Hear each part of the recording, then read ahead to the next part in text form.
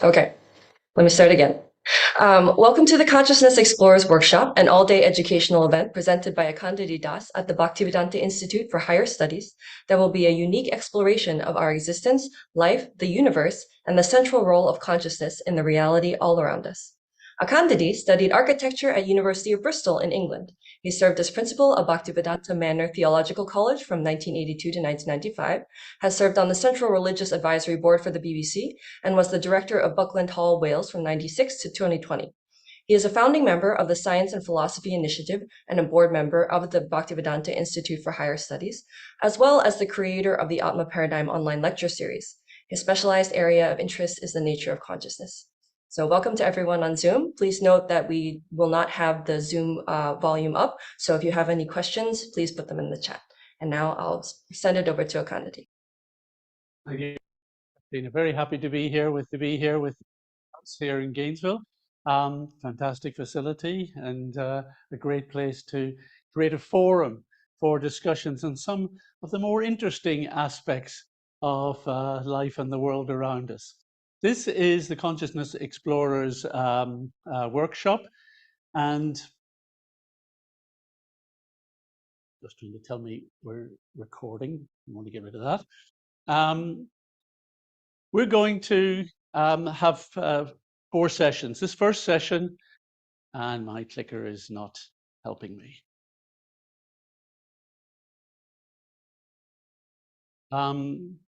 First session, part 1, is consciousness and existence. We have 4 big questions of life. Consciousness. We'll talk about that one. Matter. What is matter in reality? Life. What is it? The universe. How big is it? Where is it all from? You know, how do these things happen? And the Atma paradigm has tried to look at each of these. Normally it's a long set of lectures and gets rather detailed. And what we're doing today is condensing it down. And on the basis of that condensing, certain things are going to get mentioned, but not necessarily developed very deeply. You'll have to go and search them out. I will establish certain principles, and then there will certainly be questions, and you'll want to know more about the mechanisms and how all that works. That's all available. But today we want to give a flavor. So what we're going to do is we're going to condense it like this. The first 2 sessions actually will focus on consciousness. That's the morning sessions. In the afternoon, we're looking into reality and how consciousness affects reality. And then we've squeezed half of the Atma paradigm into the last section on life and the universe. So they're going to be covered rather cursorily, which I hope will be all right. But because today we are focusing on consciousness, we're looking at the role of consciousness as it flows through these things. So let's look at the Atma paradigm. 4 big questions. Now, science is very helpful to us. It explores each of these topics, but it can do so really only within a boundary. And that boundary is set by science itself. It's set by its methodology, how it decides how to explore things and what it can know from those things. So that defines its own boundary. And that's shown in this hexagon here. And science is a methodology. It's not a body of science. It builds a kind of understanding as it goes, but it's a methodology to keep on refining that knowledge. It establishes confidence in evidence, not exactly facts, but confidence in evidence and how we can understand that evidence. It models our experience of the world. It's not necessarily describing the world necessarily as it is, but certainly our experience of the world. And it has to be interpreted by philosophical perspective. So whenever we talk about a narrative of science or make large theories, there will always be some philosophical and metaphysical perspective that is guiding that interpretation. Whatever you accept as your philosophical outlook will determine the sort of theory you develop for what you're exploring within science. So philosophy is really important, and philosophy can help guide what's inside that hexagon, but it can also start to help us explore beyond the boundaries of what science can actually reach. And mainly when we talk about those boundaries, we're talking about origins. What comes before? These become philosophical questions because we ultimately get to a point where science cannot test anything on that regard. So philosophy, how do we know what we know? What is truth? What is, the truth about everything? And it involves skepticism, doubt, and questioning. And it sets up axioms. It also does that. It sets up what is its basis and uses logical development to work from those axioms. And that's going to be important because we're going to do exactly the same today. And it sets up discussion and debate, and I'm sure we'll have some of that. And ultimately, we have to make sure that whatever is our philosophical outlook and belief, does it match actually our intuitions? Or are we being asked to follow a philosophy or outlook that is contrary to what we kind of feel is the truth of things? So every person has to ask themselves that question. So besides the science and philosophy input, we need to tie it together into a bigger framework, a kind of theory of everything. Now, to help us do that in the Atma paradigm, we have borrowed on previous thinkers.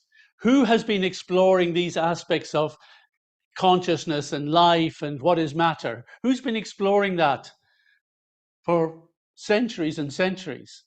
And we're going back and looking at their insights, and we're going to bring in some of them, particularly related to the Vedic tradition.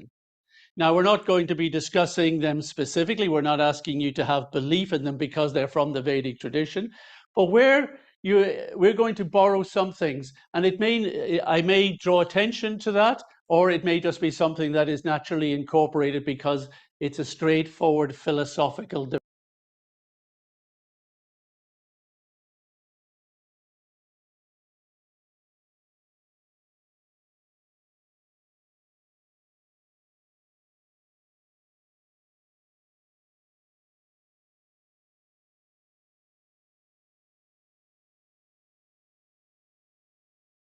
Some new ideas, some things that are worth thinking about, some techniques, some ways of analyzing that might help you. But the only way you're going to know anything for certain is if you know it. So, the Consciousness Explorer is this combination of personal insight, philosophical logic, scientific evidence, and authoritative experience. We start in philosophy with asking ourselves, what is the one thing we can know for certain? What is that one thing that we know absolutely for certain? Not because someone's told us, not because we've read it. And it really comes down to this question: do you exist? Could I have a quick round the room just to check? Do you exist? Otherwise, no lunch. Sure. It's the one thing we do know. I exist.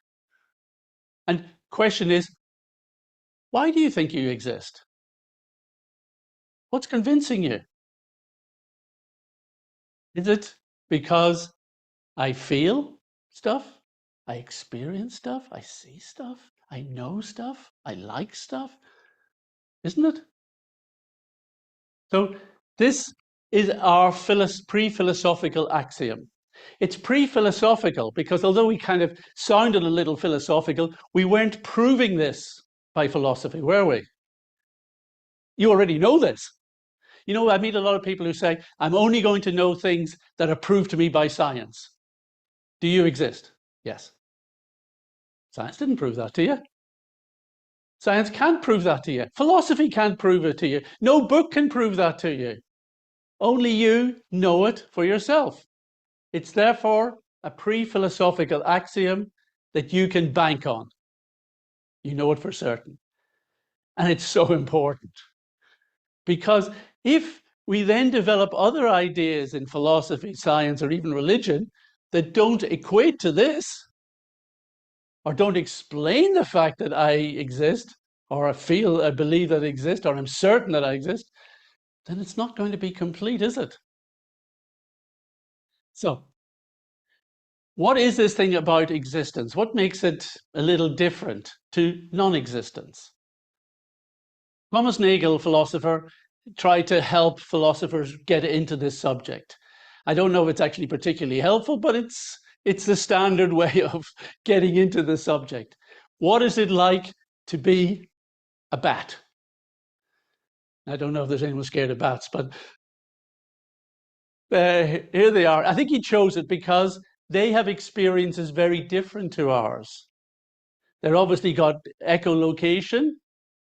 It's kind of radar thing. They hear frequencies which we don't even know what that sounds like. You know, we've got no idea what that would sound like. They fly. They chomp on the insects. Anyone got a good experience of that? No. So they're very different. So he kind of wanted us to stop, to get out of just taking our own existence for granted, because we do. I wake up every day and just go about my daily business. I exist, I just live, you know. But really, he wanted us to meditate on what it was that I am this thing that is experiencing. So by thinking about the bat and thinking about what it might experience, we're starting to kind of have another look at ourselves. That was the purpose of his meditation. So there is something, and that it is like to be me. This something that it is like is a kind of very wishy-washy way that many philosophers talk about philosophy, because we're struggling. I know what it is. I feel my existence, but I don't know what you're thinking. And it's very hard to articulate. It's not like telling you, you know, I'd like a cup of tea or something. It's not as simple as that. How do I convey that there is something that it is like to be me?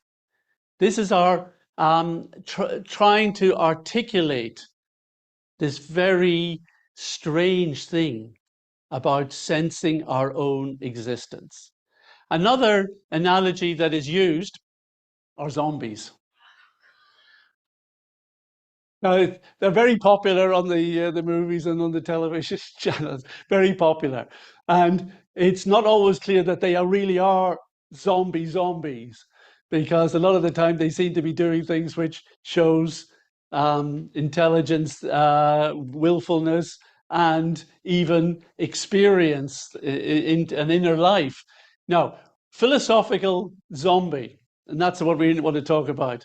This is the idea that there is a complete, exact replica of us as humans, down to the last bit of DNA, down to the last cell, complete replica. And it seems to be able to do the things. It can move around, you know, it can process data from the world, but it's not experiencing that inside. There is no one in there sensing its existence. As we say, I don't know if you got the phrase here, you know, the lights are on, but there's no one at home, right? There's just nothing's there. So the idea is to meditate on this idea that there could be a state that is exactly like us, but doesn't have this strange sense of our own existence. Again, that's just a way of helping us meditate on the essential specialness of my sense of existence.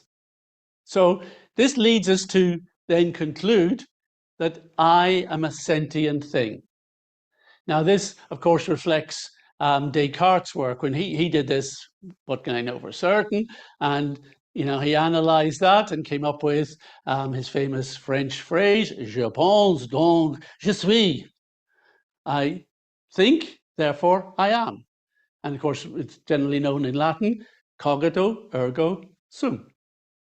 So, but his thing is, I am a thinking thing. I think, therefore I am. And we're going to kind of, I don't feel that's satisfactory, because thinking these days in the world of tech and data processing, thinking almost seems to be a mechanical process. So I think he should have said, I experience, therefore I am. And when we talk about sentience, we're going to be talking about experience. So this leads us to the discussion on consciousness. What is it? And science and philosophy have a hard time trying to define it. They really have. There's so many different terms and concepts, and conflated, used, in different ways, even on the same page. It's very difficult. We've got a workshop going to try and unravel all of that to help academia on it. There's a range of interpretations, again, of what each of those words mean. It's considered to be that consciousness is complex and still not fully understood, and that there is no single accepted definition. Now, you should understand why they say these two things. Often, I meet neuroscientists who complain there isn't an accepted definition of consciousness. But what they are putting forward as a criterion for an acceptable definition is one that allows them to explain how consciousness arises from the brain. And they haven't got an acceptable definition that does that. But wait a minute, that's a double definition, isn't it? We only need to explain consciousness. Why do we need a definition that explains consciousness and where it comes from as a particular source, right? That doesn't seem to be, it's like saying, give me a definition of water, but only as it comes from the taps, or don't, so what's this stuff coming down from the sky at the moment? Oh, that's not water, is it? No, it didn't come from the taps, and it can't be water. So you can't tie down consciousness to a source and say that's what we need a definition for. We need to understand consciousness as it is. And how are we going to understand it as it is? It's how we experience it. So here's how we experience consciousness. That annoying time between naps. So we hope that you are currently between naps at the moment, because we're going to do the thing, we're going to look at this annoying thing of consciousness during this period while you're wide awake. So in order to do this, we're going to develop what we are still calling pre-philosophical, but these are pre-philosophical insights. They build on that axiom, but they become insights because they become your realizations about the nature of your own consciousness. And for these, I'm borrowing on a 16th century writer called Jiva Goswami, who analyzed several kind of key insights that he believed were fitted into this pre-philosophical aspect. And he placed them at the beginning of his own development of philosophy. So they formed an essential part of his epistemology, how he knows things. So the first one, I am the observer of my body and action. So we're going to do a little reflection. We haven't got huge amounts of time to get into this very deeply, so we're just going to try it just so that you understand it and maybe, can adopt it in more quiet and times of your own. So relax and close your eyes. Actually, no, sorry. First of all, we have to open our eyes. First of all, we have to open our eyes and we have to look outside that window and see things far away, right? So you can see there's houses out there and there's grass. I can see grass and cars and things. You can look out that window if it's easier. But that's the scene. You are the seer. There's a difference. That's the thing you're seeing. You are the thing that's seeing, right? Now look at the room, the screen, the thing you're seeing. You're the seer. Now regard your own body. I see my hand, my arm, I see my legs, my feet. They're the things I'm seeing. I am the seer. Now close your eyes. Let's go inside. Let's have a look at your tummy. How's it doing? You know, it's digesting the food you had for breakfast. So that's interesting. Which of you, that you're watching that, and that you are the seer or the experiencer of the kind of feelings in your tummy, and it's while it's doing its thing, you can even focus on your heart. Hear it beating, feel it beating. You are the seer. That is the scene. On your breathing, your lungs are filling and releasing. You are the seer. That is the scene. So in this way, we're starting to appreciate that this thing that thinks it's, you can return now, you can come back from your tummy. Uh, you're appreciating that this thing that is doing the experience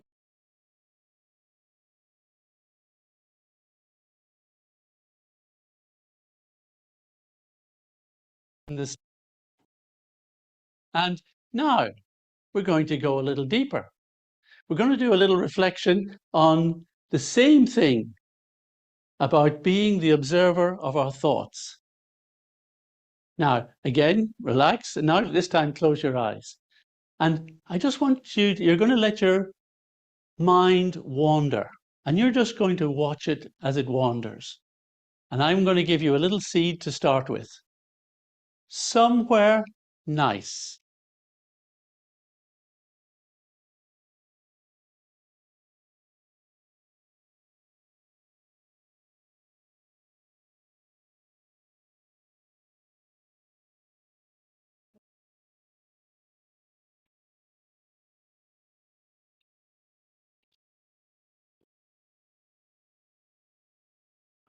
And with your eyes still closed, stop that reverie, keep your eyes closed, but go back now and try and piece together the flow of thoughts that you just had. What came first? What went next? Where did that go? Try and retrace those thoughts.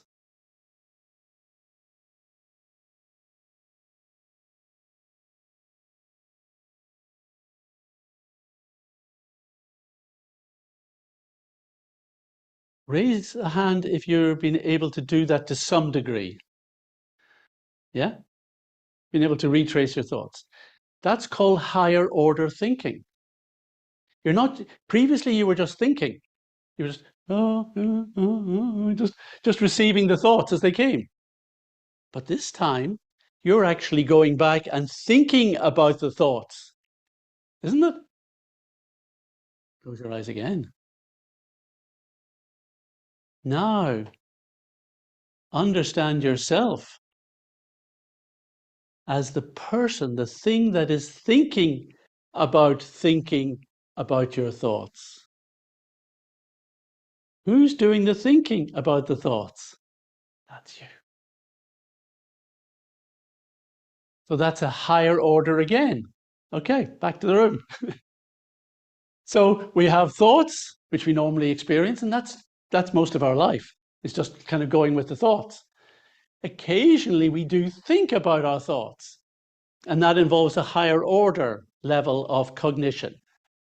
Now, what we're doing is, if there is the me thinking about the thoughts, then who is that me doing the thinking about the thoughts? That becomes a higher level of analysis. So when this says, I am the witness to my thoughts, you are the individual who has just witnessed that flow of thoughts. You've even been the witness to the thinking about the flow of thoughts, because that wasn't you either. That was still another flow of thoughts, right? But you ultimately are the witness to all types of that thinking. And we are the subject of our experiences, meaning that we say, I am walking, I see, I feel, I hear, I taste, and I, inner things. I feel hungry, I feel thirsty, I like, I don't like. And so it's I. That is the subject of the experiences. When we're doing things, we're not thinking it's happening to someone else. Sometimes there are very strange circumstances that really do feel like, I don't know who's going through this. You know, it doesn't seem like me. There are situations like that, and there's a reason for that. But in principle, we are the entity doing the experiencing. And I am the persistent witness, observer throughout my life. Again, please close your eyes. Another little reflection. I want you to cast your mind back. Go back to, say, your first day at school, if that's all right. And see yourself there. See the environment that you're in. Where was it? What was going on? And now look at what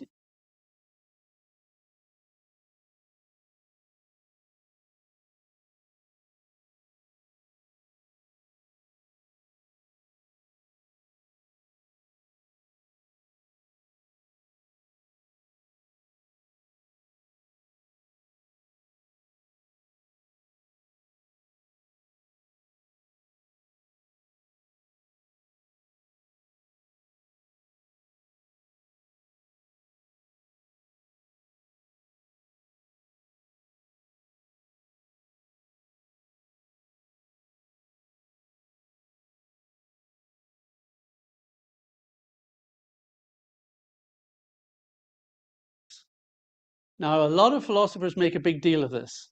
And they say, yeah, but when I was in that childhood body, in school, I was like a different person. Oh, what's happened? A break.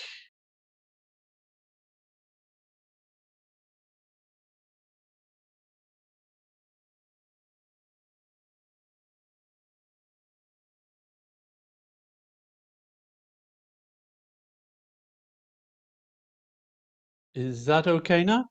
Yeah. Give us a nod. Lights, camera, action. Huh?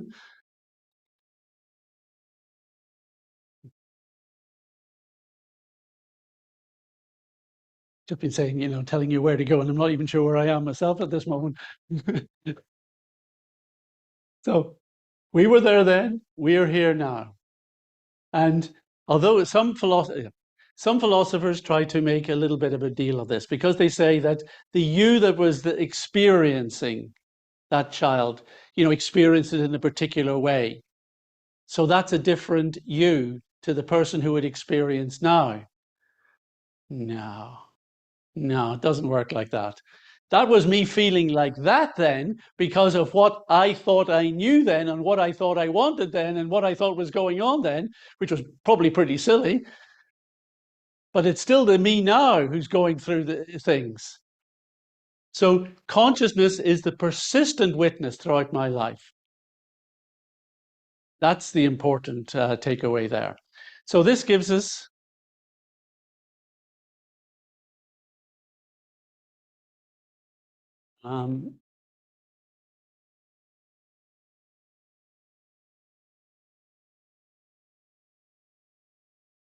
a fifth one, that in all of this, what do I want?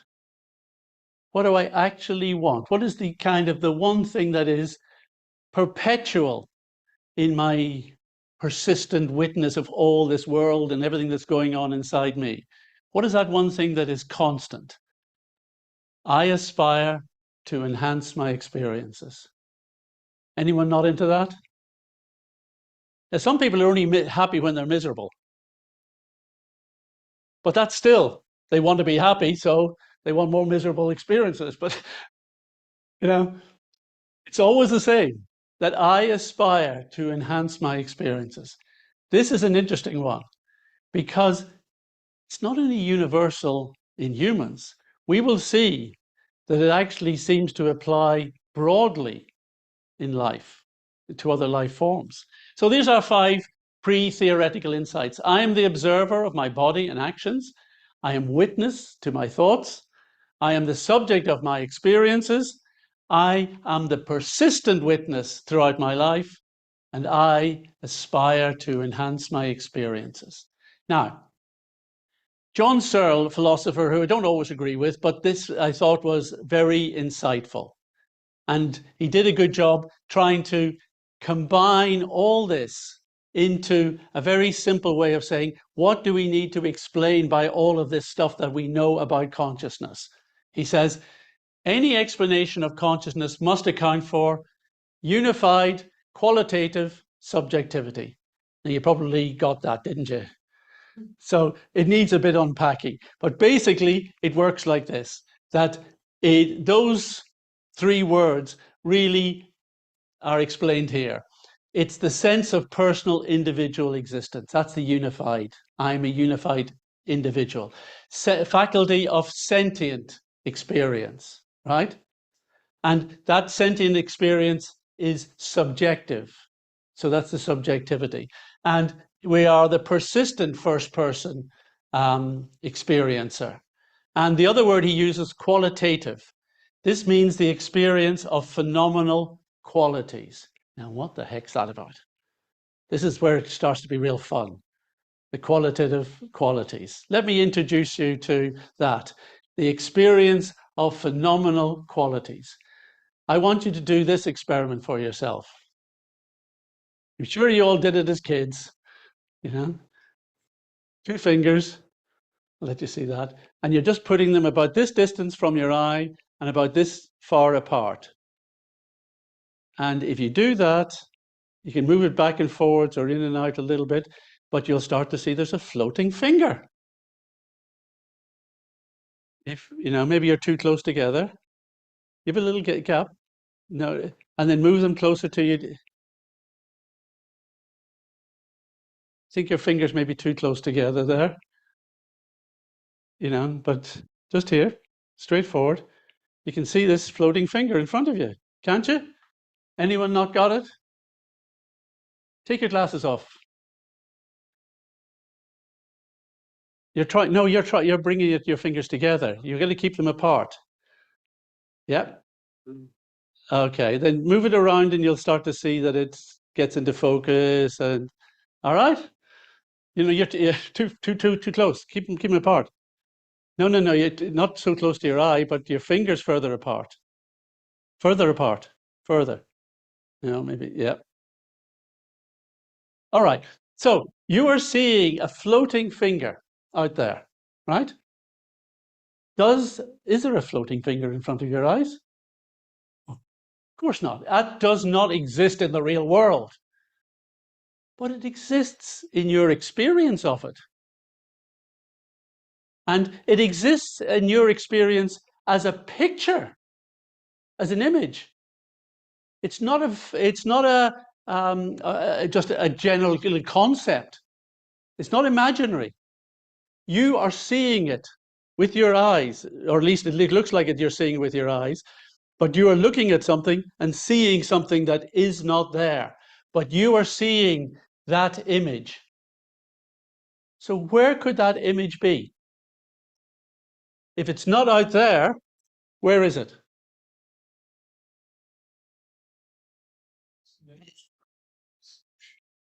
Well, we'll come to that, yes. Because we know it's not out there. We know it's not in the eyes, because actually the explanation for this illusion is if you close one eye, you don't see anything. You just see the 2 tips of the fingers, right? Go back and forwards. So therefore, that's explained it. It's to do with stereoscopic vision, you know? We've got 2 images which are being overlapped on each other. We're overlapping 2 images so that we can see this. But where's that overlapping happening? It's not happening outside there, and it's not happening in the eyes. Is it happening in the brain? Right? That's what they would say. The brain must be putting those 2 pictures together. But so this picture exists in the brain. I didn't know the brain had pictures in it. I thought it had electricity. I thought it was ions jumping from one cell to another. Now you're telling me it's got a picture in there? No, the brain doesn't have that. There's no picture in the brain. This does not exist as a picture in your brain. There may be data related to that finger and data related to that finger, but the brain hasn't got a picture of that. The brain has no pictures. This is what we mean that this has qualities, phenomenal qualities, that don't exist in the external world. They exist internally. Yeah, they are part of our own internal mental reflection. Wow. So my mental reflection has something that the brain doesn't have. Oh, that's interesting.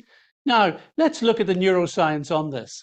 This is a set of drawings set up by Christoph Koch. Christoph Koch started to work with Francis Crick in the early 90s. Francis Crick, you know, from DNA fame. After he said he thought he'd cracked life, have sorted that out. Now the other big one is consciousness. You know, he probably would have got under matter and universe and be talking his own Atma paradigm, you know, if he got around to it. But he decided now we're going to have a go at consciousness. And he and Christoph Koch worked together on a theory they call neural correlates of consciousness.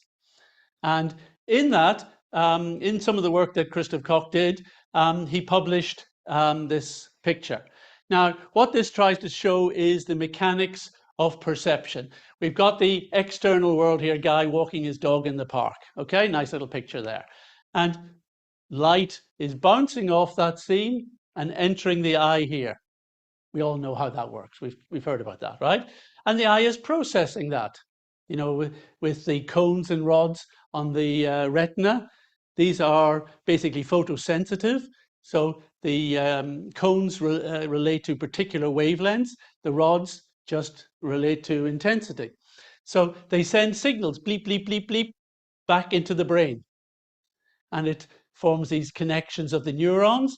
They've shown it nicely kind of diagrammatized, if you like, as kind of digital data, because that's what it is. The brain's got digital data stored in the form of neural pathways. And you can explore that. You can really get into that in great detail. And the neuroscientists are doing it. And it's incredible, the level of accuracy and way that they are delving into those sort of pathways and things and trying to show how they correlate with experience. I stress that word, correlate. But then, so that's all fine. There's no dispute on that. That's absolutely correct. But what Christoph Koch shows next is a bit of a sleight of hand. He says, and that generates the qualitative percept, the thing you experience, the picture you experience. And we're all supposed to go, yeah, okay, that explains why I see the world. Wait a minute. It's a picture. It's got qualities that doesn't have. It's got properties that doesn't have. That looks like something. That isn't ever going to look like something. And there's something qualitatively different between that. So that's why we have to focus on what on earth is going on here. And this comes to a very interesting topic called qualia. Many people think it's my favorite topic. And what does qualia mean? In simple terms, what we experience. Now, we learned this from Christina last week, that whenever you say a particularly important word, and we need us to understand it more, we repeat something. So whenever I say qualia, you're going to say, what we experience. So that's how we go.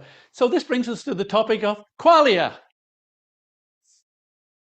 Excellent. Thank you, Christina. And more precisely, qualia are the qualities of our inner experience. The qualities.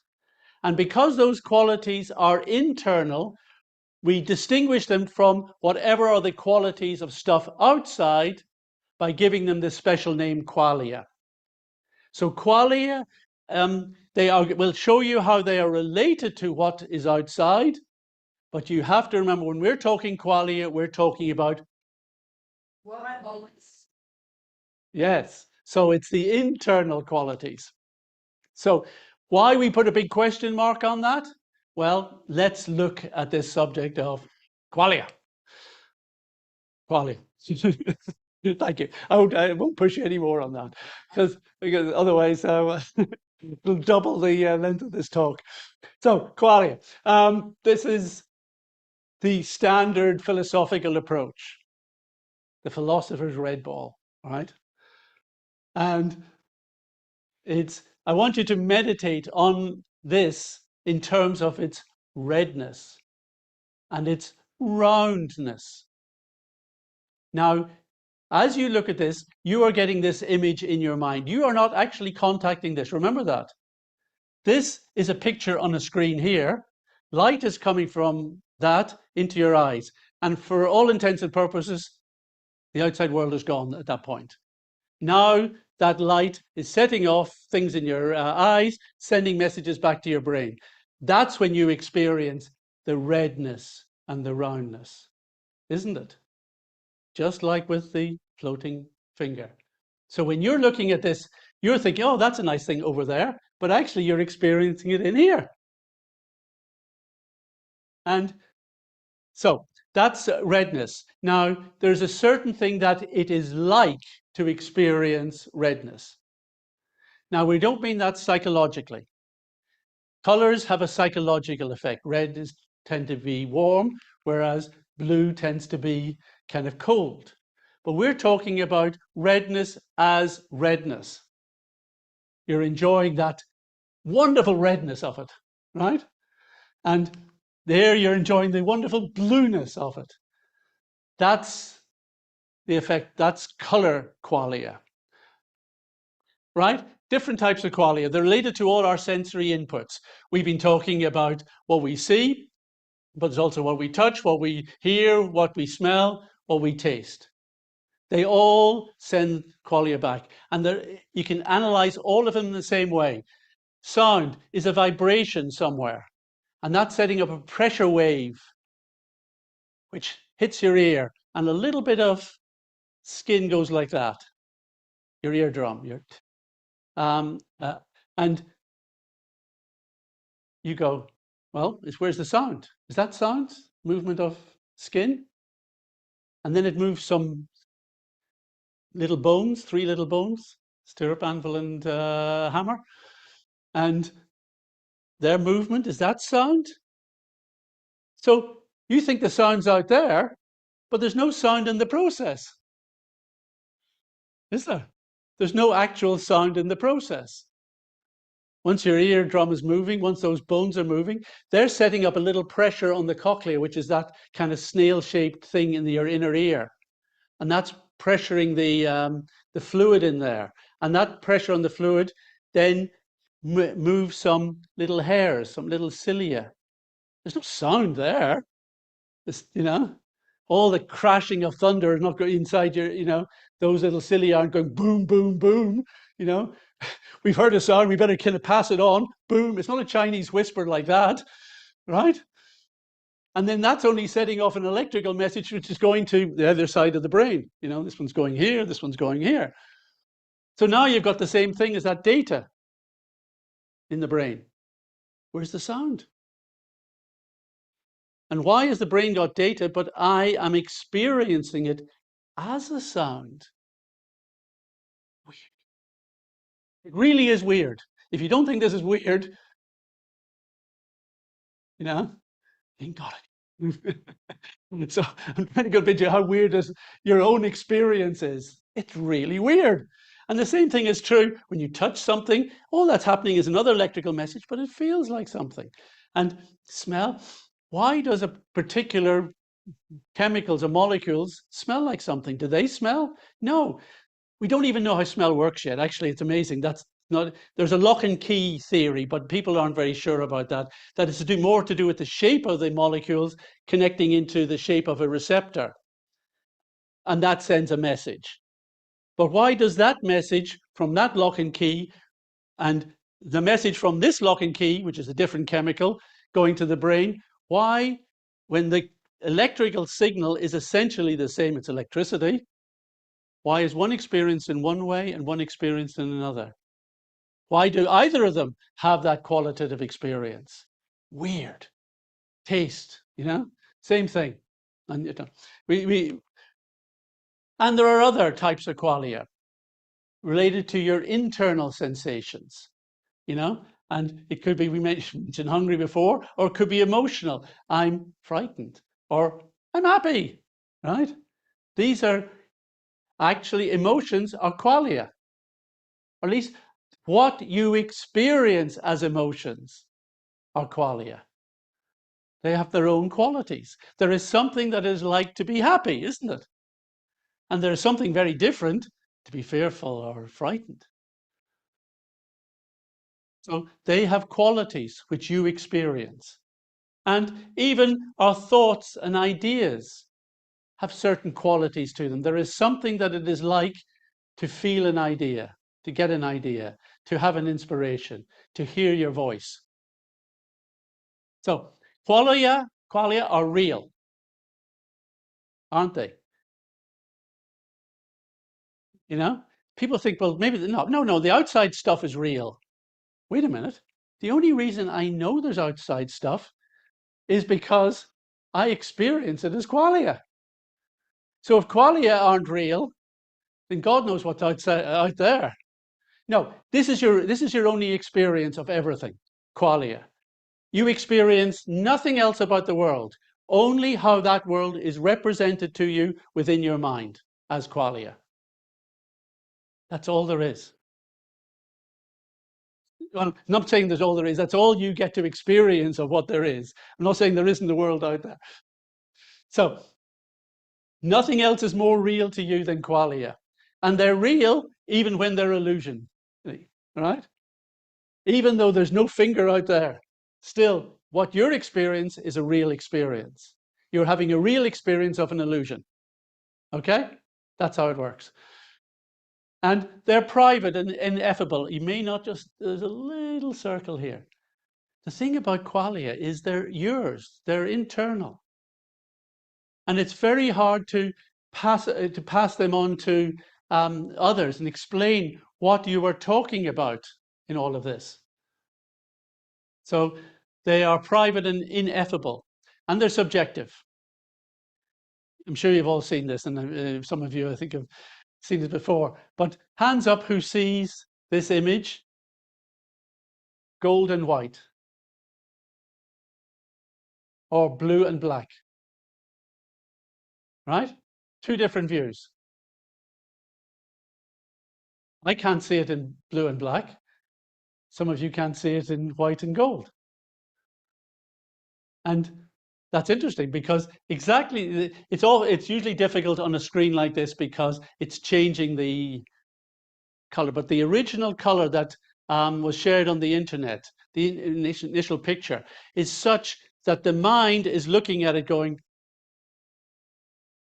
which way should I go? I'm not quite sure. And it goes one way, and once it's gone one way, it can't go the other way on this one. There are other illusions where the mind can go back and forwards, but on the color one, it can't. The original was black and blue, but that's not of importance. The real issue is what you're seeing here. That's the qualia, right? So this brings us now to Mary's room, and we're looking at visual qualia because it's kind of the easiest to analyze. So Mary's room is a story about this little girl from her birth. Her psychotic neuroscience parents decided to lock her in a room that was all white, to dye her hair, bleach her hair, put white stuff on her face, only feed her white foods, rice and cauliflower, and so she never got to experience color. Never. But she became a very famous neuroscientist herself, learned all about how the whole process of the brain works, and could understand when we talk about red, we're talking about a wavelength around 650 nanometers. So I know she knew all about color. Did she? did she actually know what it was like to experience red? This is theoretical. Don't feel sorry. You know, we're not going to contact social services on this one. Probably should have. It's theoretical. So theoretically, could she have understood redness? No, that's the thing. Because we're taught in school, that light is a spectrum of colors within the visible range, and that each wavelength relates to a particular color. And it's certainly true that if you expose yourself to particular wavelengths, you will experience a color relating to something here. You will experience that. But is light colored? Do photons have color? Does a light wave have color? No. And Isaac Newton, who did the work on this, looked at it and thought, yeah, okay, wavelengths, colors, but where's magenta? Where's this color? It's not in the spectrum. So how can you have, if all the colors we experience are in this visible range of the spectrum, how come I'm experiencing this color? Weird. Well, it's easy to explain in science because it's just a combination of redness and blueness. So if you have a red light and a blue light and you overlap them, you'll get magenta. So that's where you get magenta from. Easy. No, wait a minute. Sorry.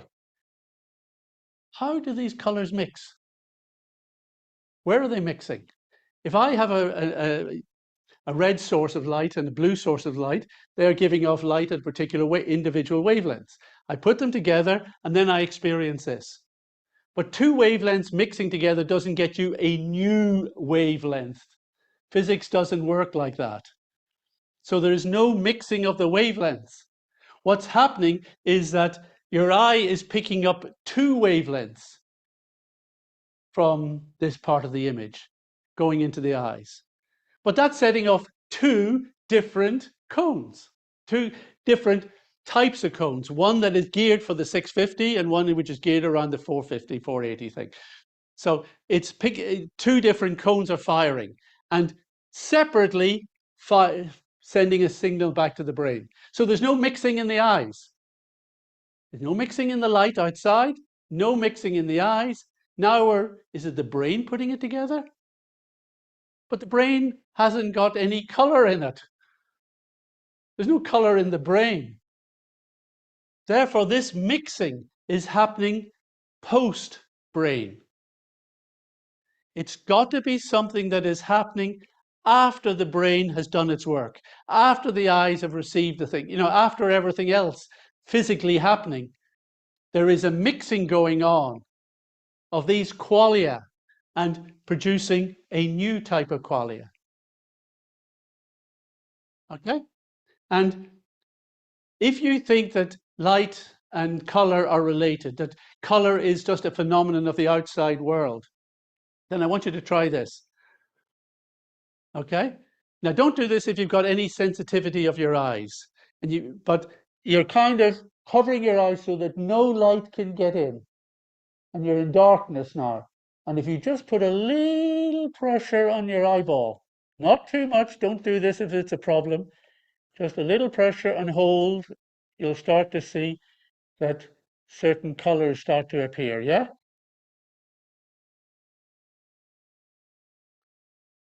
You see, are you getting reds? First of all, usually it's blues and greens come up first, and then if you press harder, you're going to get red. If you really, really hard, you're going to get white. But so, okay, that's enough. That's probably enough. Yeah, come back. Don't want to cause you any trouble.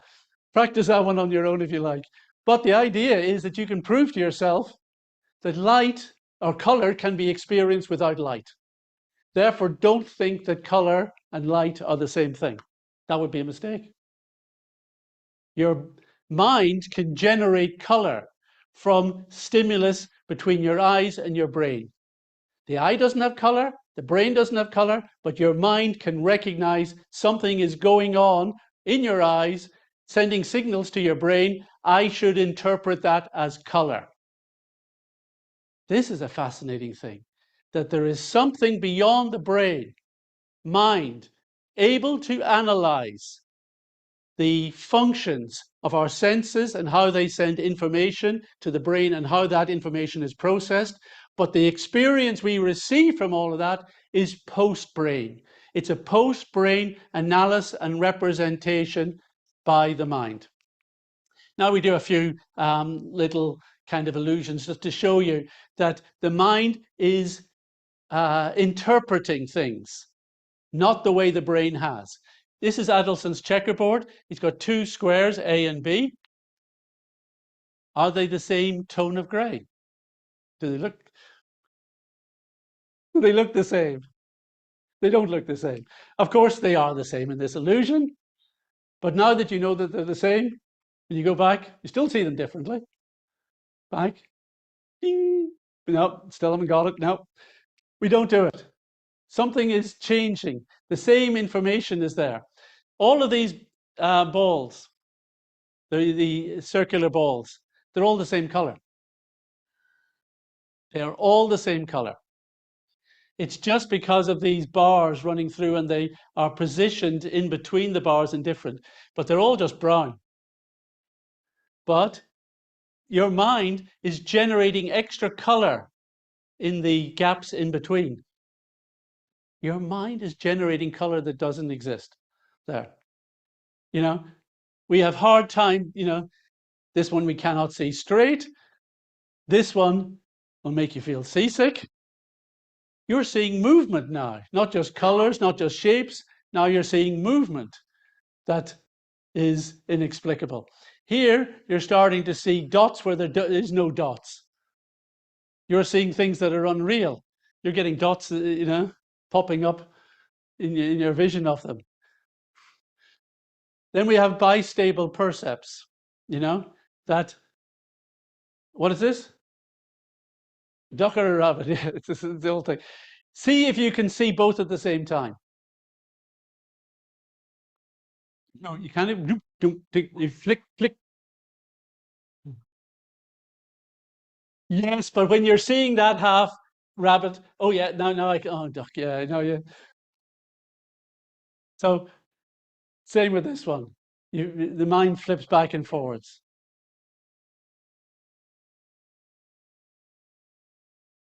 All about how you see things. So in this way, we kind of just proved to ourselves that qualia are irreducible.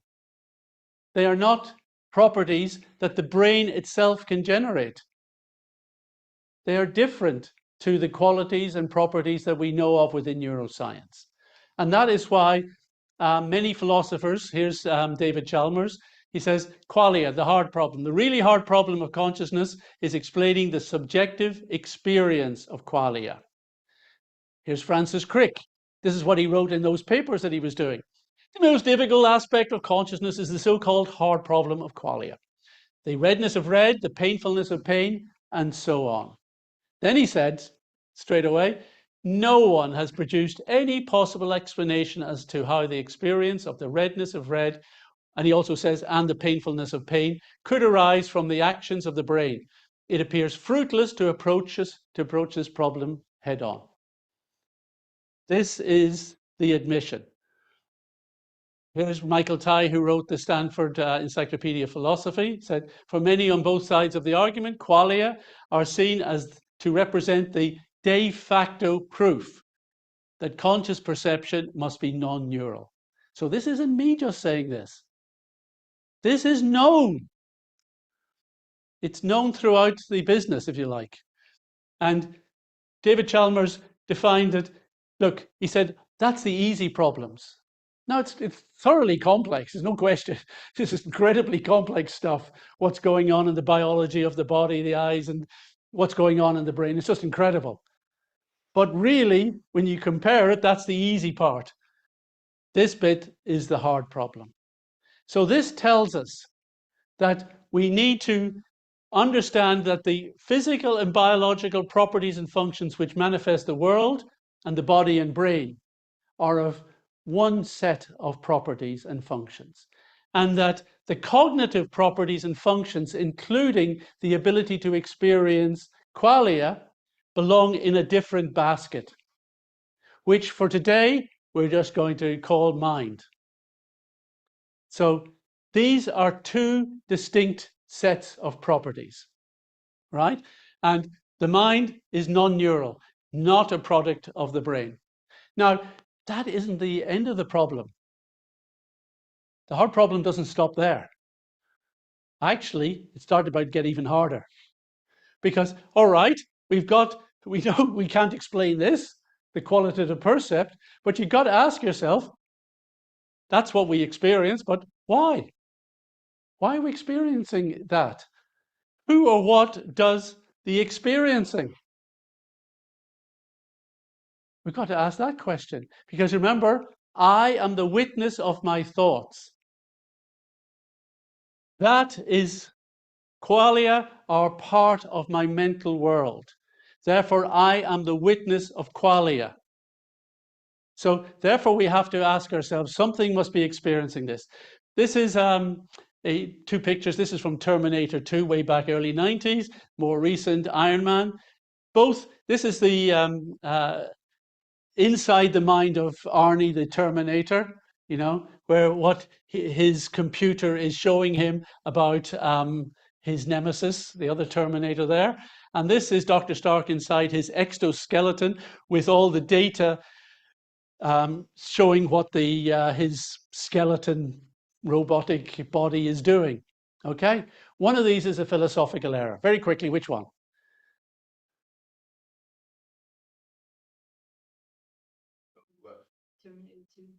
Huh? The one on the left. Why is that, sir? Shows experience in that. That it shows experience. But there's no one experiencing that data because it's a robot. Well, who's? Well, that's then what your point is absolutely right. This is the one that's problematic, because computers don't need to represent the information from their sensors as pictures. Does a computer have pictures inside its central processing unit? No, it doesn't. It deals with everything just as digital information, just passes it around. It can manipulate, do whatever it likes. Robots do not need to present their data as words, text, pictures, and all this sort of stuff. They don't need to do that. Whereas here, there is an entity, a conscious entity inside the skeleton. And he wants to know what the body is doing. And the skeleton is designed in order to tell the person inside what it's doing. Therefore, it puts all this information on the screen for the individual to experience. So you've got to ask yourself, why is the brain, why is there qualia related to the brain?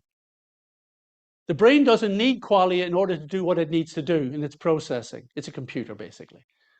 You know, there's differences, but in basic terms, it is an information processing system. So it doesn't need to turn that information into qualia. So why is it doing that? The same reason as when you get a computer, you do like it to have a screen, right? We do like that. When we get a new phone, we do like it to have a screen. Why? Because it's for the operator. A machine is trying to talk to something that is not itself. It is trying to present its data in a format that this guy can understand. Because what's going on in the box inside, we don't understand. We can't read electricity moving amongst the gates in the processors. We can't read that. We need something which is going to take that data and cast it on the screen of our experience. So similarly, what we're postulating is that there has to be, this is the screen that is representing this data in qualia form so that the experiencer, the witness, the seer, gets to appreciate it. So now we know what's going on inside our body. Not because we are the brain, not because we can read brain data, because something is taking that data and presenting it in a nice way, in an attractive way, in an enjoyable way even, that we can appreciate.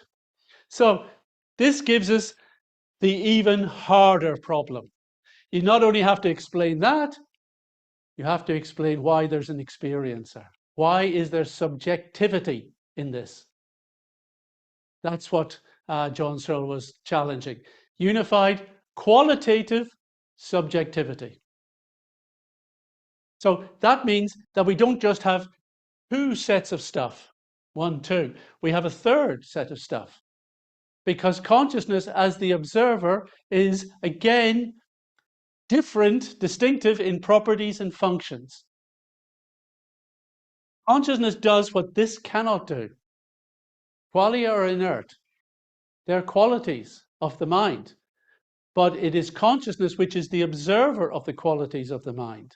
So we see that there are 3 different sets of properties and functions. And that's why we call this the 3-function model of conscious experience. Our big problem when we talk to academics is that they are conflating all this as if it's all part of the brain. Because that's their belief. They don't want to go beyond that. But actually, they ignore the fact that when we analyze it, and they know the analysis, we see 3 distinctive functions. So, still to come, we will be looking at how the brain can handle these functions. Because there's still more problems with the brain, I'm afraid. Science of non-neural mind and consciousness, we'll look at that, and we'll look at our many selves. But we have 5 minutes before we break. That's pretty good. So we can take questions. I'm going to repeat your questions so that it catches for Zoom. So first. Prior to these lectures, I always thought consciousness meant awareness, but from your lecture, I wanted to ask you, can you say that consciousness means a witness? Quite right that most people will talk about consciousness as the experience. And therefore, it's kind of, my experience at the moment is redness of red or something, right? But they forget to analyze that I see that experience from a first-person perspective. And that's why we did that analysis at the beginning, that actually I see myself as the seer, the observer, the witness of that. And that keeps changing. Those experiences that I am having change, but the I that is having the experiences is still the same. So therefore, you've already created a distinction between the two. This is perpetual, this is changeable. So therefore, we have to put consciousness in a different basket. Because of its subjectivity, because of its persistence, because of its ability to have the experience, not that it is the experience. Okay? Sorry, I didn't repeat the question. Such a good question. I hope they caught that.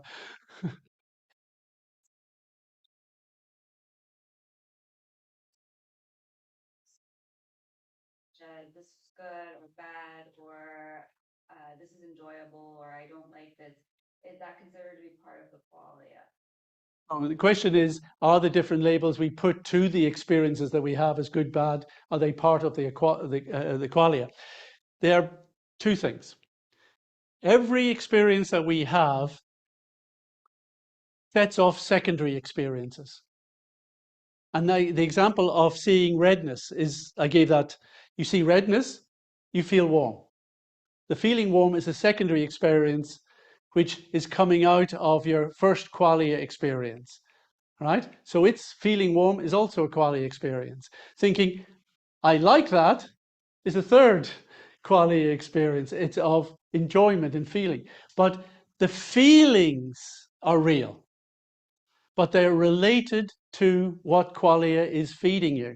And we're going to have a look at that throughout the day, that what we experience, we always are having a real experience, but we are delegating that experience to what the mind is filling with.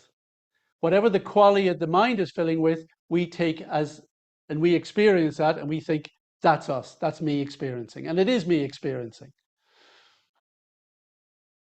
That our subjective labels that we apply, that those are like a third level of qualia, or are they considered something separate qualia? Oh, they are there are mental constructs in order to, there are sort of cognition rather, that we are not only kind of, I see red, I feel it's warm, I like that. So we can either just take that as the sort of flow of thoughts, or we do what we did earlier in the higher order reflection, where we then think about, I'm feeling warm, I like that, that's nice. I should do this more often, or whatever it is. You know, that analysis, those kind of labels are part of a higher order analysis of our qualia. But that higher order analysis is also qualitative experience. That's why we say ideas and thoughts, which are part of that higher order analysis, are also in the world of qualia and the mind. We got there, huh? All right, exactly 11:15. We're going to take a break for 15 minutes. So see you at exactly 11:30. Okay? They've got some nice snacks and drinks.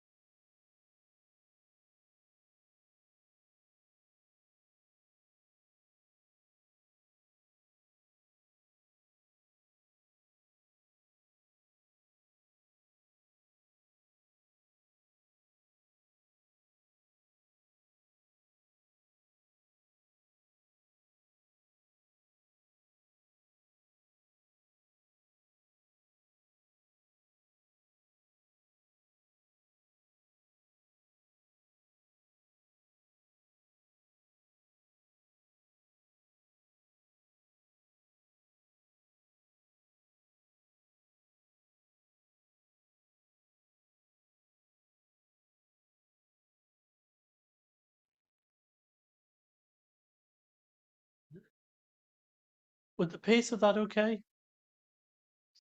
All right, good, because we're going to have to keep up that pace.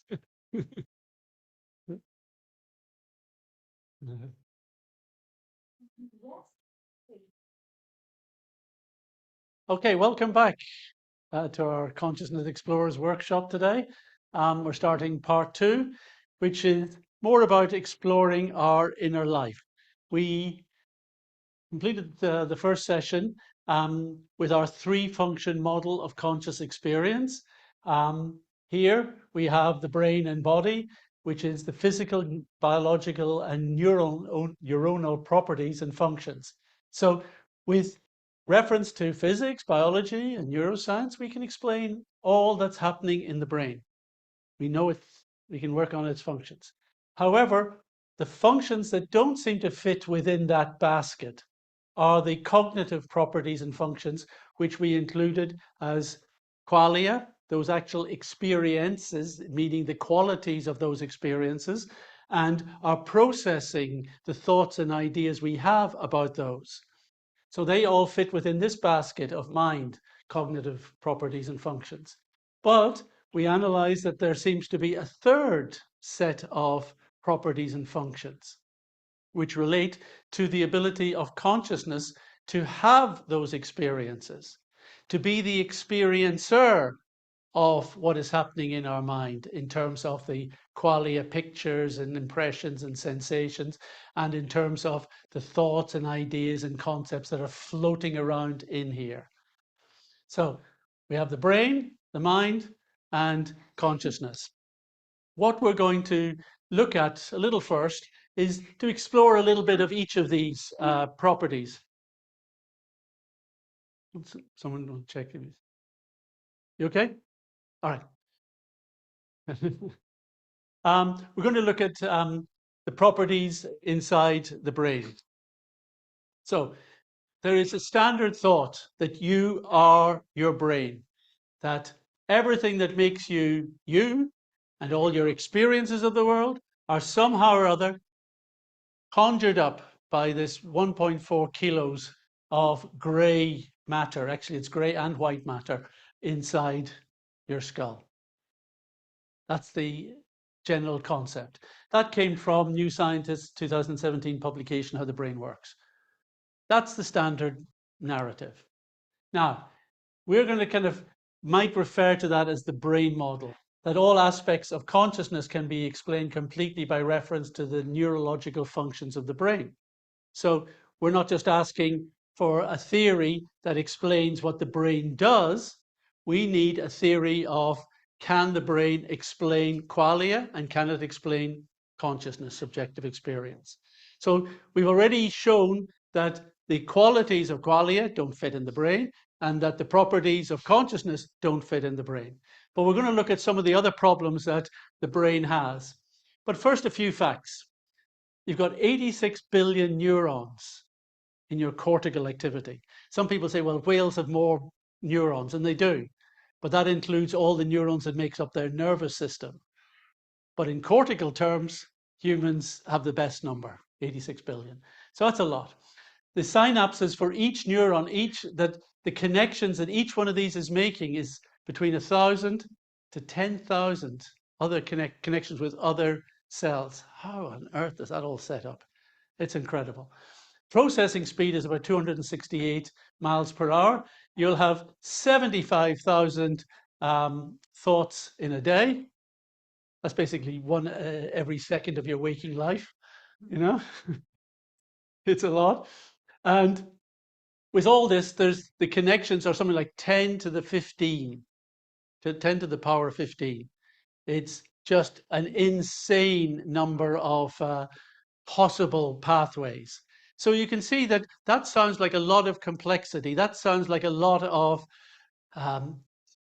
processing power, a lot of data kind of storage power. There's a lot, it seems like a lot there, right? But still, we've got problems for all that 10 to 15 routes. So first of all, in this idea that the brain is able to explain all aspects of who we are, including consciousness and our experiences, we need to look at the direct evidence that is available for that. So having scoured the materials, having attended all the different talks and things, I've tried to compile a full list of all the aspects of direct evidence that exists for the brain. So there it is.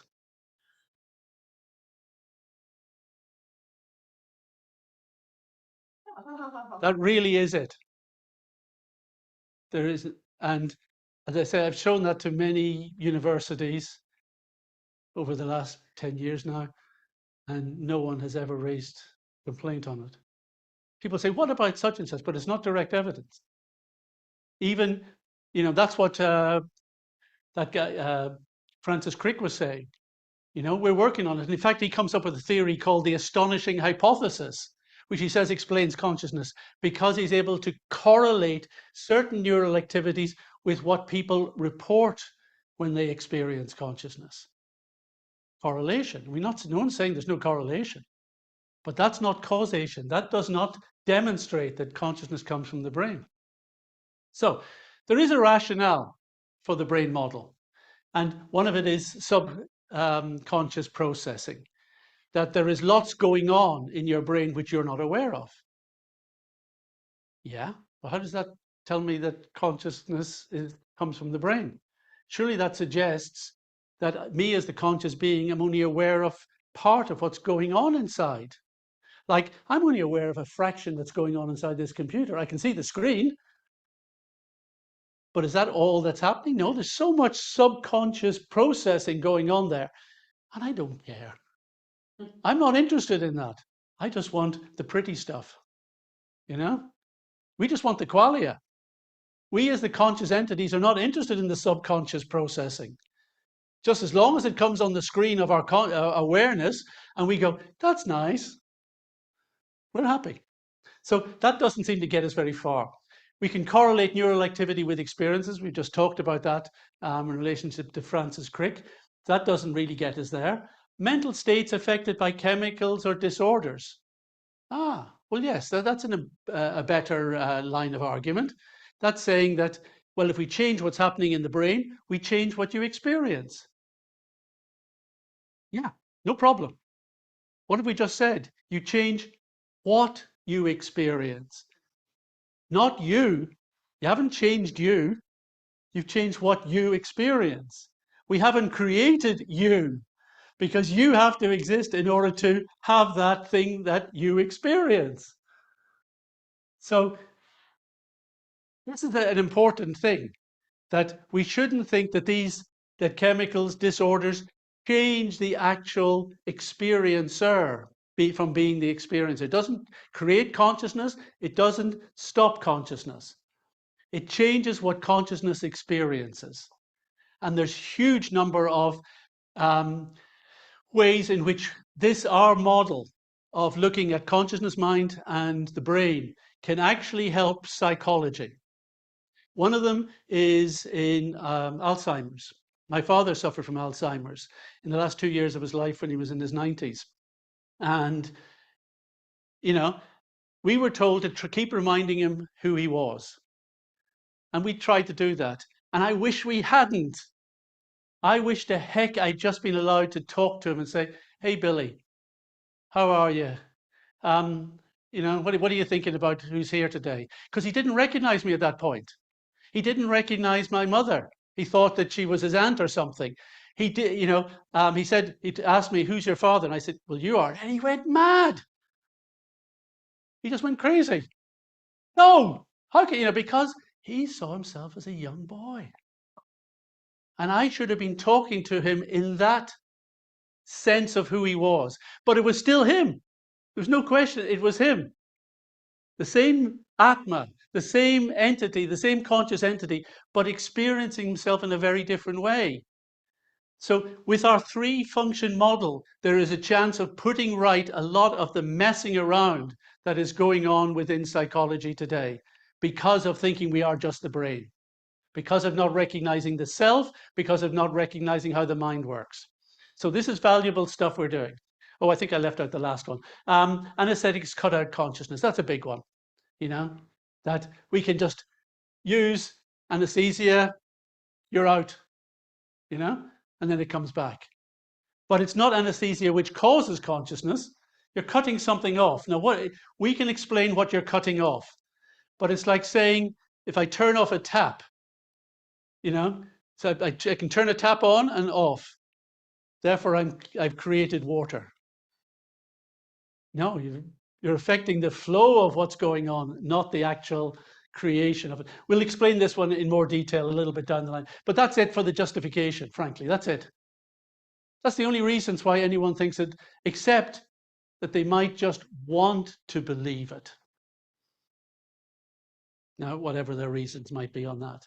So we've already shown that the brain can't do qualia or subjective experience. Here's a few more. First thing called sensory sparseness. This relates to visual sparseness. Now, hitting the retina. Remember we showed that little picture of the world with the guy walking his dog and the lights coming into the eyes. 100 billion bits of data are coming from the outside world into our eyes at every moment. 100 billion bits. That's a huge amount of data from out there. But not all of those photons that are coming in, not all those light waves are activating the cells for various reasons. So really, once cells have been activated and signals passed from the different parts of the retina to the top of the optic nerve, you've got 6 million bits of data. That's the data loss between what's coming into your eyes and what's going down the optic nerve. So then, by the time this 6 million travels down the ganglion, 238 miles an hour, by the way, to the back of the brain, 100,000 bits of data. And used to generate a single image, about 500.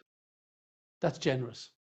I read a paper recently where they just analyzed it, that it's probably several layers of around 20 bits at a time. That's what they're working with. So if it's that figure, it's equivalent to about 20 pixels data. Now, if you got your phone and your screen and we said, got this brand new iPhone 25, you know, it's the latest top of the model thing, and it has 20 pixels camera and screen. What? It's nothing. So really what that means is, instead of seeing this with the clarity and vision that you see of the world, your brain's probably got that much. This is real. Your brain really has got that much to play with. But that's not what you experience. You experience this. So there has to be some kind of image enhancing system. And the neuroscientists know this. Now, they try to explain that in terms of some things which the brain can do, but we know the brain can't do qualia, so never mind enhancing qualia, you know. But we look at it in a different way. This is then connected to another problem called the binding problem. How do we experience a unified collection of disparate sensory inputs?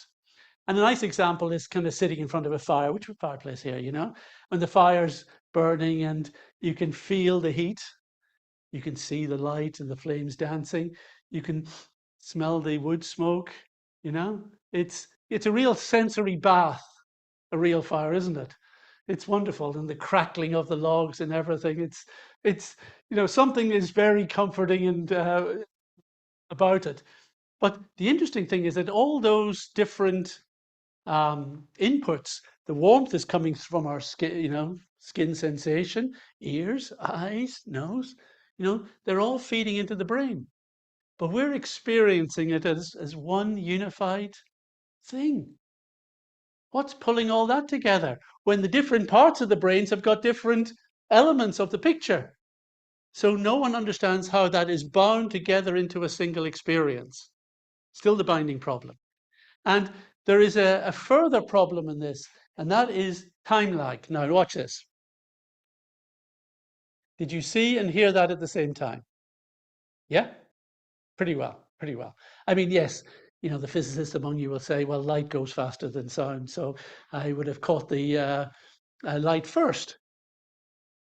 Actually, that's a very small effect in this sort of distance. You know, the brain actually still has to process that information, which has come to the eye and come to the ear. So it's not just a question of when that stuff out there gets here, it's a question of when it gets back in here and is dealt with. So what you've got is the numbskulls. This is from the Beano in the UK. Cartoon, used to be great. You know, this is the eye department. You know, there's a guy in here and he's receiving light in here. And this is the ear department. And he's kind of watching out for things. Now, so can you imagine the situation? The light is coming into the eye department and coming into the ear department. Who can process it quicker?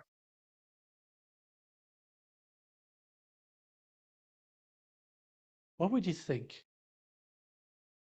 It's think about data. Think about data. Why is that? No, it's the other way around, actually. But that's got nothing to do with it. The movement in the medium outside is no longer relevant. It's a question of which of these guys can do their work quickest. That's what we're now looking at. Which is dealing with the bigger packet of data? Sound is a bigger packet than a video? Video is a bigger packet, isn't it?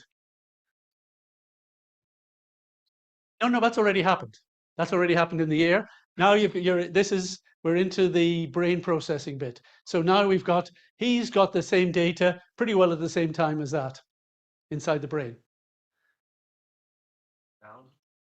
The sound is processed quicker. And do you know what the time difference between these two is? Half a second. Half a second. Now, half a second doesn't sound a long time. If I said, you know, we'll have pizza here in half a second, you'd be very happy. But half a second in, you know, it's like you see that, clap, clap, clap. That's the difference. But that's not what you experience. You experience them together. But the brain hasn't processed the picture yet. All right? So this is really weird. So, you know, you can imagine there's a kind of discussion. Here's brain department. He's saying, I hear we've got something that's just come in from outside. Ear department, have you got that processed, the sound bit? Yep, we've got that ready. Okay, just touching bases with eye department. No, we're just working on it. We'll be there in a minute, just now coming, you know, sort of thing. You know? Wait a minute, but we want to experience it now. We need it this moment. We can't wait half a second, you know, for that to happen. And we're talking about every moment you experience half a second delay. You know? So the question is, you know, how is this tied together? Now, there's only two options. If you want to believe that the brain is doing the whole job, you've only got two options. The first one is that you experience the world on catch-up. That means that what the brain has done is hold the data from the sound for half a second in order to match it with the video later. And then present it to you, the clap. That means you, whoever you are in the brain model, is experiencing the world half-second delay. Now, there's a big philosophical price to pay for that. This is their analysis. You basically just said the you is pretty well illusory. Certainly, it's got no agency, no free will, and no influence. It's just an absent later. It's like, you know, you're just the audience watching your video on catch-up, on TV on catch-up, like that. So that doesn't sound like what I experience. The other one is we do experience in real time the brain's best predictive guess. Basically, the brain hasn't got the visuals yet. It knows something has happened. It's got the sound, but it hasn't got the visuals. Therefore, what do? You make it up. And therefore, what you're experiencing of the world is simply a basic guess about the world. And the price to pay is you've no certainty of your experiences, that it's just a guess. So some people believe, and this is kind of the standard statement, the brain makes its best guess at what is going on based on the input of the senses. And Neil Seth, who's the top neuroscientist in the UK, puts it in a different way. He goes even further. He says, our perception is an hallucination, partially moderated by sensory input. We haven't got the data to have the experience we're having of the world at the moment. And so basically the brain's just thinking, I think I'm in a room. I think there's some people here. I think they're doing this. You know, I'm picking up some little visual kind of image. All right, but here's the picture. Here's what it seems like to me. It's rich. So you can wait for that. Yeah. So our perception is just an hallucination. That's, you know, that's a pretty grim picture of who we are. It doesn't square with our experiences. And so what the brain can't do, not only qualia, subjective experience, it can't deal with the richness of our sensory perception. That's the sparseness problem. It can't deal with real life, real-time experience. There's a time lag problem. It can't give you veridical perception and agency at the same time. You know, either you're experiencing it, it's real, but you haven't got agency because you're experiencing it so late in the day, but you have no free will, or you're experiencing, you've got agency, in which case you don't have a real kind of picture of the world to act in. How can we do anything in the world if this is the incapability of our brain? How is it we have managed to survive? You know, we think we're clumsy enough as it is, but we do amazing things. As humans, all creatures do. They're all dealing with the same problem. So, theories of consciousness. We're going to look at the 4 different categories of theories of consciousness. We're not going to get into them in detail. That's not needed here. But it's just worth understanding how these different theories deal with trying to explain consciousness, because there's something to be revealed in each. The first one, they diminish what is meant by consciousness. Now, that means they say consciousness is just information, intelligence, mental content. It's just the experience, or it's the processing of that experience. Now, all those things are included within our experience of consciousness, but it's not consciousness per se. So this reduces consciousness to things like memories or just thoughts, feelings and emotions and experiences, processing ability, metacognition, information, or it says it's just personality traits and psychological states. Now, all absolutely connected with what we experience, but not the experiencer. These are the things we witness, these are the things we observe, the things we see, not the faculty of being able to have that experience. So that's why we call that diminish. There's a lot of, and most of the neuroscience approaches really is trying to look at what's going on with these little things here. And it's valuable, it's informative, but it's not an explanation of consciousness.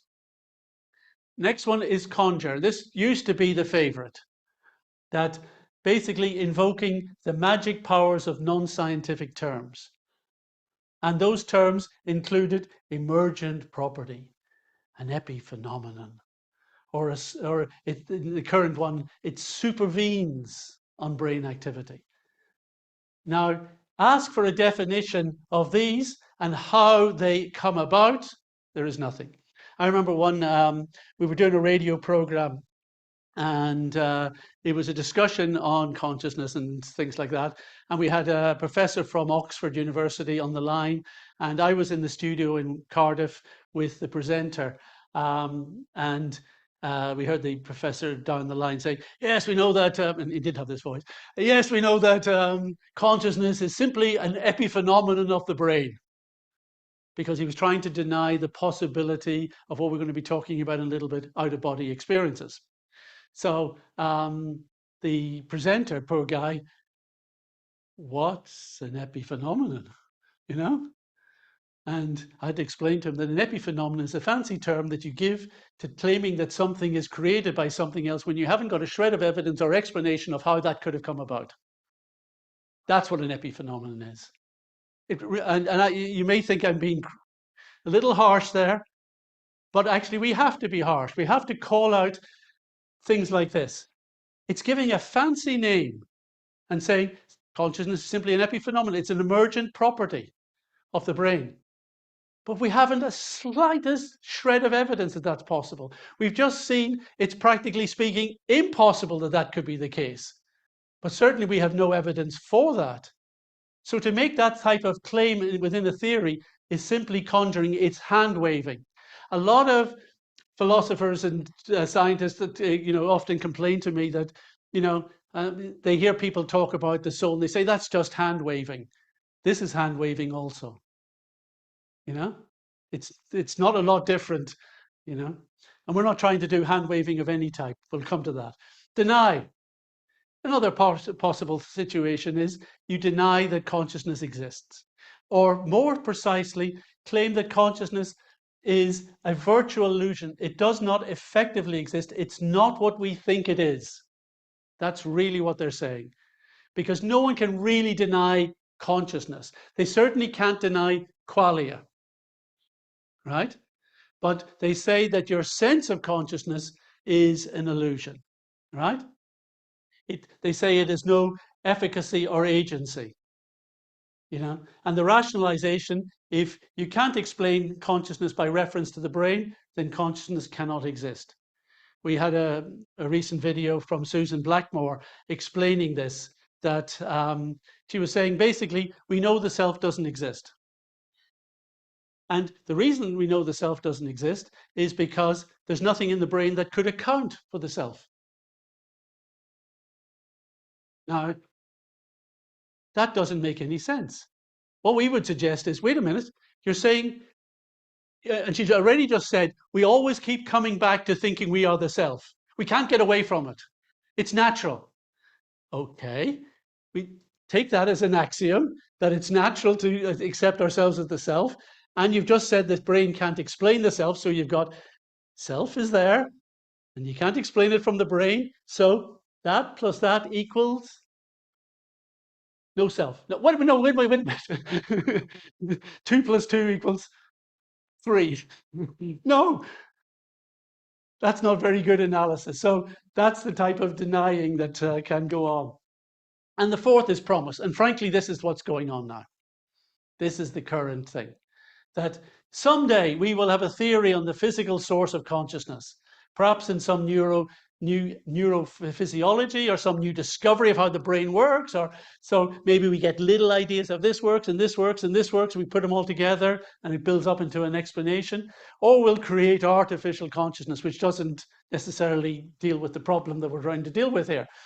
But this is kind of fairly standard, that it's promissory. And both people like Dawkins and others have tried to kind of say, we don't understand consciousness well enough and we don't understand matter well enough, so of course we don't have a theory about it yet. The thing is, we do understand enough about consciousness and how we experience it to need to have a theory. And we know enough about what the brain can't do in order to at least want to explore a different type of theory than the brain model. This promises in a very recent leader in the Neuroscience news. However, despite advances, the neuroscience of consciousness is in its early stages, and understanding how neuronal activity gives rise to subjective experiences remains a significant challenge. This is basically the disclaimer that now comes. Yeah, we're talking about everything else around the brain, everything else regarding conscious experience, but we're not dealing with this. And we're here as consciousness explorers because that's what we're interested in. Me as a subjective experiencer. That's what I want to know about. And if these guys haven't got anything to tell me about it, nope, all power to their elbow, as we say in Ireland, which is to do with drinking, which it would be in Ireland. But All power to them. You know, they can carry on. We're not trying to stop them. We're not trying to think. But let's not look to them to find answers to the questions that we have about our own existence. So diminish, conjure, deny, promise. All theories fit into one of those categories. So now we look a little bit at the mind. Okay, what is the role of the mind? We had an interesting presentation from Bernardo Kastrup the other day. Agree with, he's got some very nice analysis. He's very much of the flavor that mental properties cannot be reduced to the brain. And he gave this analogy, which I think is useful. He regards the mind like this, like the inside of a pilot's cockpit. And although there are windows, they're actually blanked off. He thinks you don't have access to the external world except through your senses. And what the senses are doing is sending data into the cockpit. So the cockpit is like the mind, right? And so that if there's actual temperature outside, what you experience is something on a dial saying 20 degrees, -5 degrees, whatever it is, right? So you are reading the dials in your mind about the world. All the other things, the thoughts, they're just messages coming through. The volition is you being able to send some of your wishes, into the mind and activate things outside. Memory, recall, memory. That's an interesting one. Is memory present within the brain? Again, there's no theory for that yet. We've got no theory. We've got a bit of RAM, what we call working memory. It lasts about 2 seconds. The brain can hold about 2 seconds worth of data circulating. But where memories are stored, it's a little weird. We know that when you fall asleep, there's firing of neurons connected to particular experiences that you had during the day, firing. And that's why it might, in the middle of your dreams, you might actually go through those things again. But the interesting thing is that in the brain, that fires big, smaller, smaller, smaller, and finally just down to one neuron firing. Now, can that one neuron contain all the richness of your memory recall? Certainly, that's the question. So, or is that firing in such a way that the mind is taking that information and storing it? So there's a question of whether it's the brain doing the storage or whether it's the mind doing the storage of that. Anyway, mind as interface. That's how we've been looking at it.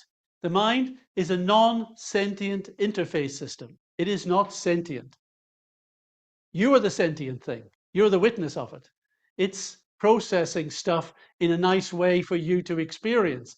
It is not sentient. But you know what? It almost seems like it is. It is so powerful that the mind is practically speaking artificial consciousness. It's not consciousness. It's not sentient, but it mimics consciousness so well that you become captivated by it. You allow your consciousness to experience what is there in the mind, and you feel that's sufficient for my conscious awareness. We'll be talking a bit more on that one in a minute. It facilitates communication of information between the body-brain complex, i.e. body-brain, as a whole, and the Atma. And I haven't mentioned the Atma yet, but the conscious being. It represents to the Atma the data received by our senses and processed by the brain. So it's representing the data of the world to us.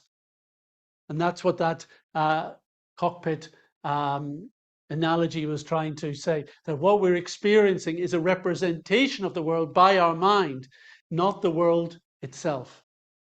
It's obviously related to the world itself. It's obviously related well enough that I think my glasses are here, I can pick them up.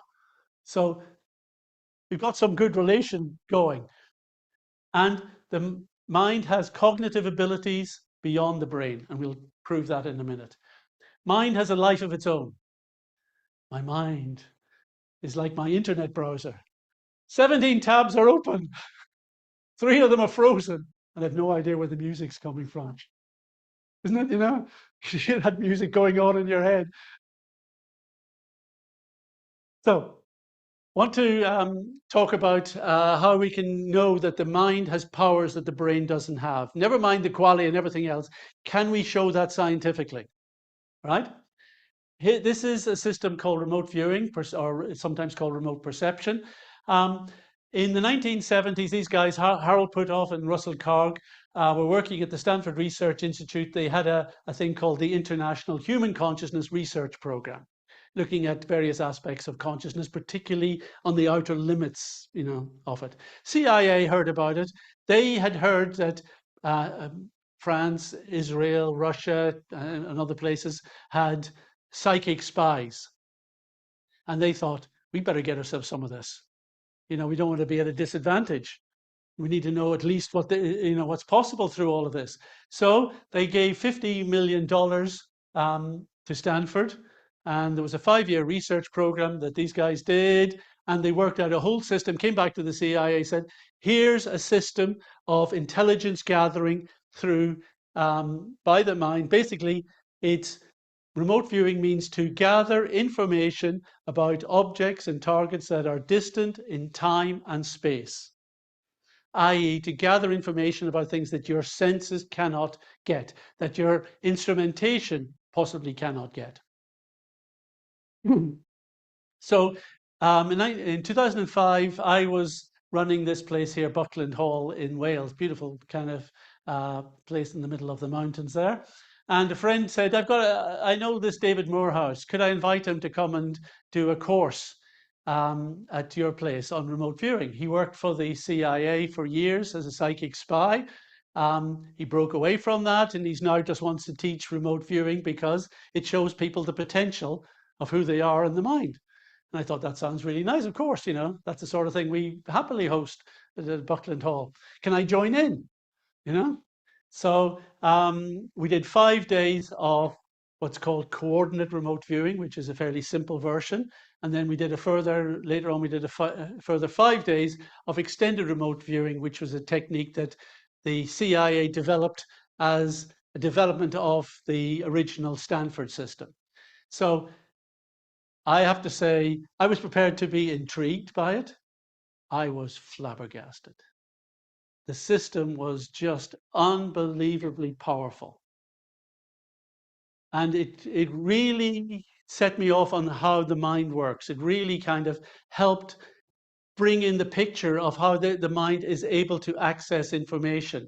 And when you understand how this works, you can understand other aspects of what we've been talking about, how the mind can give you real-time experiences which are rich in information, because the image enhancing system is facilitated through this remote viewing.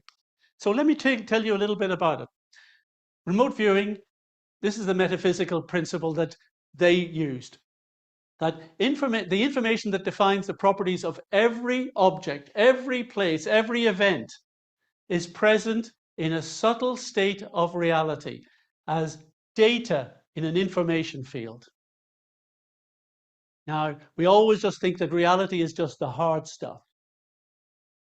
But what this is revealing is that all the hard stuff is and we're going to have to get into this a bit more in this section, and in the next session as well, that everything that exists is energy and information, and we'll do a lot on that in the afternoon session. And so everything that exists not only has its hard object form, but it has a hard object form because it exists as data in an information field. In the same way as I can have data about, say, a piece of paper, a document I want, it exists as data in my computer, but it can be printed as a hard object outside, and the two correlate. But that object that I print can only exist in the way it does because I've got data about it. But no one can read the data, no one can see the data, no one can appreciate it until it is printed in physical form. So similarly, this world is a printout of the data in the information field. So you can either experience the world directly by your senses, or you can ask the mind to go and get the information directly. That sounds pretty powerful, doesn't it? And it works. So here's a kind of an analogy that helps on this. David Moore has explained this. He said, imagine a completely calm pond, and a pebble is thrown in. It sets up a series of ripples, right? Now, if I'm expert at reading ripples, I can look at those ripples and say, I know how big the stone was. I know which direction it came in. I can even tell you if it's round or sharp. I can't actually, I'm not a reader of ripples. But theoretically, I could be, couldn't I? You know, because all the information about the event of that stone hitting the water is now contained in this ripple. At least a lot of it. And it just spreads out everywhere. So you can imagine it spreads out throughout the whole lake. Now, do I need to be at the place where the stone hit the water in order to read the ripples? No, anywhere. So it's holographic in that respect. Now imagine that suddenly there's a big quick freeze and the lake freezes with all the ripples in it. Do I now need to be there at the time it happened? I can read it after. So similarly, you can read information about any event in the universe by accessing the information field. You don't have to be there at the place. You don't have to be there at the time of the event. You can get that information. The information is preserved, every bit of it. That's the theory behind this. So remote viewing is not a spiritual practice. It's nothing transcendental. It's not spiritual. It's a practical mental faculty. Anyone can do it. Anyone. In fact, you all do it as part of your day-to-day life, your day-to-day sensory perception. You're doing it at every moment. Your mind is gathering data and adding to what your senses have got in order to give you the richness of qualia that you're experiencing. So not a special psychic ability. Really, it shouldn't be called paranormal. It's absolutely natural. Now, it can be tested empirically. And I've been working with various groups in Europe. And we did a session last year in India also.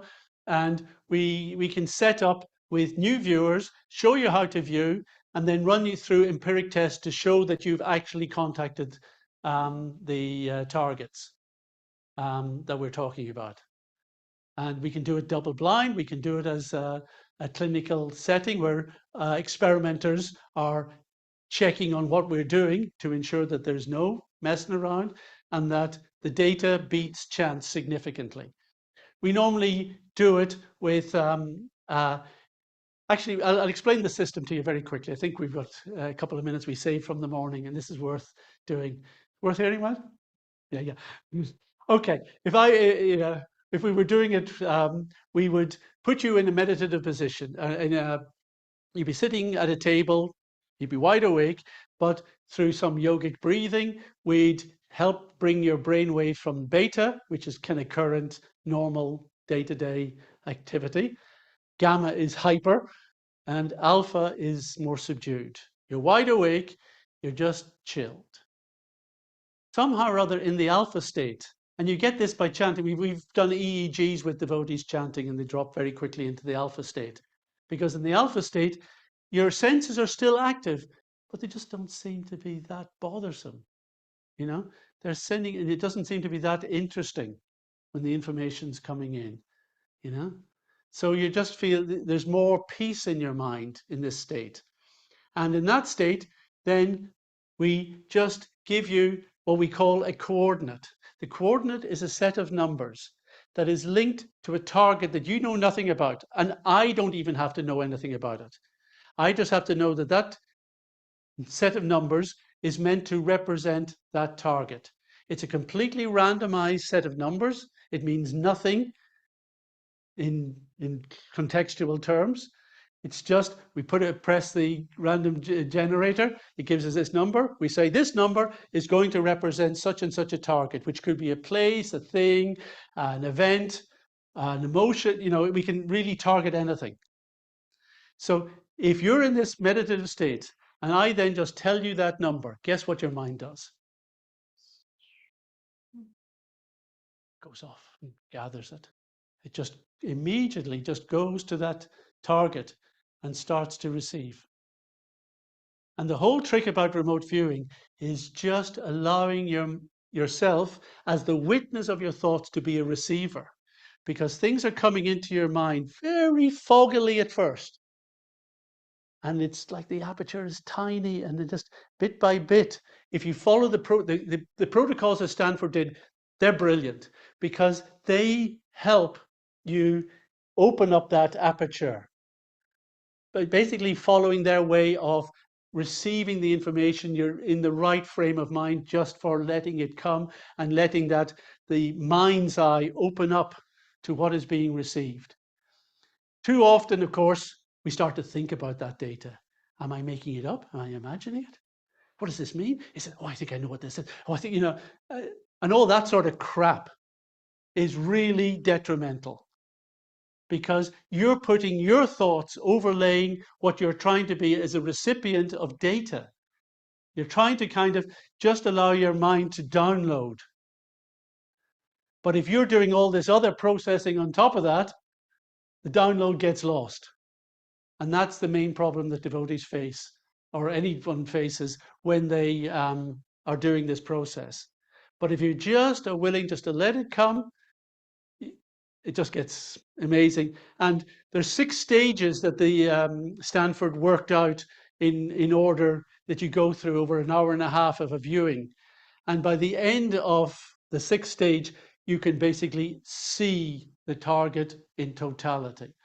You can sense, you know, all sorts of things about it, not just visual. You're hearing, you're feeling, you're smelling things, perhaps, if that's significant at the place. You can sense its time arc. You can sense what it used to be, what it is now, you know, where it's going. It's absolutely astounding. To do a remote viewing on a place is much better than going to that place, because you feel you know it much more deeply than can be described in books or in visits. Anyway, no, the random number is linked to the target by intention, and that's the key. It's that someone's mind has said this number is that target. Otherwise, the number doesn't mean anything. But someone has to link that. It's not the person who's giving you the number necessarily, and it's not the viewers themselves. Someone else can set that. So I usually have another guy who sets up the targets. I don't know then what the targets are. He sends me sets of them. He doesn't know which one I'm going to use. So the viewers don't know, but they're able to, then when I show them a set of 3, then they're able to say, we saw this one. And some people are so accurate on it. It's incredible. And you know, in just working with newcomers, against potential 33% hit rate, we've been running at around 55. Not huge, but very statistically, that's several sigmas deviation, even with the number of trials we've used. So a lot more can be done on that. Anyway, tested empirically, doesn't contravene the laws of physics, as we will see. It indicates that the non-neural mind can gain subtle information about the physical world. So that's the mind. That indicates it has abilities beyond the brain. Now we looked a little bit at consciousness, right? And we're saying, all right, we know that these are distinctive functions. We know that we can't explain them in terms of what the brain can do. We can't even explain them in terms of what the mind can do. So what if consciousness itself is a fundamental principle of reality, distinct from physical matter and even from mental stuff, whatever that is, right? So we're going to define a field of consciousness, because that's what you do in science. Everything becomes a field. And like other fields, you have a fundamental particle or entity, and we're calling that the Atma. And we use the word Atma because it has precision. So Atma is the smallest unit composed of and possessing a quantum of the property of consciousness. Does that help with that definition? Okay. And the Atma is an individual entity of consciousness. We're not just experiencing consciousness as if it was something different. We are an entity of consciousness. That's why we have those experiences, because we are conscious. And we are the seer, the witness, the observer, the knower, all those things we identified earlier. The original self. And we're going to look at a little bit on that in a minute. And non-neural, non-physical. So let's have look at some evidence that consciousness is non-neural. Now, this first one is to do with hydrocephalus, which is the situation where often during the development of the child within the womb, there is a release of liquid within the ventricles of the developing brain. And if so much liquid is being generated, the cortical activity, the cortical development doesn't happen. And in Noah Ward here, this was his brain at birth, just that little, that's the skull, the white one, and there's a little gray patch around there. That's all the brain he had. Practically nothing. Now, Noah demonstrated being a happy, social, nice kid, a little bit slow in some development, but no one would say he wasn't conscious. In as much as that all of us, if we're going to recognize anyone as conscious, he was recognized as conscious. So this doesn't prove that consciousness is non-neural, but what it does do is indicate that for those who say that consciousness is a product of very complex brain activity with these 86 billion neurons, you can have consciousness without that. So that's the important part from that. Then another one is the AWARE project, which it's not defined here, but it's awareness after resuscitation study, right? So this was done by a guy called Sam Parnia, and he studied over 2,000 patients who had lost all brain function following cardiac arrest. Cardiac arrest isn't always linked to, it means the heart stopped, but it doesn't necessarily mean because of heart attacks. It can be because of whatever cause of death. The heart stops, right? And so people go through cardiac arrest, and since 1969, our resuscitation techniques have improved, and people have been able to kind of trace back to around about that time as when the first reports came from people who were waking up after resuscitation saying, wow, I've just been through something very strange, and we're going to talk about near-death experiences and out-of-body experiences in a minute. But those are the things we're starting to get reports about. Now, of course, at first it came in very slowly because no one wants anyone to think they're nuts, especially when you're already in a hospital, and you've just been woken up after death. No, I think we should, you're definitely nutty, we're wasting our time resuscitating you, No. People were hesitant. But this study, happened in more recent years. It went over 15 hospitals, the UK, Austria, and here in America. And here's what they came to the conclusion. The study of cardiac arrest survivors provides evidence that consciousness continues for some time after the heart stops and brain has flatlined. Now, brain cells are a little different to other cells. Other cells have their own way of processing energy from oxygen. And they can kind of, the cells of your body can survive very happily without a lot of blood for a while. They've got enough internal supply. Brain cells do not have a kind of oxygen supply internally. They rely on the blood vessels. 20% of your blood in your body is circulating through your brain. Something like 100 miles of capillaries and things, because the brain, has to deliver oxygenated blood to all the brain cells. And when the heart stops, that's what stops. So the brain cells are shutting down within 20, 30 seconds, Basically, they can't function after that. They don't die, but they're just no longer functioning. There's no electricity. That's why it's flatlined.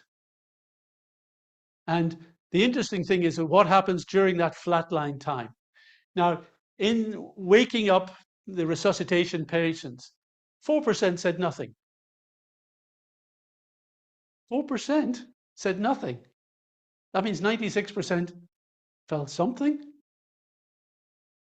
39% had some perception, but they weren't very specific about it. They just felt, I'm here. Yeah, I'm still alive, you know. Something was going on. 46% related to a broad range of mental recollections. 9% had near-death experiences. 2% had out-of-body experiences. Now, we have to be careful with all this data because these are very high percentages. And I think they're valid, but we are going to hone in on what is the most kind of convincing aspect of this data. Because there is a situation that people are claiming that while you're being resuscitated, things are starting to happen within your body, the blood is starting to be pumped, and during that moment, you're going to have some weird experience. So are all these weird experiences happening during the period of resuscitation when there is blood happening and electrical activity has been stimulated, but you haven't quite said, I'm back? You know, we know dreams and things can happen in a flash. So could a lot of these experiences be happening at that time? Answer is possibly, yes. But it doesn't explain everything. And let's look at the things that it doesn't explain. These are the core experiences of near-death experiences.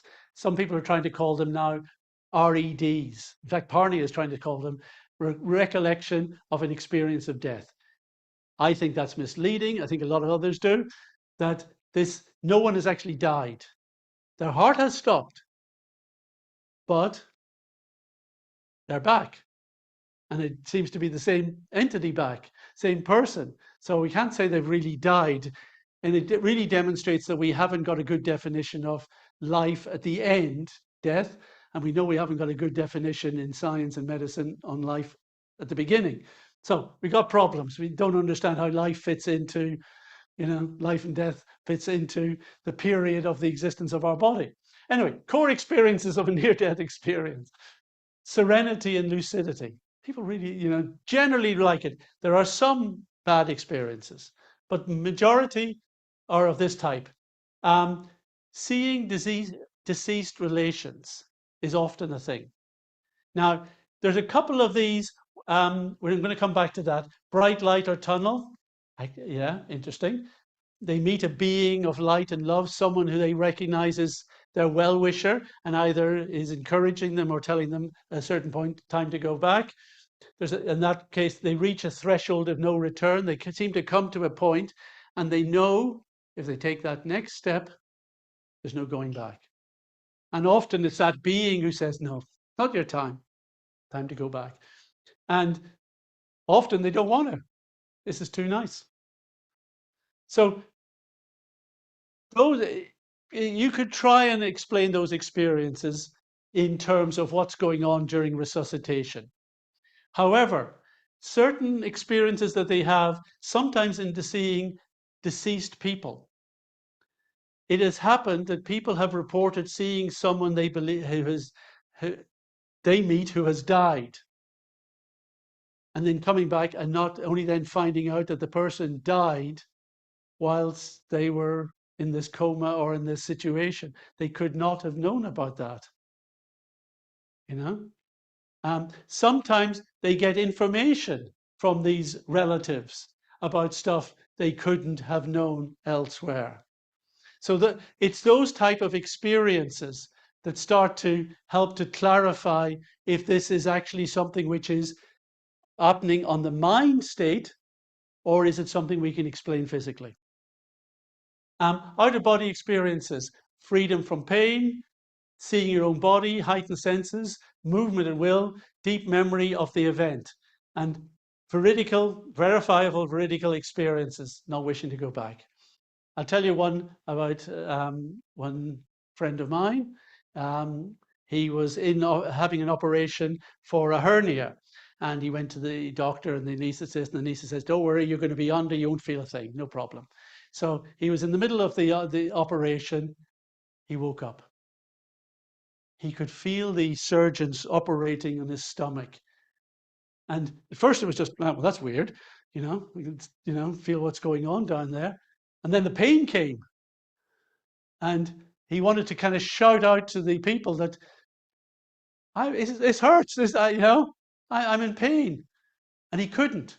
He couldn't blink. He couldn't move because basically what the anesthetic had done is frozen his body, frozen his brain, but his mind was awake, and he was experiencing this pain, and it was just getting worse, and he was just exploding. He just thought, I can't take it anymore. I'm going to die. I've got to. And then he was out. Then he found himself floating, looking down at his body. Pain had gone. And he was watching the guys working on this body down here, thinking, that's rather interesting, movement, what can I do, in this situation? I can float. He starts swimming around. He realized that just by thinking about his mind, it would go here and there. And he thought, I have that friend who's he said he was in the waiting room. He said he would wait for me there and pray for me while I was having surgery. I'll go and see what he's thinking. And he found himself, he didn't know the way around the hospital, but he found himself in the waiting room to see his friend. And he thought, I'd like to do something to tell my friend that he's there. Maybe I can knock something over. He was trying to play with things in the room. He couldn't do it. So he said, I'll just give him a big hug. And then he thought, I better get back and see what's happening with my body. I am actually here for an important purpose. So time to go back and see what's happening in the theater. So he was back watching the guys doing the thing, and he saw the doctor, doing the operation, and that it's such a routine thing for them that they weren't worried about it. And the doctor started to explain his new golf swing that he'd developed, and he was saying, yes, it goes like this. And as he did that, he cut an artery inside his stomach, and the blood just started pumping out now.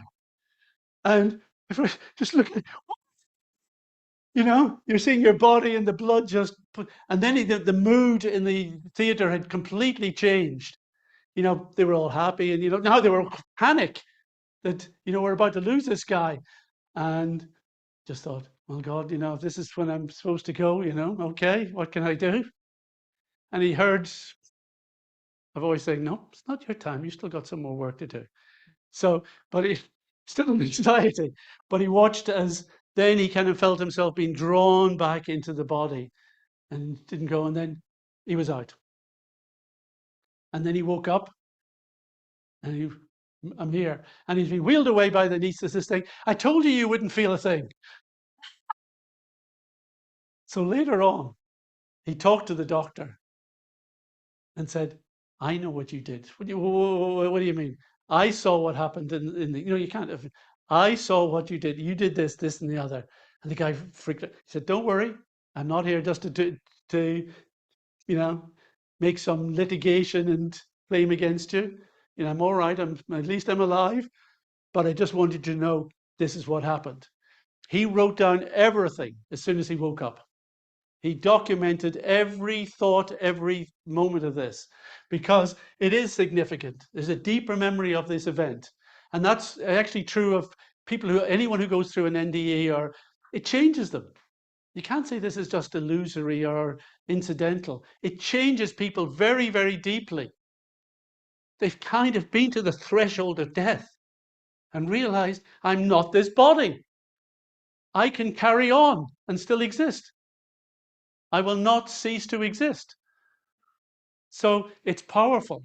It has its, a friend of mine who has done research in Cardiff and in Wales.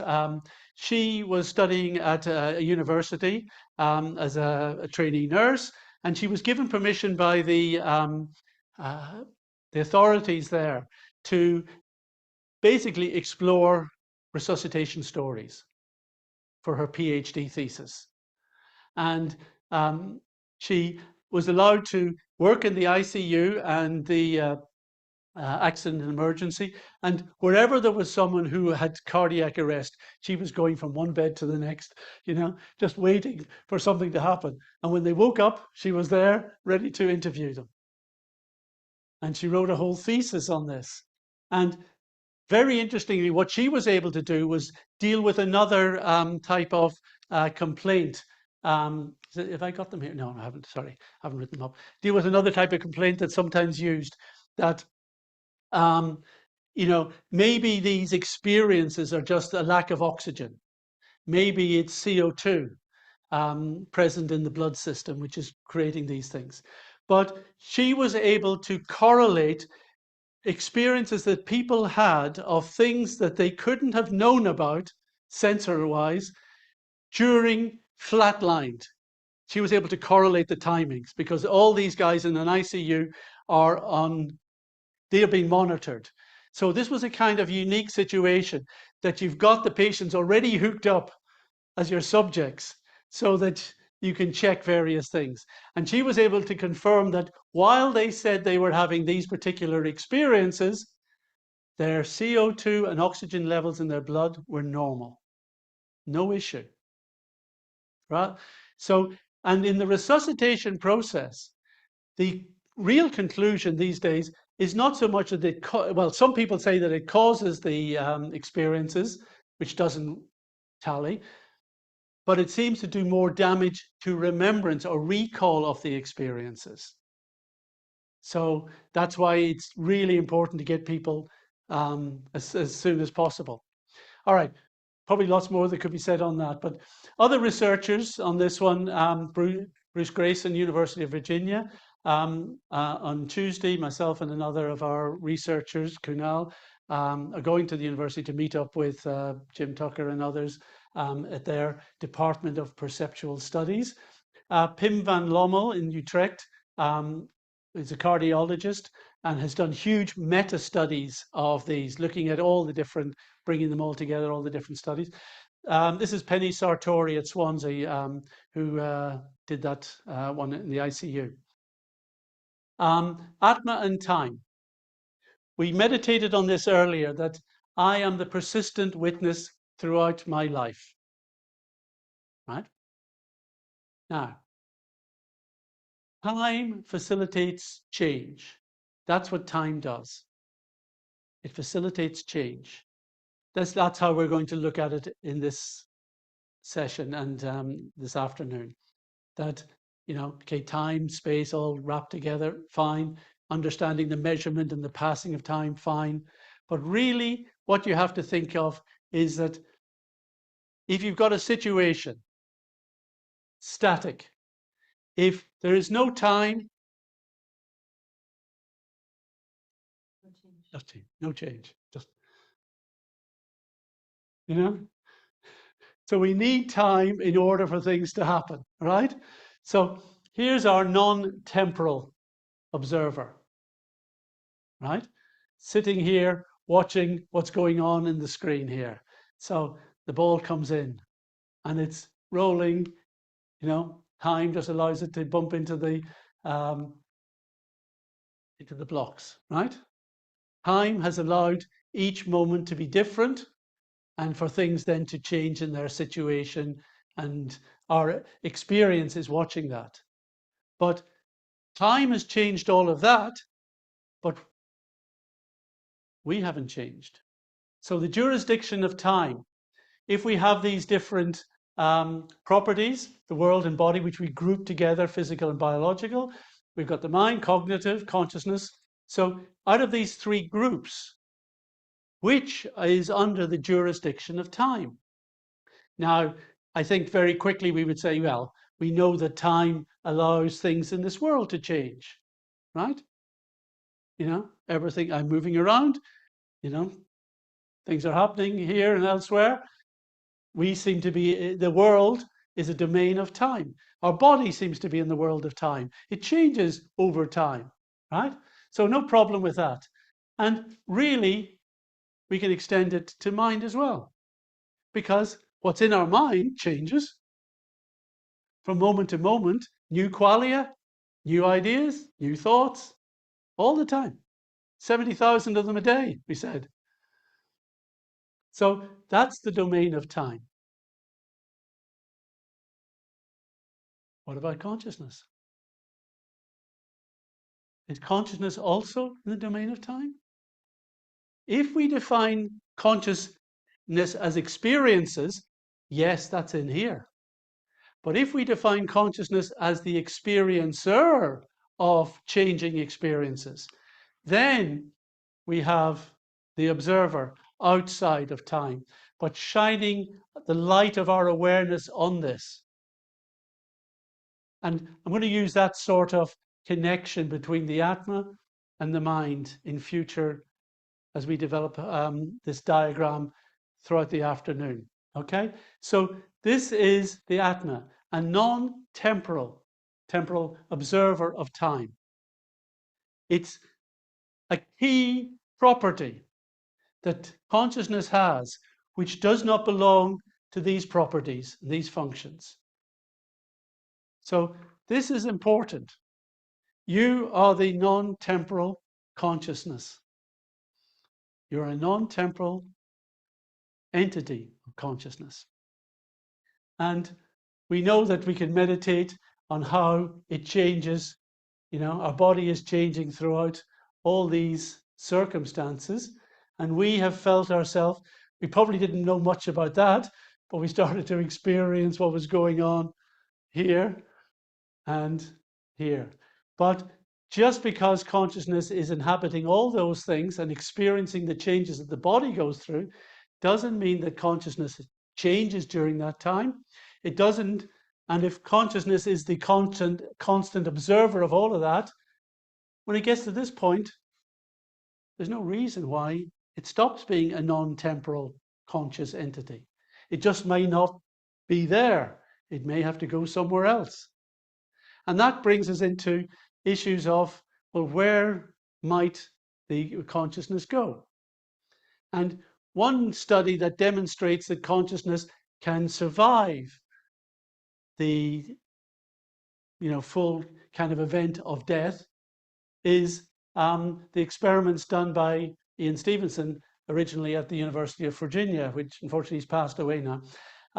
He did a study of over 2,000 cases of spontaneous remembrance of children. And a lot of these were in India or in the East, where there's already an understanding of reincarnation. And that's natural, because if kids start talking that I remember being somewhere else, I have a different family, I have a different name, you're not my mom and dad, it's pretty heavy to hear. We've all heard that. So when kids say these things in a culture where reincarnation is not well known, the tendency will be to, yeah, that's very nice. You are someone else, imaginary friend and all, whatever. They're going to put it down and the kid just goes through, it's just a phase. Whereas in other places, they may take it more seriously. But there are a lot of these cases where outside those cultures, some very, very good ones. Here's one that I like because it illustrates a couple of things. This is Toran or Titu Singh. And he started telling his parents, I actually have another family. I have a wife and kids. Oh, yeah, that's right, yeah. Yeah, my name's Suresh Verma. Okay. And I live in Agra. And I've got a radio shop there, So the family are hearing all this, and they weren't entertaining it very well. But his older brother thought, I'm going to Agra, check it out. Sure enough, he finds Suresh's radio shop. Okay, maybe there's many of them. Suresh is a very common name, no big deal. So he goes inside and says, I'd like to speak to Suresh. And the lady says, oh, I'm sorry. He died some time ago. I'm his wife, Uma. Can I help you? I says, well, I don't know how to say this, but my little brother is claiming that in his last life he was Suresh.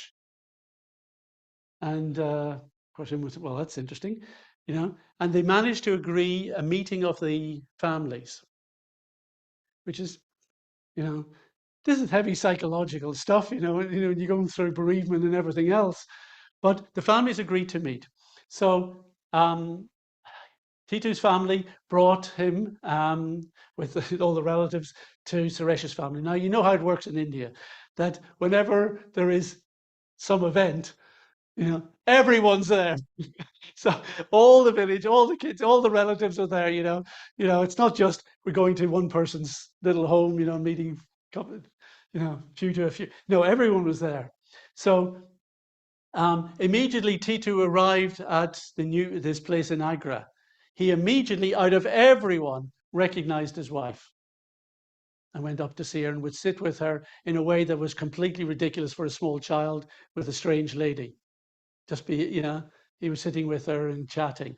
And then amongst all the kids that were running and playing, and they were kept separately, and no one was saying anything about them. They wanted to check this because it's not that they were skeptical in reincarnation. They always wanted to be skeptical. Are this family trying to weasel in on our, you know, inheritance here or whatever, you know? You know, there's things to be considered.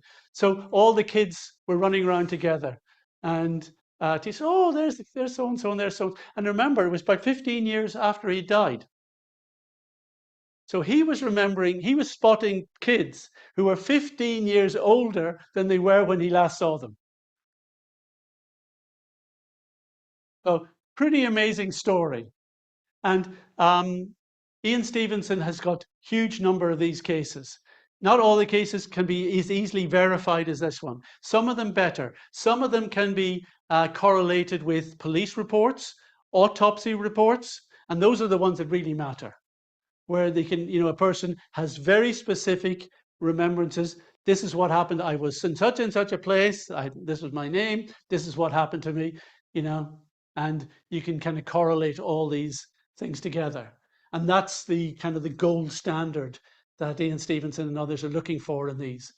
We've actually got a new initiative having another go at this type of investigation in India to look at it from the Indian perspective, because these are Western academics going over there, and sometimes they may not have been able to get the information or as much as they could. So we have some local teams now doing this, starting up this project again.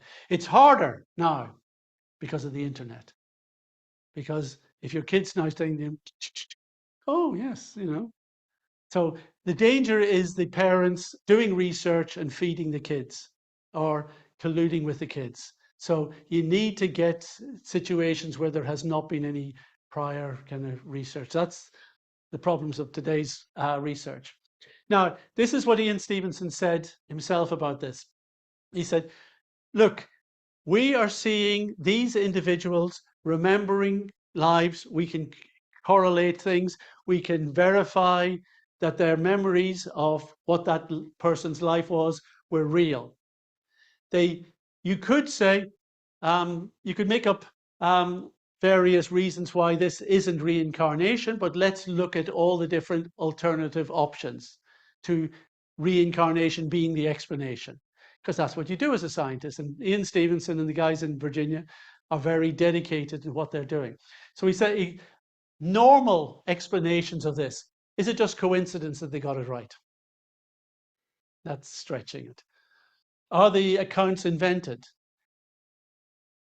Very quickly you can see if they are, and if they can't be verified, we're not worrying about them anyway. But if they're being verified, then they're not invented.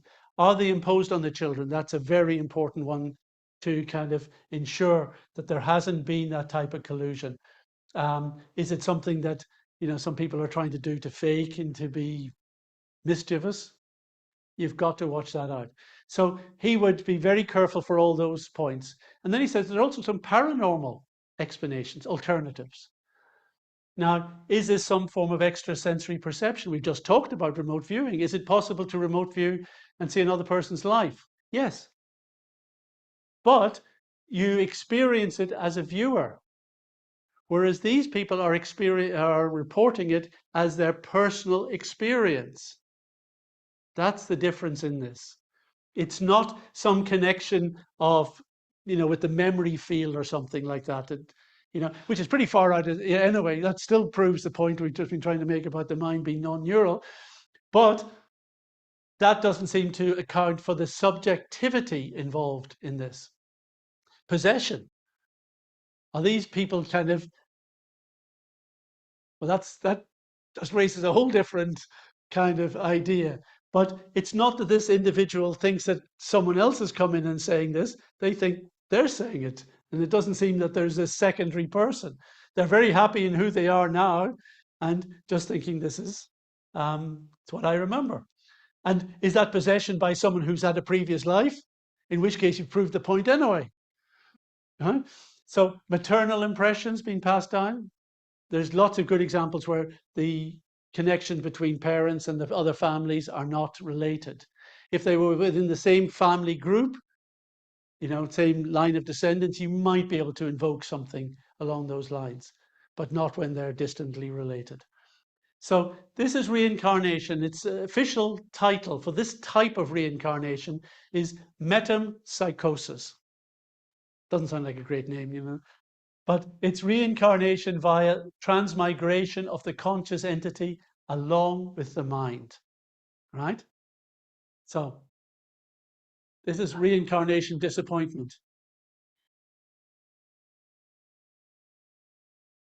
Things don't always go the way you planned. But it is worth talking about this aspect of the work of Stevenson. He's working with children, not all children, just some children who remember. Why do those children remember? Most of us don't. We don't tend to remember our previous lives. These kids do. And it seems that the common factor is that pretty well all of these kids went through traumatic death, often untimely. Very clearly a life cut short, very short, in very heavy circumstances. And it just seems like there's something that needs to be continued. And they've too soon come back and still tuned into their previous life. But by the time they're 8, 9, 10, it's waned and they pretty well left it behind. They're now completely embedded in their new identity. And so extraordinary evidence. We mentioned Susan Blackmore before. Unfortunately, we got to quote her again. If human consciousness can really leave the body and operate without a brain, then everything we know in neuroscience has to be questioned. If people could really gain paranormal knowledge, then much of physics needs to be rewritten. That is what is at stake. Now, that doesn't sound a very objective view of things, that you're just worried about rewriting your textbooks. But we're not asking you to rewrite the textbooks. Your textbooks shouldn't be saying anything about what happens, after death or how consciousness transmigrates. You shouldn't be having books on that, You can keep your books on everything else. Just stop making comments that consciousness and the mind come from the brain. That's all we're asking you to do. That's surely not too much of an imposition. Now, we talked earlier about selfhood. And this is important because this is an area of conflation. And Susan Blackmore and others feel, are prone to this, that they consider the self to be the experience or the self to be changed by experience, and it's a new self. So we're going to look a little at selfhood for a few minutes. These are different aspects. It's the idea of selfhood, a union of all the parts of our body, something that brings all this picture together in me. It's in the totality, the sense of myself, who I am, and identity. And identity can be in various terms. I have various identities. Of course, I got a name. I've got a family that I'm part of. I've got a community. I may have a religion. I may have, a job. I may have an interest. I may have a football club that it's all part of my identity, and overall, I think I'm part of the human race, Awareness of our own existence, that's fine. That's self-reflection. Now, this is an important one to distinguish in consciousness. Awareness of our own existence is a sort of meditation we did at the beginning, right? And we wanted to be very aware of our own existence. We really labored that. However, it is a form of metacognition. It's an introspection. We're introspecting this idea that I exist. We exist happily without doing that introspection. You get that? We don't have to introspect that I exist to exist. But when I do introspect, I realize, yep, got it right. I do exist. All right. So that's important when we look at other species, because not all species will have awareness of self or this self-awareness. But that doesn't mean they don't have consciousness. This is not a prerequisite for consciousness. It's a prerequisite for humans using their mind in order to verify the nature of consciousness. Individuality, yes. I saw a great mug once that said, "You are unique, just like everyone else." I think that's a great phrase. Yeah, that's really important. You are unique. You're absolutely individual, just like everyone else is. That's our uniqueness and personhood.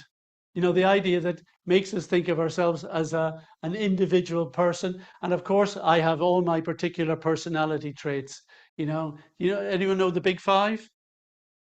I can never remember them all. Anyway, it won't go. Huh? The big five, yeah. Openness. C, conscientiousness.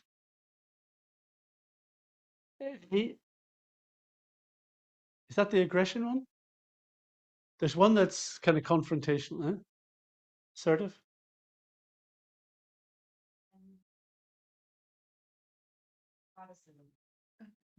Yeah.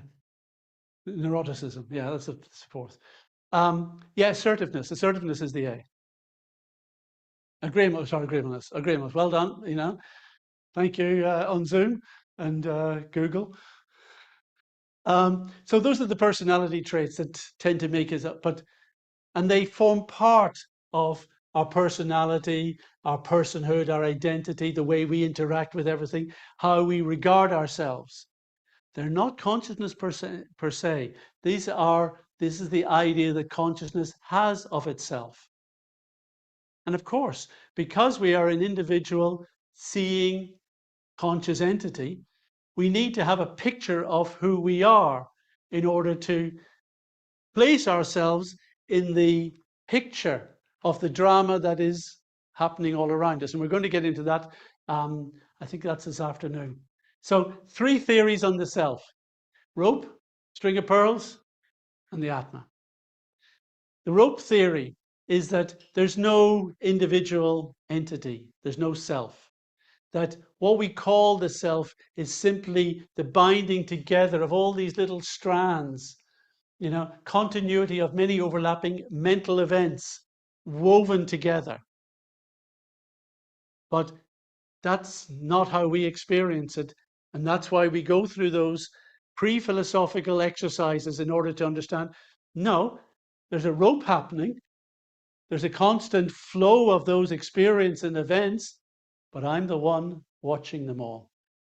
Similarly, their idea is that they're woven together. The other one is the string of pearls, which basically says these are all the different events, and just there's one, and that event produces that self.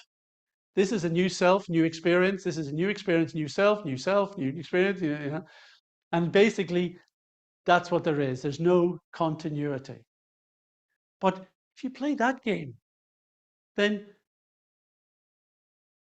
what's the string that's holding it all together? It's one thing. Well, they would say that's the body. That's basically the body brain system that is generating these things. That's so they can get over that. But if I'm a different self to the person who existed even just a moment ago, why am I worried about the guy who's going to come next if it's not me? Why should I make plans for that? Why should I take responsibility for the guy down the line of time who did such and such? Why should I be blamed for that?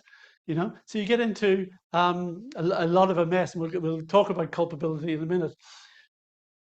We have multiple selfhoods: the physical self, the personality self, the social persona self, the narrator self, even the moral true self. You know, so these are different kind of images we have of ourselves. Some of them are based on our physical situation. Some of them are based on our personality. Some of them are social, how we interact with others. Some, and you know, that involves our family, our job, our friends, our community, you know, everything else. The narrator self. This is interesting. There is someone talking to you all the time inside your head, isn't there? Basically, our mind is speaking to us. It's narrating, and we take that as being us.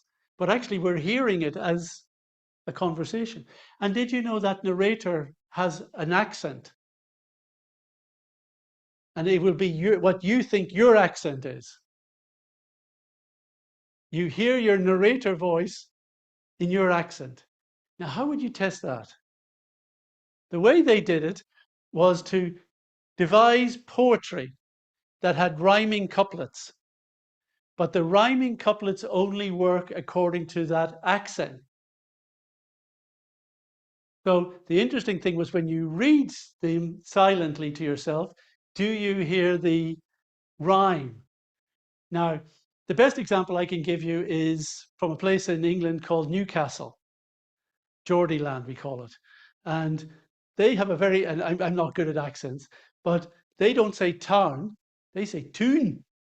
I'm going to tune, you know? So if you write, I am going to go to town to see what I can frown or something like that, you know? That's terrible poetry. You know, when you and I read that, if we read that silently, we will hear the rhyme. When they read it, I'm going down to tune to see what I can frown. What? Doesn't work, you know, for them. So that's how they experimented, that our inner voice even has an accent that we like to hear. So the Atma, though, is the conscious self that observes and experiences all the other forms of selfhood. And we'll see how that comes about and how we develop that and how we kind of give in to this sense of self and forget about this aspect of our selfhood. So we want to focus, whatever we're going to do, we need to focus that as the Atma, we are the conscious self, and we need to see existence from that perspective. We are a singular entity of consciousness, the audience of the drama on the stage of consciousness, the witness of our thoughts, the observer of qualia in our inner life, and the unchanging permanent self. So how is it that we are kind of entranced? And it is by identification and immersion. That how are we captured by what the mind is doing? And how are we kind of forgetting our nature as a conscious entity and giving over to these other senses of who we are? And one example is, say you're here watching a movie on a screen, right? You've gone there with your friends. You're ready just to give yourself to what's happening on the screen. And it's one of these slasher horror movies, right? So guys coming up the stairs, you know, and the family are hiding, and you know, the guy's creeping up the stairs with the big axe, and you know, just coming, and then suddenly, you know, and then these guys go, ah! They're frightened, they're scared, or at least they're startled. Their emotions have changed. A moment ago, they were sitting, and now this happens. What has actually happened in reality to them as the viewers? Nothing. You know, the only danger they have is spilling their popcorn. But they've allowed their emotions to be driven by what they're observing on the screen. They've identified so deeply with the circumstances of those characters and what it might be like to be there and to feel that and to experience, you know, that this fright has come. But actually, they are discrete, they're detached, viewers of the whole process. So the Atma relates to the mind in this way. And I've tried to do this one. This is not very good. I don't think it's come out very well. This is a kind of stage with all these guys doing stuff on it, right? That's the drama that we experience in the world around us, right? People are doing things. And we are the observer, like we are in the movie.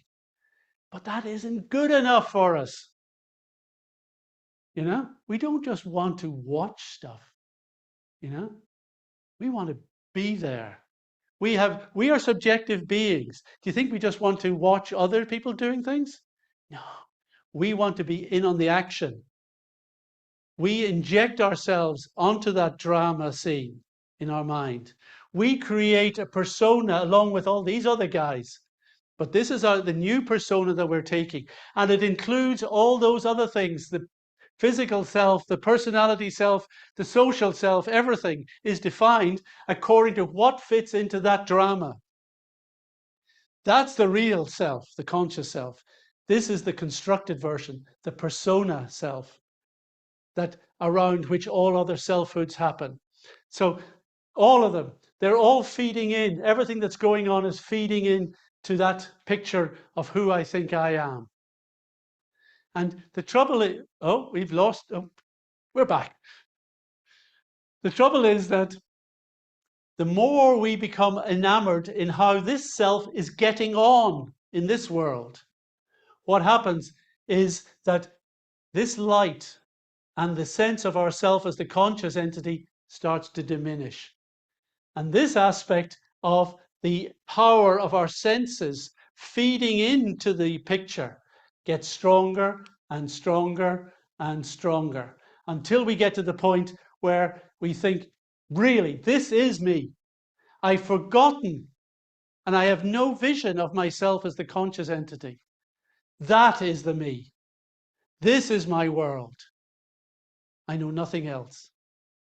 And this becomes absolutely dominant, the input from the senses and the power of the picture that the mind is creating for us.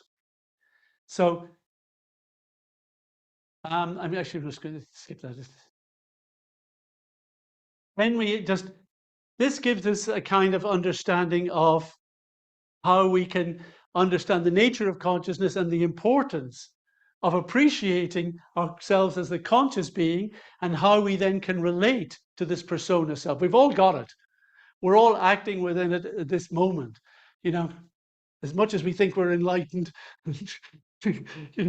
whatever, we're still acting within very much limited by this persona self. But we're trying at least to direct that persona self maybe in a new kind of direction.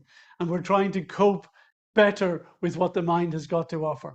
So we hope this picture that we've just created for you this morning helps, because it enables us to explore the nature of higher emotions. For instance, we all value issues of compassion, generosity, altruism, kindness, and we all value love. So how do we do that within the brain model? How can we give value to those things within a model that says you are simply the product of your brain, or maybe no self, there's no nature of anything else, you're just randomized activities of brain activity generating many selfhoods?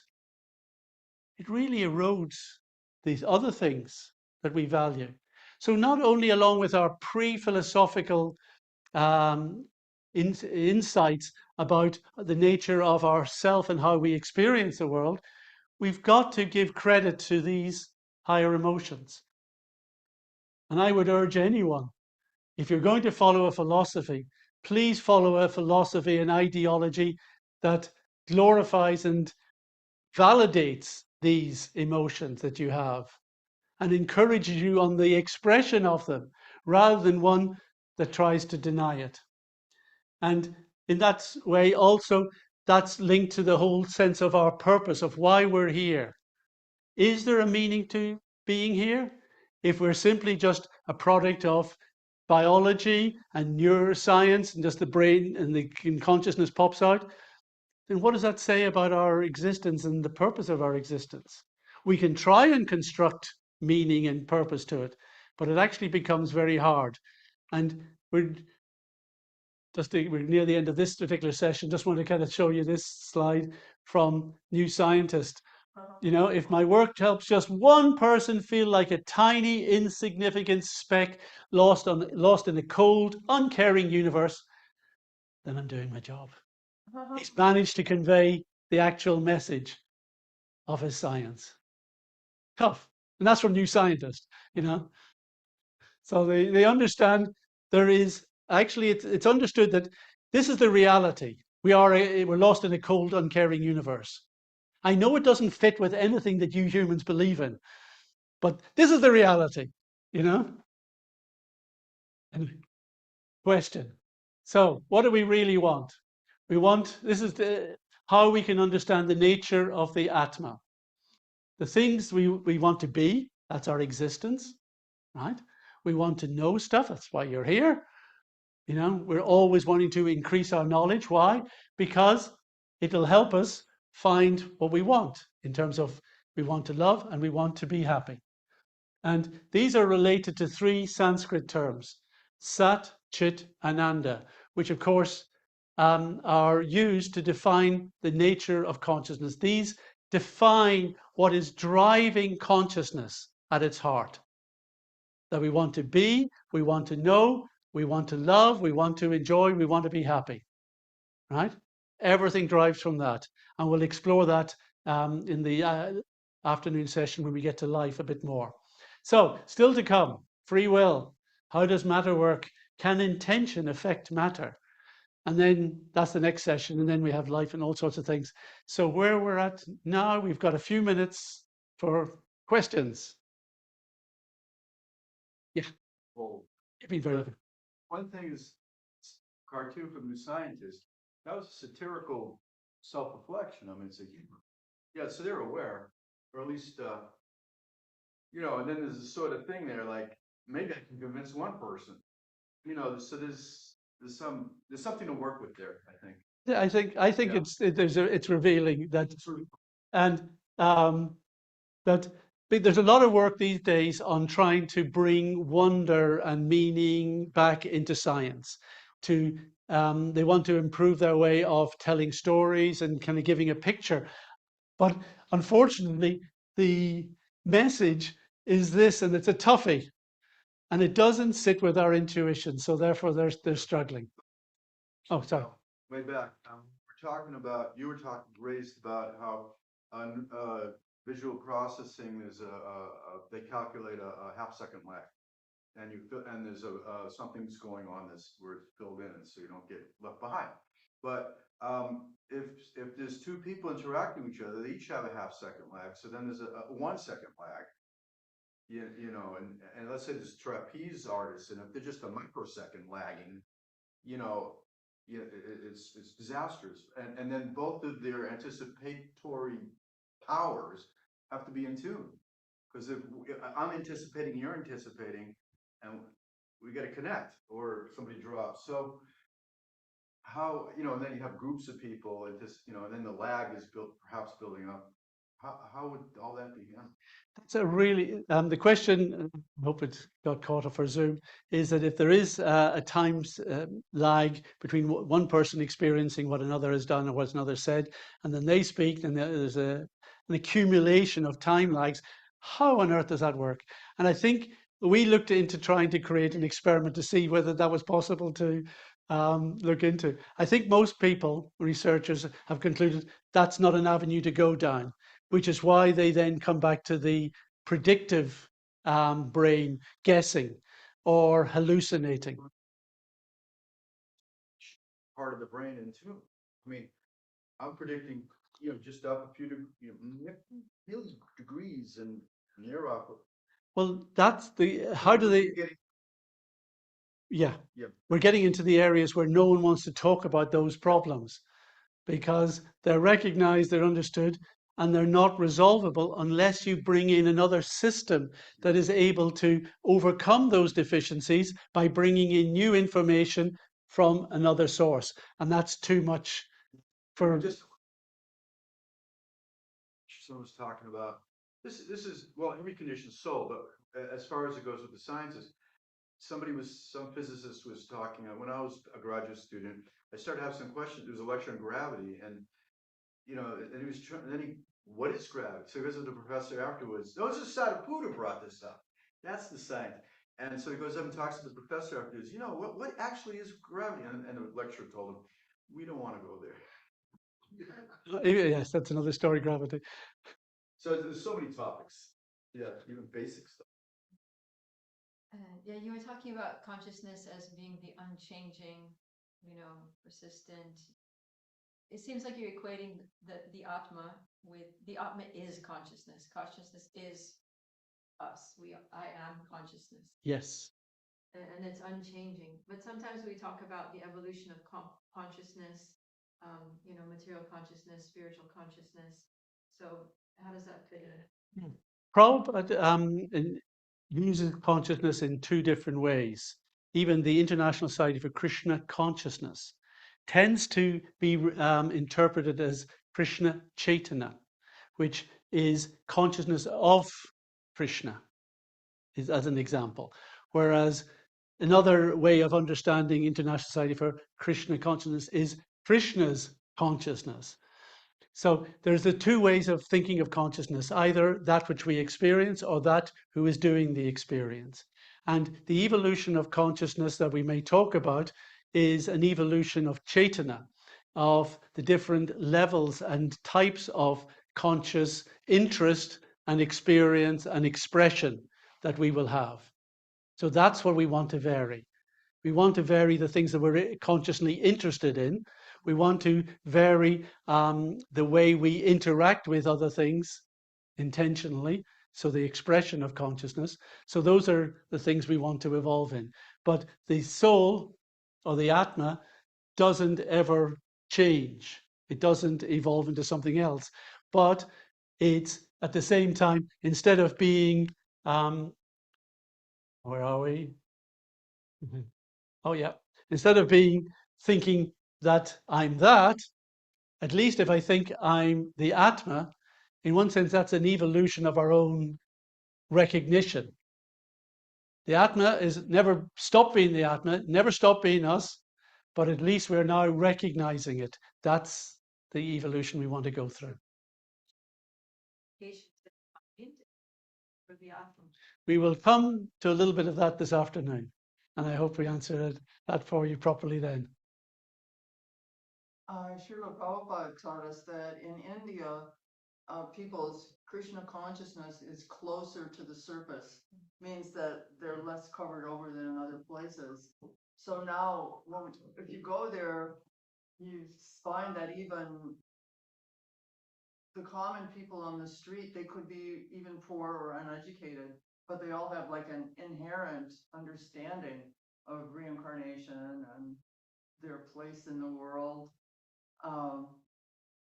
There was this one cartoon. There was a little kid about 6 years old sitting on the couch with an old man, probably his grandfather, and the little kid says to the old elderly man, yeah, well, when I was your age, I didn't believe in reincarnation either.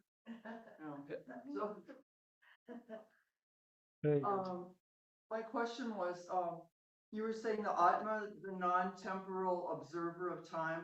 I didn't exactly catch the full meaning of non-temporal. Non-temporal means it's not under the influence of time. It's not controlled by time. It's not changed by time. It's not within the jurisdiction of time. Another word for non-temporal is eternal. But non-temporal defines what we mean by being eternal. You're outside of time. Eternal, some people think of as just being a long, long, long, long time. No.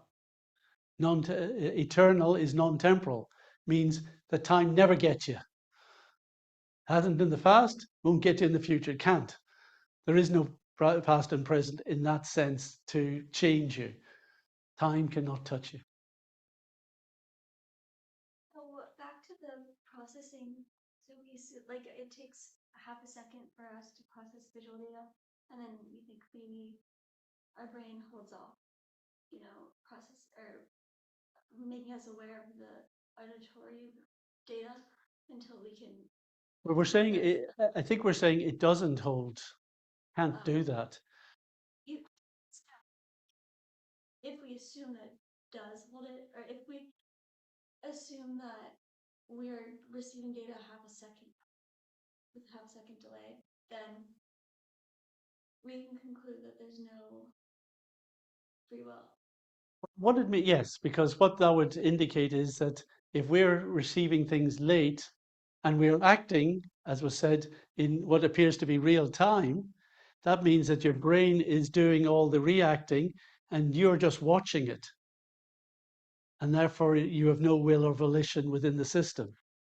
That's why people don't want to go down that route. And quite rightly. Yeah, because it means that, it does in the sense that because you don't wait to react. There's a reaction much quicker. So how is that happening? So that it means that this self that thinks it exists, in their terms, is the one that's experiencing later, whereas the body and brain is very happily getting on with things. But this thing that you think is a subjective self is having to wait, and therefore it's really just a bystander. That's why they say that. It's definitely very confusing to the mind to meditate on this one. Yeah. Yes. Well, whatever you said. All right. Well, we're now cutting into. Oh, we've got It's not going to be short ones. Ask later if it's. Okay, maybe because we've gone over our magic hour of lunchtime, and lunch is waiting. We would like to start back kind of promptly, or promptly. That's not kind of. Yes, 2:15. Okay. Oh, sorry, there it is. Yeah, half a second late is perfectly acceptable.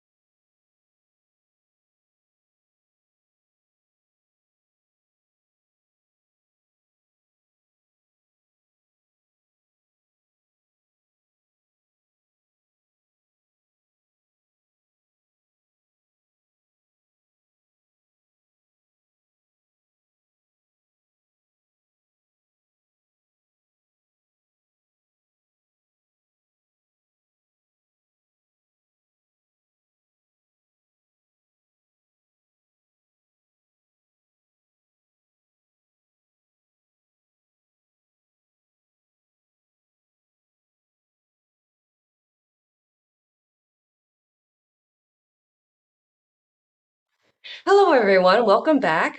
This is the Consciousness Explorers workshop at the Bhaktivedanta Institute for Higher Studies in Gainesville, presented by Akandadi Das. In the morning, we had two sessions on consciousness, and now we're going to part 3, mind, matter, and reality. Then we'll take a little break, and after that, the universe and beyond. So I'll send it over to you now, Akandadi.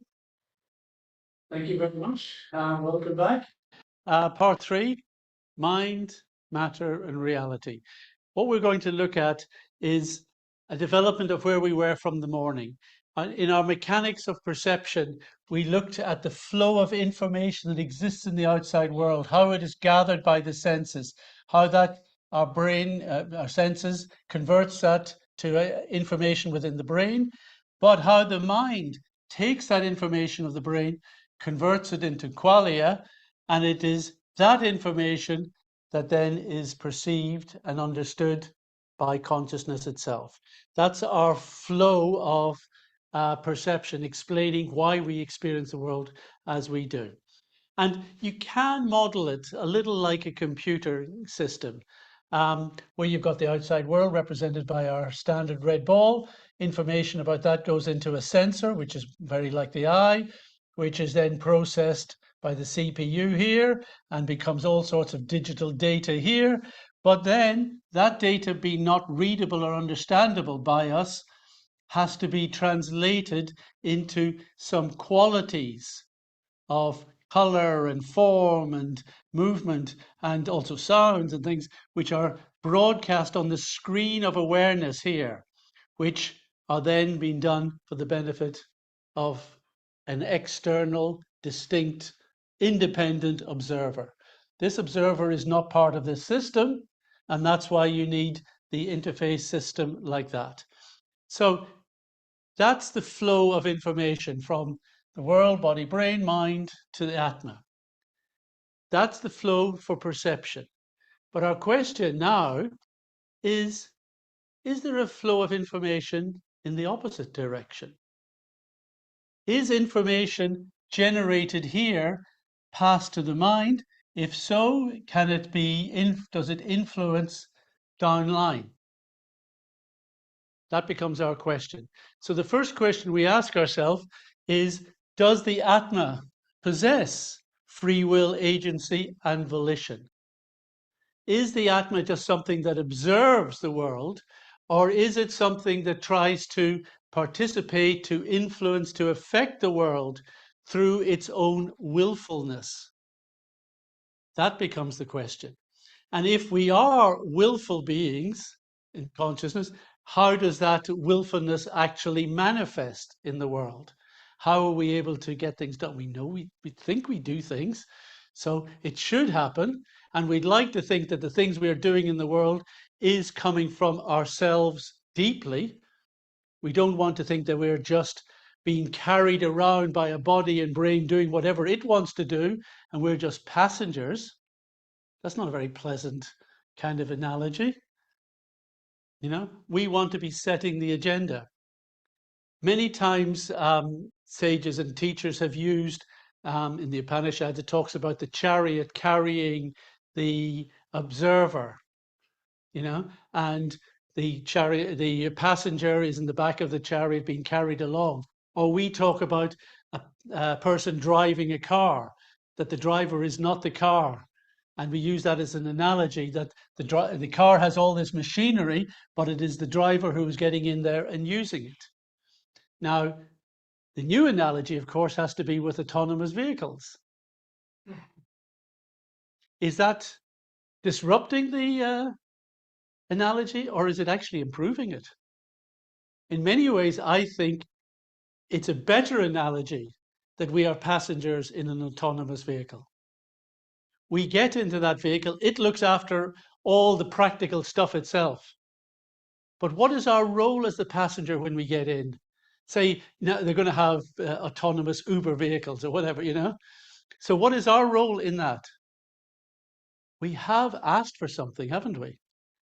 We're hoping that we are going to get to the destination of our choice. We set the agenda for the vehicle, but we let the vehicle figure out the route and everything else. That's actually a better example. what we'll show is that the Atma, we believe ourselves to be the thing that sets the agenda. Now, it may be as specific to the Uber driver, take me to this specific address, 1515 North 7th Avenue, whatever it is, BT's house. And, you know, it'll take me there. Or I might just say to the autonomous vehicle, take me somewhere, you know, where I can have a nice walk by a lake. And it will do the research, you know, check nearest park with a lake, zoop, take me there. Right? That's the way these things are going to work. A lot of processing is done in this level. But we would like to think that the Atma sets the agenda. So we first of all have to look, do we have that ability for free will? Is that an illusion also? That's the question we have to ask ourselves. So they did an experiment with a group of students and things. And they had this guy come in and he lectured, no free will, absolutely no free will. It doesn't exist. Yeah? And he gave them all the reasons, you know, the neuroscience that we've heard today, you know, there's no self, there's no response, you know, all this stuff, you know. I don't ever use the time lag argument, but he could have. But basically dismantled as best he could any notion that there was free will. So then they tested the students. They tested them earlier on their personality traits and their psychometrics and things like that. And then they did it again. And they found that having heard this guy speaking, people tended to cheat more. They were less empathetic towards others and had reduced self-esteem and personal drive. That's a pretty heavy difference. If that's the message we give to society, then we can expect that's the response we'll get within people. And it's not a pretty one. Now, the interesting one was when they then did the students where they had a speaker validating self-control. Guess what happened? Did these go up? Do you think those went, well, do you think, oh, sorry. Yeah. Did you think that they cheated more? Did they cheated less, do you think? Were they more empathetic than they had been? Not just here, not than these guys, but more empathetic than they had been. You would think that there would be change. No. When lectured that free will is real, their behavior does not change. It doesn't change because they already believe it. They already know it. That's how the researchers concluded. That's more important than something that is a belief being fed to you and trying to change what you're doing. But this is our natural situation. We believe we have free will. We know it, you know? I mean, okay, people can try and tell us all sorts of things, but we live our life that we know it. And we talked earlier about the sense of culpability and liability and blamability that you could have. You know, the Cluedo, or is it Clue here? I think you call it. Professor Plum. It would have to be Professor Plum, wouldn't it? He's in the dock. He's been accused of the murder of Dr. Black. You know, he was seen in the conservatory with the lead piping. You beat him to pulp. It's all on the videos these days, you know, didn't even have to, you know. So he's in the dock being quizzed by the lawyers that, you know, how do you plead for this? He says, not guilty. What do you mean not guilty? You know, we've got all the evidence here. It's ridiculous. You know, there's no way you could get out of this. Yes, but was that the same self that is me here in the dock that was there then? No, I don't think so. Different self. So why are you blaming me? And also, if I am just my neurons firing and the neurons fired, why are you blaming me for something that was out of my control? Why am I taking the responsibility for that? And the judge goes, yeah, it's a good point. Yeah, you can go off. Yeah, off you go. No, we don't accept that. We know that you've got free will. We know that you have to take responsibility for actions. Our whole society, our whole legal system, everything works on the basis that we have personal responsibility. So that's one question. Now, so we have the volition from the Atma trying to devise what we would like. We definitely have will. Now, will doesn't mean potency. You know, sometimes we confuse that and thinking, well, I haven't got free will because I don't get everything I want. But the two are completely separate. You can have free will to want everything that you want. You don't have necessarily the power or the ability or the deserving to get everything that you want. That's a different question. So two things we're looking at. We've got free will. We have volition. We desire things. We want things. We want to enhance our experiences. That's what this is coming from.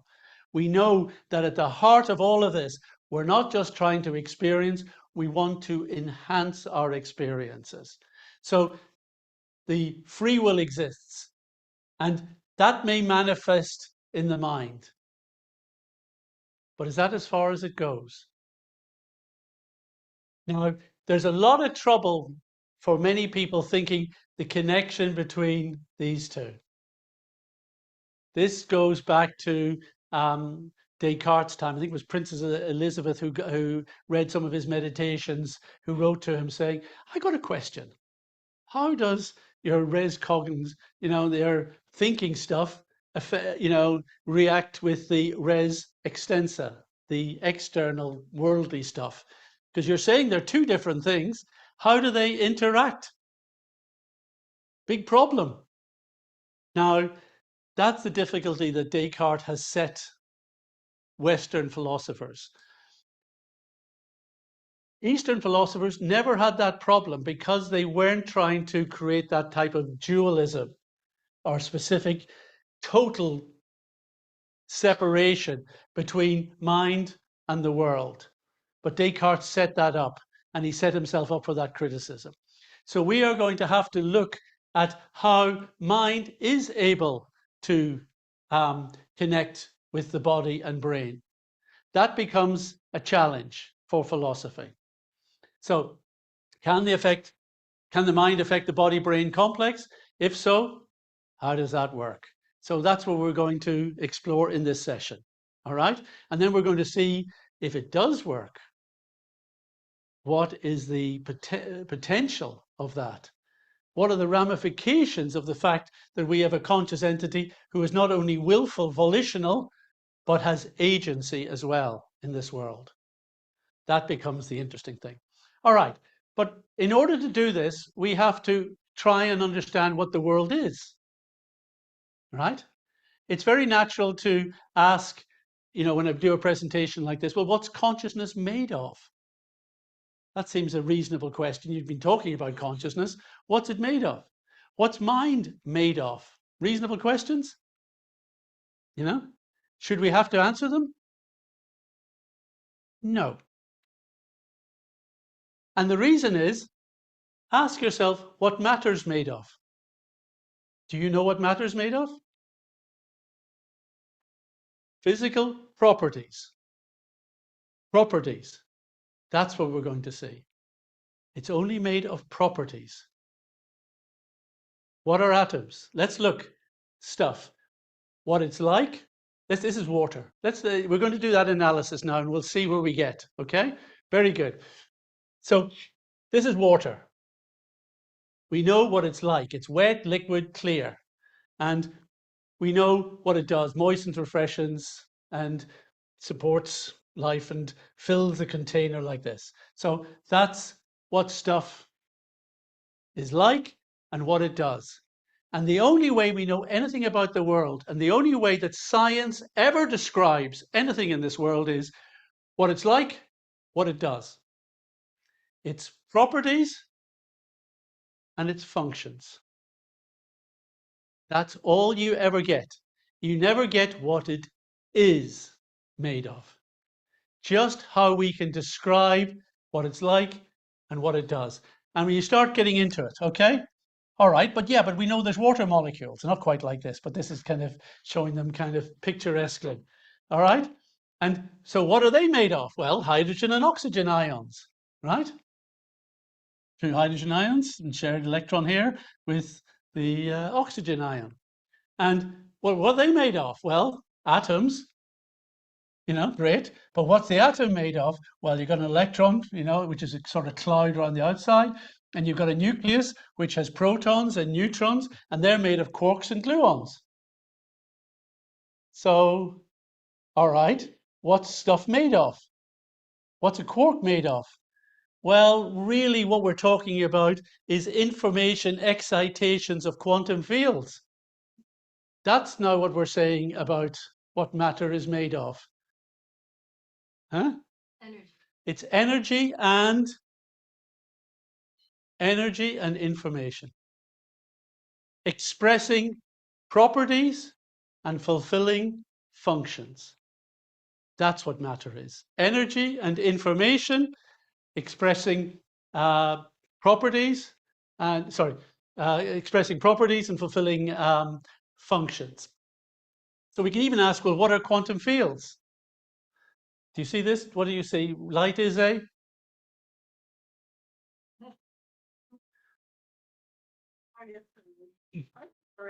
particle or wave, huh? Particle or wave.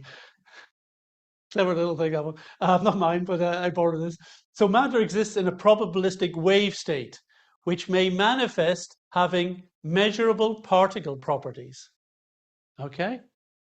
So we can't say light is a wave, or we can't say it is a particle. Nothing is a wave or a particle.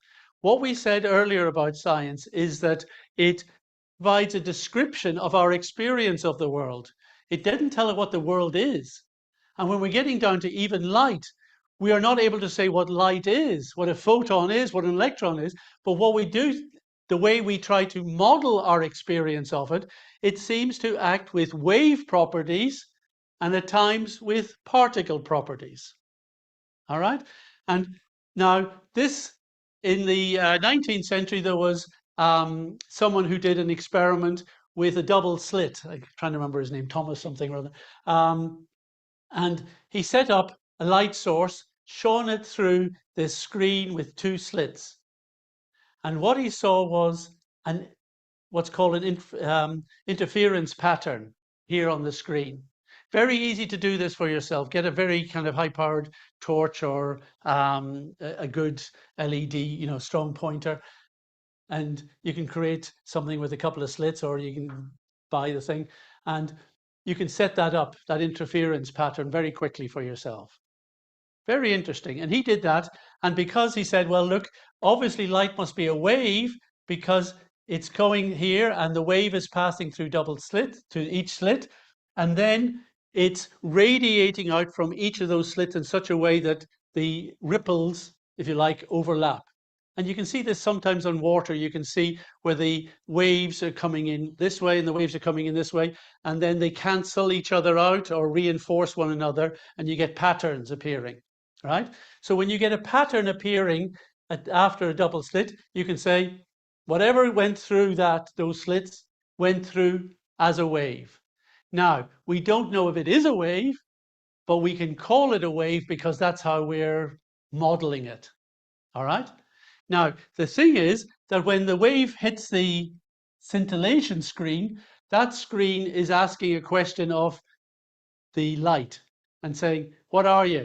You're a wave? Well, in that case, but you're here now. A screen means I've got to stop you and look at who you are and where you are. You are here. Therefore, you have to exhibit some particle property because waves are everywhere, whereas particles are in one particular location. So as soon as you put a screen and the wave hits the screen, it has to decide where it is. So you can do this with, instead of just sending a whole light beam down at once, you can send one particle, one electron or one photon at a time. And it will go through both slits. And because it's only one thing there, it will become one dot here. But it will become a dot in the place which will ultimately fill out, become populated as more are sent to develop the interference pattern. So that means that thing which you thought was a particle that you were sending down, one single electron or one single photon that you thought, is thinking that it's a wave when it goes through here, and then deciding it's a particle when it's here. in our terms. Is this confusing? This is the mystery at the heart of quantum mechanics. We don't know how all this works. And then it gets even stranger, because instead of asking the question of what it is here, if we try to put a detector against one of these slits and try to ask we sent a particle from down here, it seems to be going through the slits and showing an interference pattern, but let us check if it went through this, if it actually went through here. And as soon as you try to detect if the wave or wave particle thing went through one or other of these slits or both, it stops being a wave, because you've asked it a question here. Are you a particle or a wave? So it makes a decision there. And as soon as you ask the question there, the interference pattern disappears. Weird. Introducing you to a lot of weird stuff this afternoon. Huh? That, I mean, we don't understand exactly how to articulate what seems to be happening when we do this experiment. And there's a lot more on the quantum side that is similarly strange. We utilize quantum mechanics and we use the probability aspect of quantum mechanics in order to develop electronics, and so much of the gadgets we have now are based on our analysis of quantum physics. The exciting thing about quantum physics is the experiment is the weird thing. It's not that quantum physics is a weird theory. It's the experiment, the actual reality of what happens, that is weird, and for which we do not have a coherent, full explanation. The tendency is to use what's called the Copenhagen interpretation, which basically says it's a wave, and if we ask a question of it, the wave collapses to manifest the particle.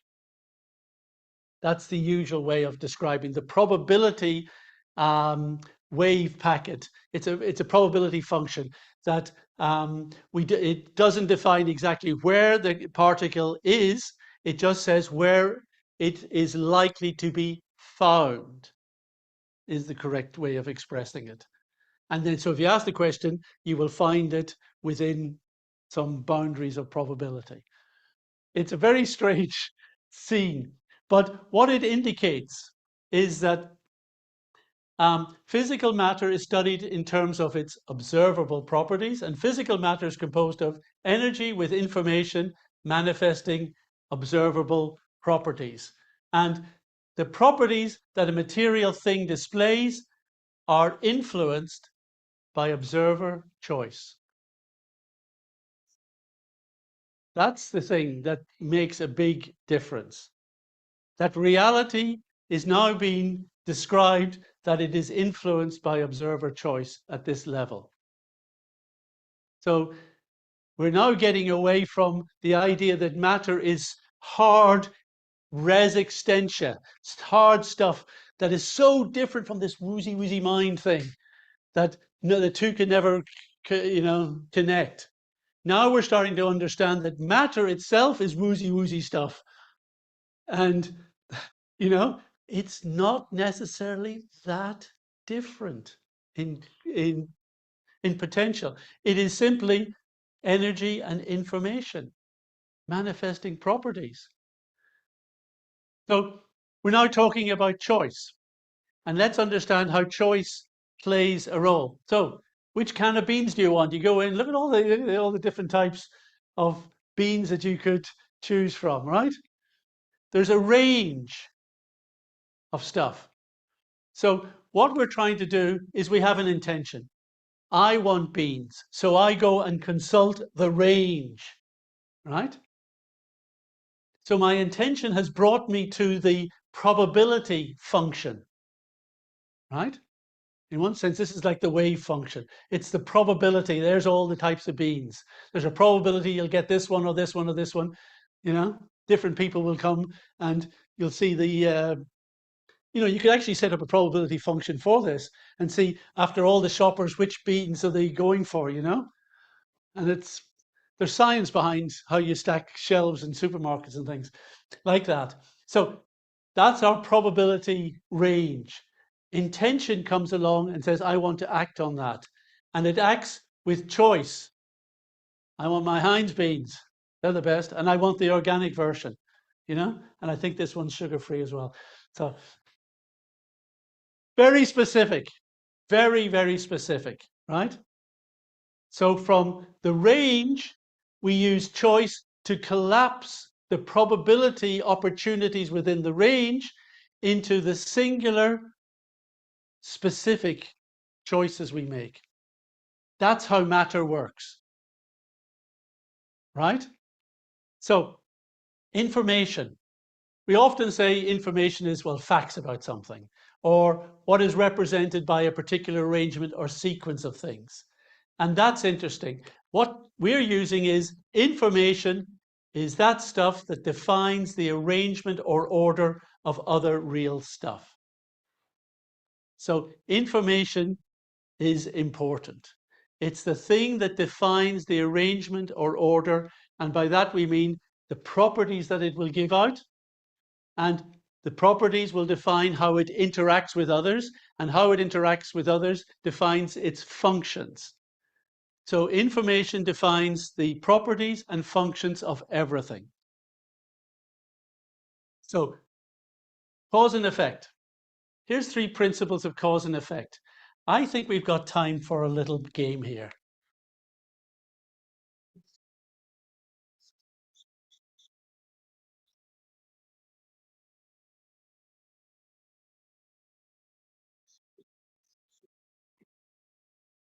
You have Countdown here? A game called Countdown on television? I don't know. This is a game that's played, very popular. My mother was completely addicted to it. You may not be able to see it so well, but maybe not. You get 9 letters. And the 2 contestants have to work out the longest word that they can take from that. So very quickly, give me some words that come from those 9 letters. Huh? Earn. That's earn as in make money. Next, quickly. Barn. Barn. Yeah. Huh? Need. Okay. Need what? Needs. Great. Rains, yep. Near. Okay, very good.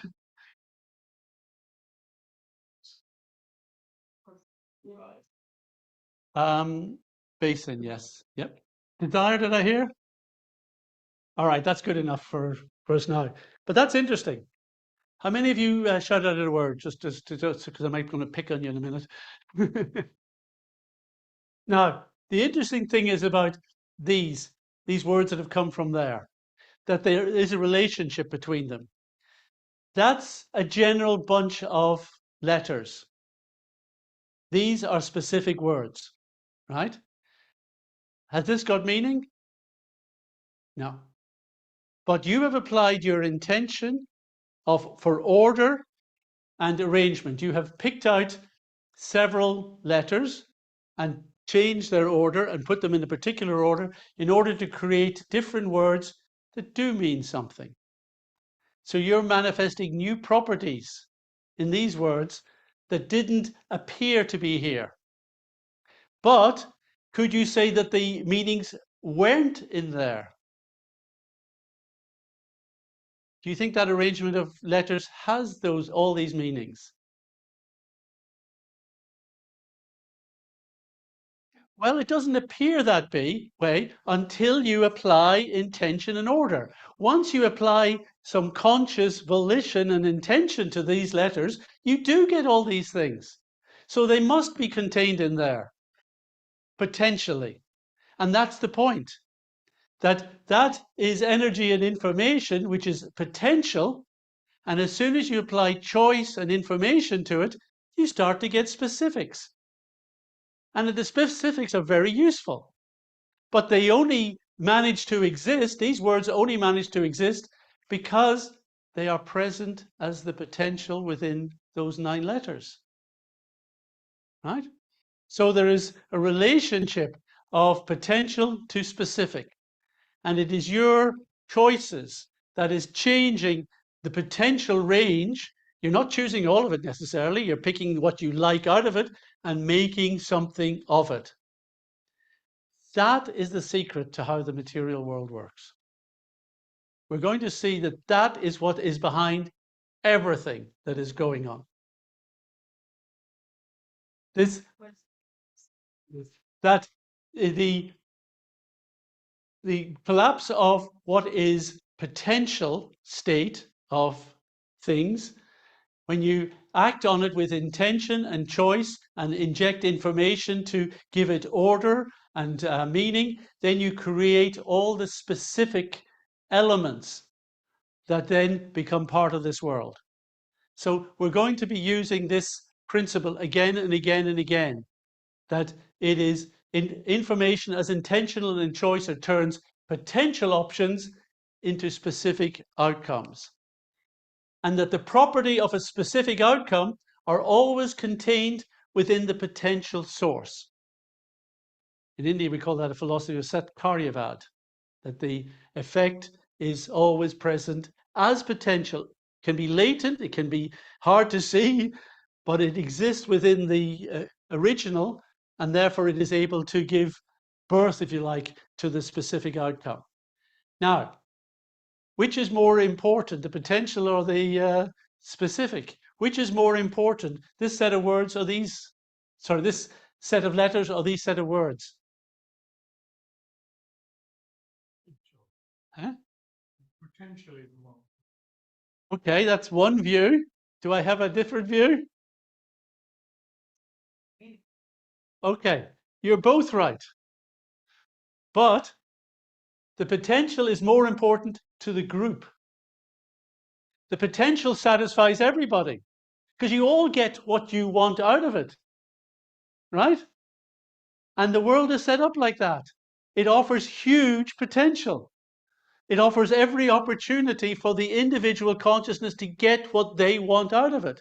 So you want matter and the material energy to be huge potential, whereas the specific is more important to the individual. We're taking, that's the word I want out of it.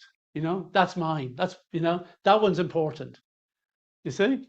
So what consciousness acts on through volition by collapsing the potential into the specific satisfies the individual.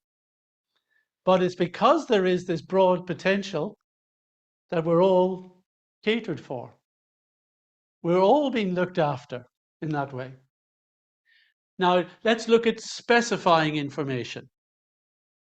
This is information which seems to do something, which turns specifying information, when it's added to material ingredients, can manifest new properties, like this very pretty vase, right?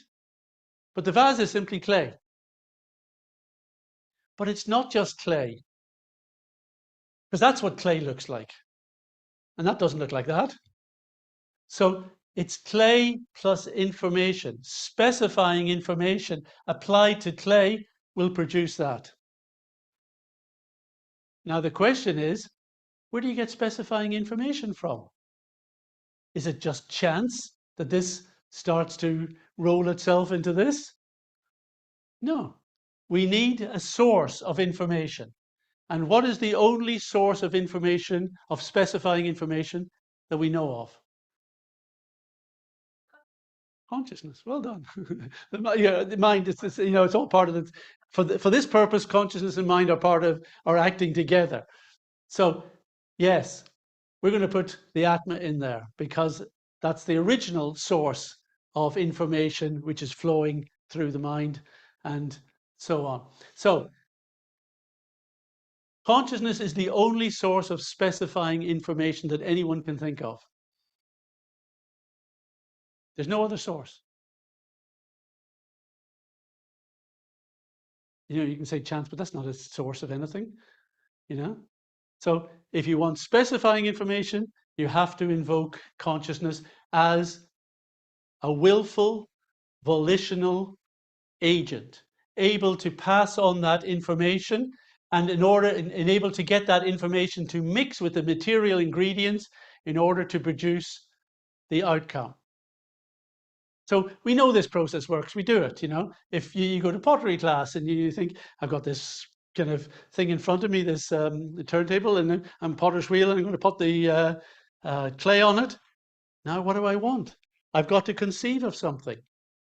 It was mentioned earlier that I studied architecture, and a lot of people say, well, it's very hard to these days design on computers. People say you should go back and design on paper, and that's right. But actually, designing starts earlier than that. We design in the mind. First, you conceive and see it in your mind. Then you sketch on paper to see if you can kind of represent what you're thinking of. And then later on, you can develop it further. So conceptions in the mind start to appear, and of the vase that you want to create. And then we start able to mold the clay into what we need it to be. A good example of this in kind of modern parlance is the 3D printer. Because when you think of what you've got there, intention is I want to produce this, picture. This is a footballer, or I don't know, just some guy. And what we do is we create a digital program that represents that form, right? So that's in the information in this. This is a kind of file of 3D printing programs. So if I go there, I can see that, yep, I want them. And therefore, this has got all the data I need. That data is going to be mixed with this potential, which is basically, this is just a long strand of plastic. Have you seen these 3D printers? Ever seen a 3D printer? Yeah. Anyway, basically, you have big strand of, this is a PET, a polyethylene thing, plastic, and it goes in here, it's heated, it goes down this tube, and it's basically an additive process. So as long as you've got the right information here and send it to this printer, then it will create this. So your little man doesn't exist really there, he's just in data there. But when you mix that data with this potential material, you get your result. Amazing, huh? And the interesting thing is, if you change the information and you want something different, you'll get something different. So you don't have to change the external world to change stuff. What you have to change is the information. Now, do you think mind could manage to change information? Yeah, that's the thing. So naive reality is really kind of Cartesian. It's that this is the hard, real stuff, 100% objective. It is what it is, and whereas this is the stuff. It's ephemeral. It's not real. It'll never do it. That's called naive reality, and the reason it's naive is I hope this screen survives my abuse of it. So why it's naive is because this isn't as hard and as objective as it's made out to be. This is simply that information plus matter equals physical properties, information plus mind equals mental properties. So there is a very close similarity between them. And consciousness is a fundamental aspect of reality, which not only observes the information there, but is the source of the information that is passing down. So we've got this agency aspect, all right? The connection between mind and body and brain. Now, can we prove that intention, that intention of the mind, not facilitated by any physical act can change matter? That is kind of a big question.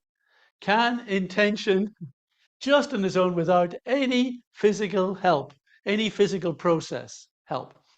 And for that, we're going to look at the Princeton Engineering Anomalies Research, or PEAR for short, which happened at Princeton University at the School of Engineering, led by Robert John.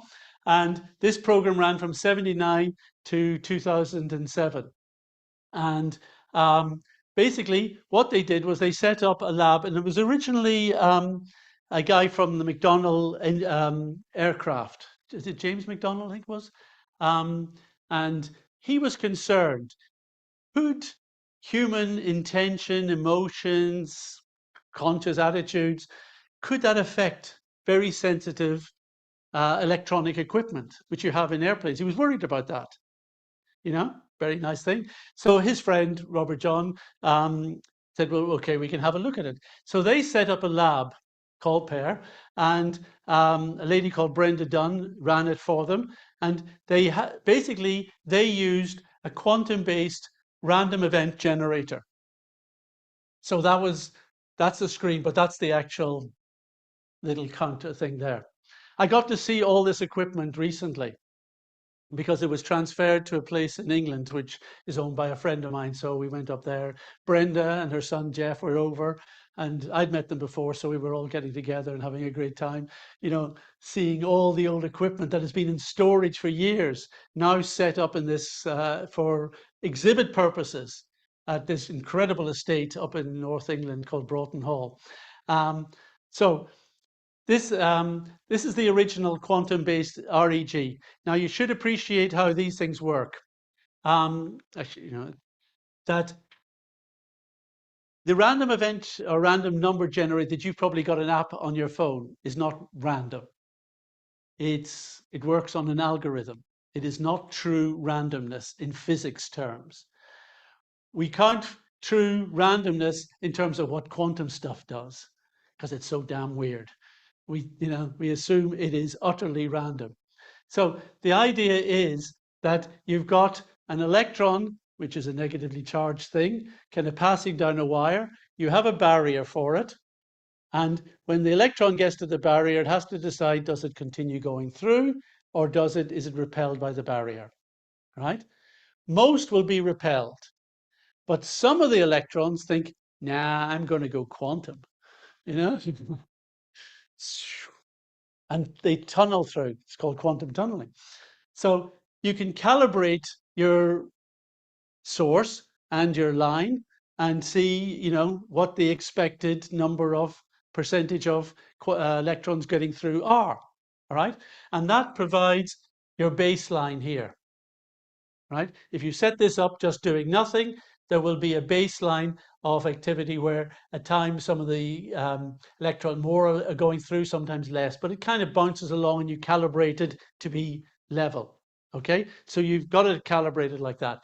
Now you get your operators. They weren't called subjects because they weren't experimenting on humans. They were experimenting on the machine. The humans were the things, the operators that they were using to see what happened to the machines. So they would ask the operators, could you, with your own mind, you're not going to touch the machine, you're not going to have any connection with it, could you get the REG to raise the output? Basically saying, can you make more of those electrons go quantum and do the tunneling? Or sometimes they ask them, could you lower it? Could you get them to fewer to go through? So what you're asking the operators to do is, with their mind, influence the behavior of what are meant to be totally randomized quantum activity. Right? So they ran this, and ultimately there was 800 different types of trials. But after 120 trials, they printed this. This is the deflection, aggregating all the trials. Some were successful, some people could do it, some people couldn't, some people were good at it, some people were lousy, you know, some people got the opposite, you know. But you have to add them all together, because that's the point. The effect is small for each individual generally, but when you add up what that everyone is, or at least the majority are getting on balance an increase, which is very statistically, that's 2 sigma there. This is way up there, 5, 6 sigma deflection. And then, not quite as much for the lower because there isn't as far down for it to go. But that deflection indicates after 800,000 trials they worked out, they had shown that they had a result which compared with chance to 1 in 3 billion. That means that's far beyond the gold standard in science for validating your evidence. So an incredible amount of work. They were fastidious because they knew what they were up against. The university was very suspicious of this because you're basically, breaking open physics and saying the human mind is going to influence, physical stuff. We haven't got anything we've got no box to put that in. So Brenda explained how they had to record every single thing perfectly. And probably there's not many other experiments that go on are that fastidious, that true to their data, because no one looked at this like that. And so, and the point is that this has been replicated. There are now dozens of studies that have shown similar things, and still studies going on which are doing the same. Was it on this question? On this? A couple of years ago, University of Florida, they conducted an experiment on trying to fly small toy aircraft using the mental, what the exact same physics that you have said. They were able to fly them, maybe a little height and a short distance with no physical connection, just looking at it, thinking about it, and making it fly. For those on Zoom, this is an example of the University of Florida doing an experiment on human intention, flying little drone aircraft or something. I would love to hear more on that. That one's one I didn't know about. But there's all sorts of things. There is no reason why. My personal view is that the connection between mind and the quantum world works really well. So if that's part of your system, I think you're going to see results. But actually, and I don't think I've got the slide up for this, they were doing it on a mechanical cascade as well at PEAR rather. And this is a machine it's bigger than this, higher than the ceiling, big kind of cascade of balls, dropping and they fall into the standard normal distribution. So they call it Murphy because it was so temperamental when it was working. But basically, they got people to meditate on that. And they would ask them, because it's not easy to calibrate perfectly, what they would say is, this time, try to get the balls to move more to the right. This time, get them to move more to the left. And the difference between that is what they measured. So it didn't matter. So even if there were changes in temperature, changes in the physics of the system, it wouldn't affect going right or left for that in that time period. It might change day to day or month to month or like that, but the difference would always be the measurable thing. And they showed deflection on that. Now that's a harder one for us to get our heads around. What is actually moving? What is actually flexing within the pegs of Murphy as these balls drop down into their different bins? I like this situation of how the mind can influence quantum states in order to manifest in a particular way. And I think it has ramifications in the world of the mind-brain connection. Now, I want to introduce you to a theory of consciousness called Orch OR, Orchestrated Objective Reduction. This was an idea that is a collaboration between Sir Roger Penrose in Oxford and Stuart Hameroff, based in Tucson.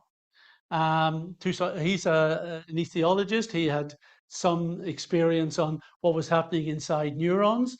Roger Penrose had a kind of quantum idea of consciousness. Stewart contacted him, and they kind of formulated this theory called Orch OR.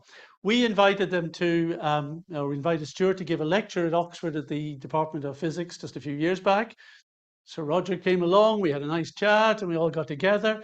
The next morning, I spent the time with Stewart, and I wanted to kind of drill me down into your theory, explain exactly what is going on.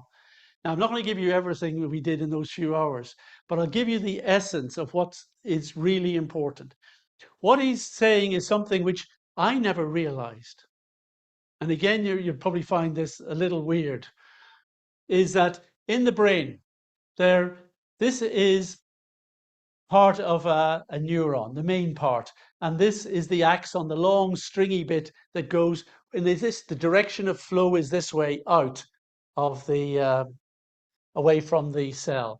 And then here there are dendrites which are picking up the connections from all the others. So other cells are connecting in on this side, and then this is sending a charge out along its dendrites to other cells, right? Now, I always thought that basically, well, what causes the neuron to fire or not to fire? I just thought, well, when it gets enough charge, it fires, right? And that's basically true, but it's not the complete truth. And to understand what's going on, you need to see these orange things here. These are tubular constructions within the biology of the cell. They're called microtubules and microfibrils, right? And it's said that in the microtubules, there is the opportunity for quantum activity to take place. Now, a lot of people have been skeptical about quantum activity in biology because they think it's too messy, too noisy, too wet. It's just not the right type to sustain a kind of quantum state. Now we're discovering the opposite. Now we're discovering that quantum activity is rampant in biology. The whole process of photosynthesis relies on a photon hitting a cell and going quantum within that cell in order to find the receptor point by which it collapses, bing, then the photosynthesis chemistry starts to happen. If that photon didn't go quantum, it would never find its way to the receptor. Couldn't do it. So they're starting to explore all these sort of things. So Stuart Hameroff is convinced that he has demonstrated that quantum activity happens in these microtubules. And what he's saying is that normally charge builds up on the outside of the neuron, positive charge. These are ions.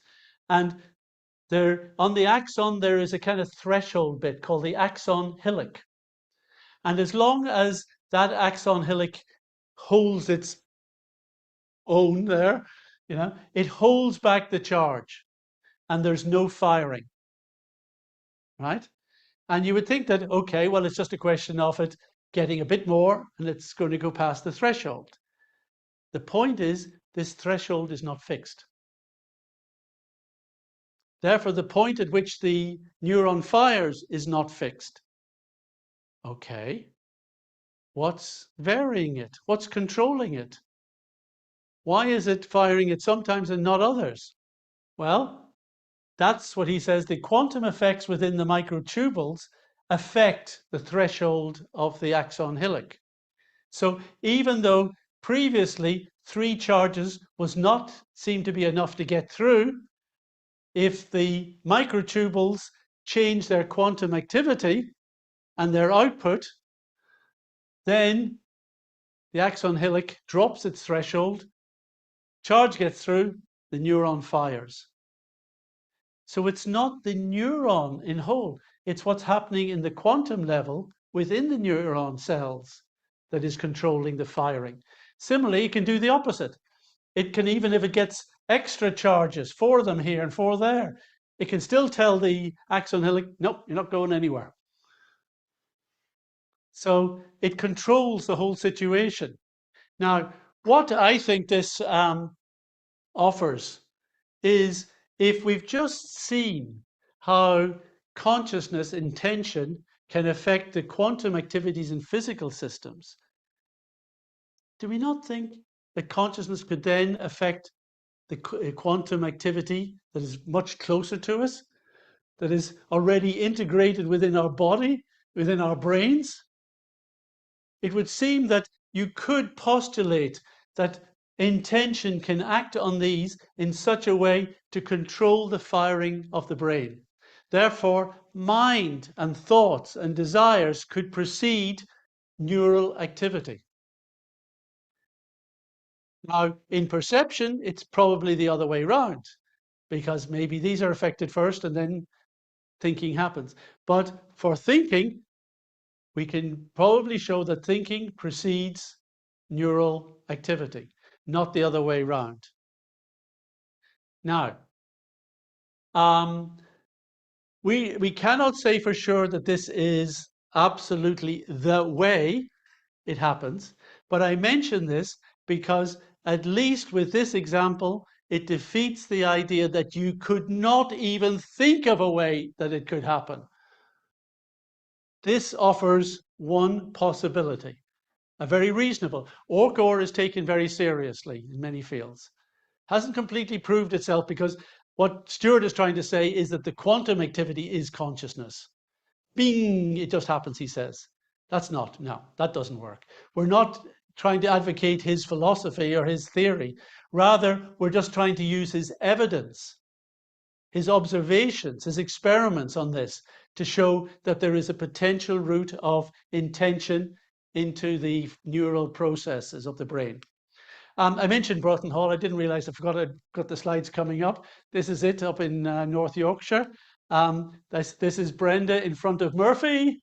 You know, wasn't fully set up. That's the original REG. This is the Froggy. This is the quantum chip is in here. It's like your drones. It's in the robot, and there's all sorts of robotics here, and they can get it to kind of go. Now, here's an interesting experiment they did. They took this, and I think they put a different, instead of the frog, they put some hen on it, and they imprinted this robotic chicken with a bunch of young chicks, just newborn, hadn't seen their mother. So they imprinted it, and this made this their mother. And the chicks were in a little cage, and there was a yard outside. And they placed the robot in the yard, and it was operating on its quantum basis. That means it just moves according to whatever the quantum activity is that's generating it. And normally it would be random, it would tend to kind of end up in the same place. The chicks would go to the edge of the cage and look out at their mother, and they were able to call the robot to them.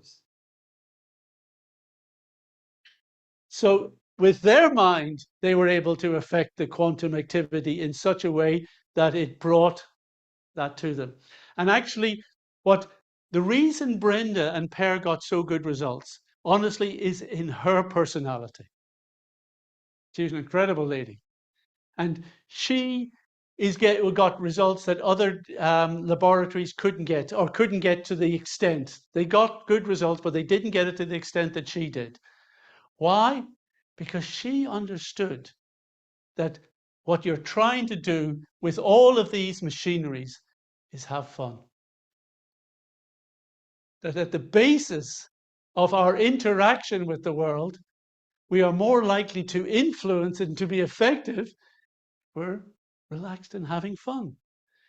The results show that the more you thought you were the controller, I am able to control these machines, I am able to make the bolt. No, you didn't get it. You just didn't get the result. But if you just thought, yeah, let's go and have fun with these, let's just try this, the results would come like crazy.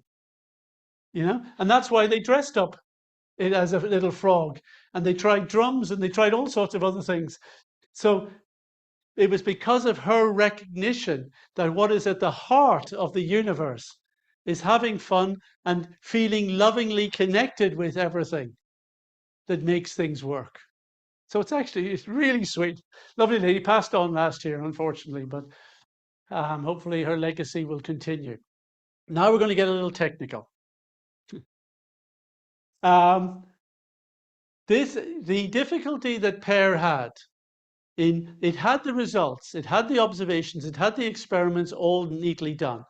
But in physics or in any field of science, you're meant to be answering a question within the paradigm that exists within that discipline.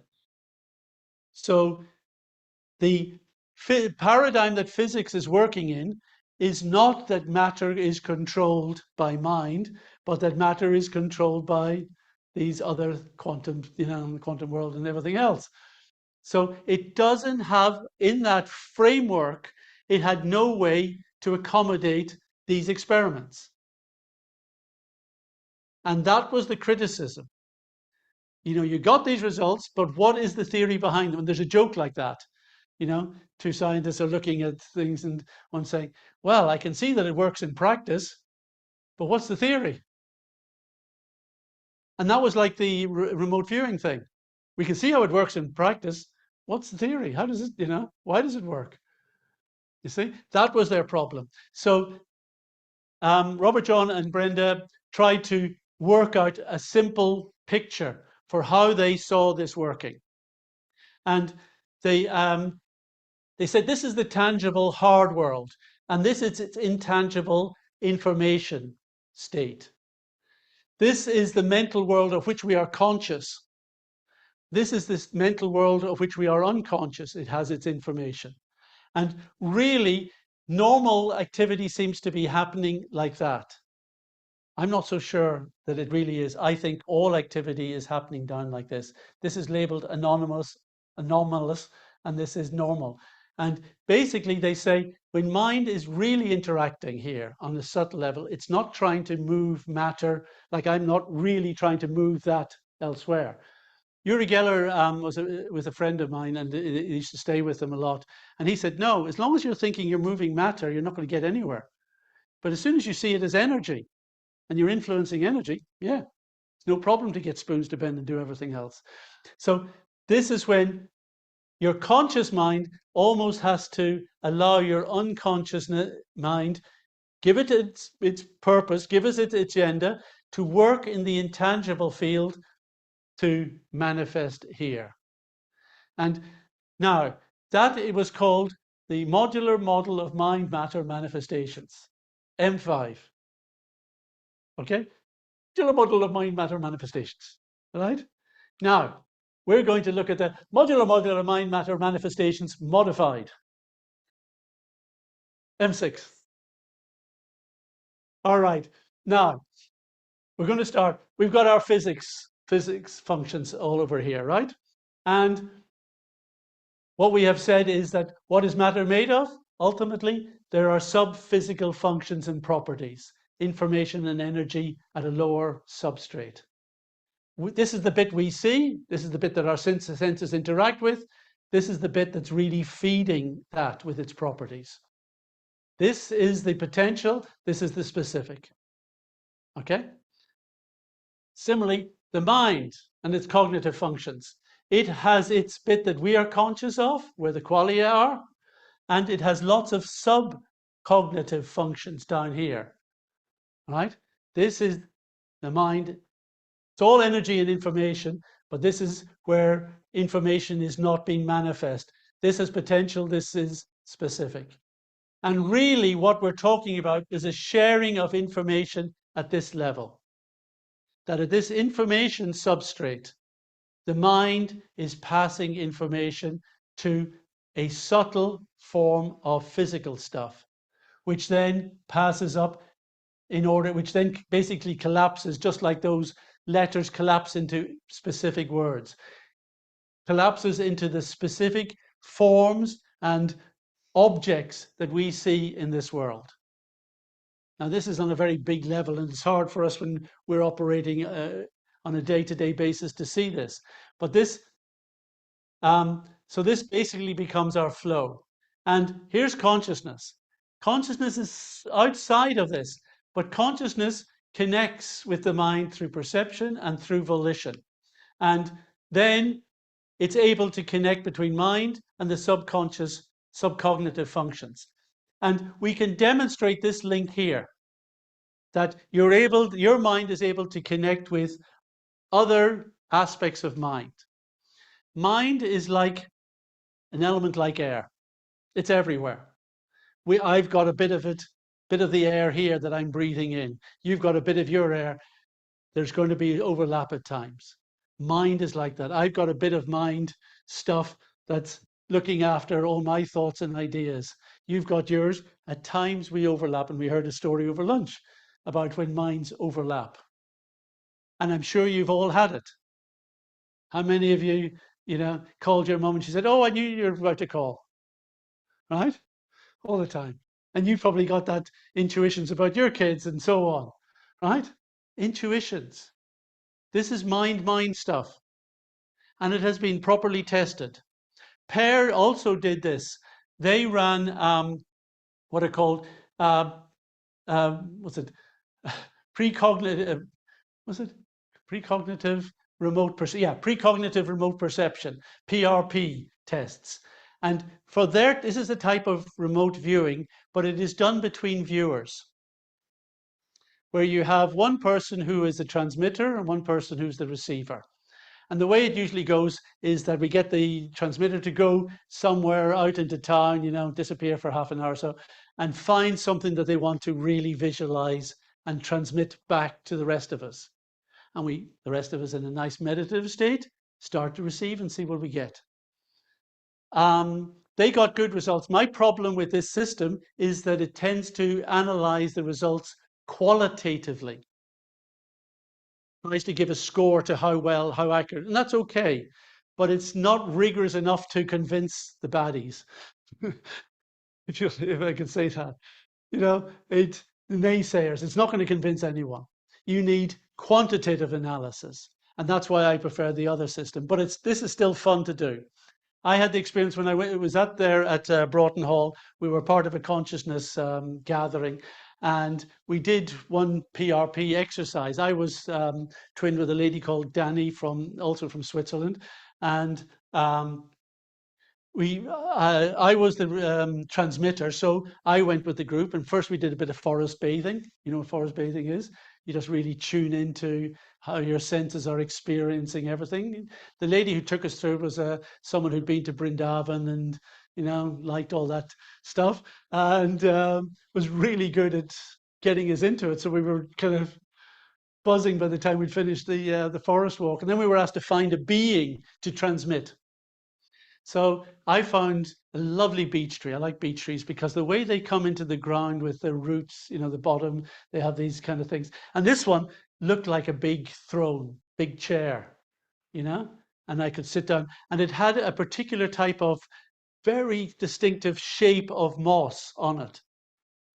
Very distinctive, powerful green moss around the back of what would have been my chair. So I was sitting on this chair thinking, yes, I am the monarch, I am on my throne and I'm overseeing my domain, and there's a, stone wall over there and a little hut and, things like that. And, so I was just transmitting that. So we went back. Danny comes over. She goes, "I'm going to show you what I've written down. I'm going to show you what I've written down." She didn't know. I didn't tell her anything. She said, "Did you have a green coat? What was that about the green?" And I said, "No, but I drew it like this." And she had drawn the exact shape that I'd also made a note of all these things on my piece of paper so that it could be correlated. So I had drawn that shape as well. We matched. Then she said, "What was all this about royalty? What was I getting thrown? What on earth was that about? You were in the forest, And was there a stone building? What was that?" I was just flummoxed how accurate and complete her connection was. We didn't even know each other. There was no connection between this. We were just you and you get together and do this thing. So fascinating how mind connects with the broader mind, When we're talking about subcognitive functions here, we're not talking about just our own individual subconscious. We're talking about mind as the element that is everywhere, that each of us is using a little bit. And that's why it's possible to tune in. Now, if you overdo this, if you tune into everyone else's mind, you're going to go batty. You know, so there's a certain protectiveness you need to have on this.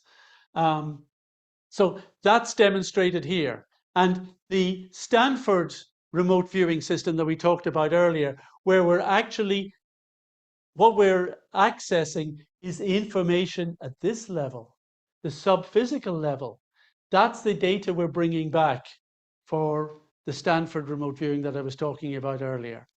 And then the pair experiment really shows how this connects through this, through the subphysical system, through the quantum level in physics, manifesting new physical stuff, changes in physical properties, changes in the number of clicks on a REG. That is changing reality, right? So these experiments demonstrate that. So yeah, so basically, just to kind of complete this little picture here, we put the world, you know, and its physical functions, but actually we need to tie the world, the physical functions, and the mind within this broader green box, which picks up the substrate of cognitive functions, the subphysical functions, and this information substrate. So that's what's being influenced. That's our world of matter. All right? And it's integrative. We're still acknowledging the differences between what are physical properties and what are mental properties, but we're not saying they are that different in essence. And we're showing that there can be a connection, and the connection is the flow of information. And that flow of information is linked to gathering information for perception and giving information through volition. That's our model. That's how consciousness interacts with this material world. And we're going to kind of use this model again and again this afternoon just to show the different circumstances in which it happens. We're going to finish very quickly, very soon, but I want you to try this at home, right? If you want to demonstrate your power, to show your intention and its power to change matter, do this one. This is an experiment I ran over 10 years ago. You've probably heard of, there's some guys been advocating the rice experiment. Has anyone done it for themselves yet? Oh, you got to do it. Seriously. If you want to kind of prove this to yourself, and that's what we're all about here, you know? So here's what I did. I didn't waste anything. I was cooking dinner. So I cooked a pot of rice. But the first thing I did before offering to Krishna was I had 2 containers, completely identical, completely sterilized. I was trying to be as clinical as possible in my kitchen, making sure no germs got in this because, you know, that could affect things. So from the pot, I took exactly the same amount of rice from exactly the same positions within the thing. I didn't take some from the top, some from the bottom. They were both taken from, you know, the overall top and, you know, the same scoop. So I filled those 2 containers. Now, you label one, thanks. You label the other one, fool. And here's what you do. The thanks one, you're meant to do this morning and evening for a minute or each. So for 1 minute, I picked up the thanks and I would praise it. Thank you. You are wonderful. You are a gift of nature. You are sustaining my family. You are tasty. You're enjoyable. You're so nutritious. And I would just, with the warmth, the best warmth in my heart, praise the rice. And you've got to really lay it on, really mean it, you know. And it's a lovely thing to do. That was lovely. That was absolutely fantastic. Then you pick up the other one, and you've got to let it have it. You've got to be nasty. You're horrible, nasty, disgusting, useless, just muck, you deserve, and, you can't believe how you have to speak to this rice, and I was cursing and swearing at it, because you can't just say, I think you're a little misunderstood. That's not going to make it.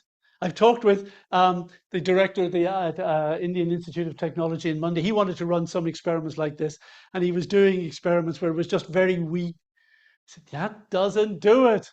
If you're going to see something which you can actually observe a real effective intention, you better make sure your intention is strong, both positive and negative.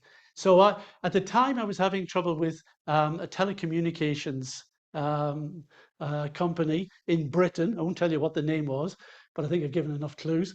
And they're really giving me a hard time, with my account. So all my frustrations, I just let it out on this fool. Morning and evening. You're meant to do it for 1 month. But after a week, I couldn't do it anymore. I couldn't do what I was doing to the full one. I just didn't do it. But so I didn't do this to completion. So let's just see some of the results, right? There's after 9 months, you can see the degradation here in the fool, and that the thanks. I was cooking. I always have some peas in my rice. I like that, So the green things are peas. So the rice is all whole. They were stored in the same place. I'd move them around. I'd make sure that there was no difference in how they were stored or how they were ever opened. Take the photographs. I tried to keep it identical. That's 9 months. After 18 months, this had become just liquor. Horrible smelling, everything. All the grains just decomposed into this horrible brown mess. There's a little something there. There's a little kind of, but otherwise the rice is all in whole. Now, 4 years. Was it the same bowl of rice or you changed it? No, this is the original. 10 years. They're not in a fridge. They're both on a shelf in the larder. Obviously, that's just gone and gone. 10 years.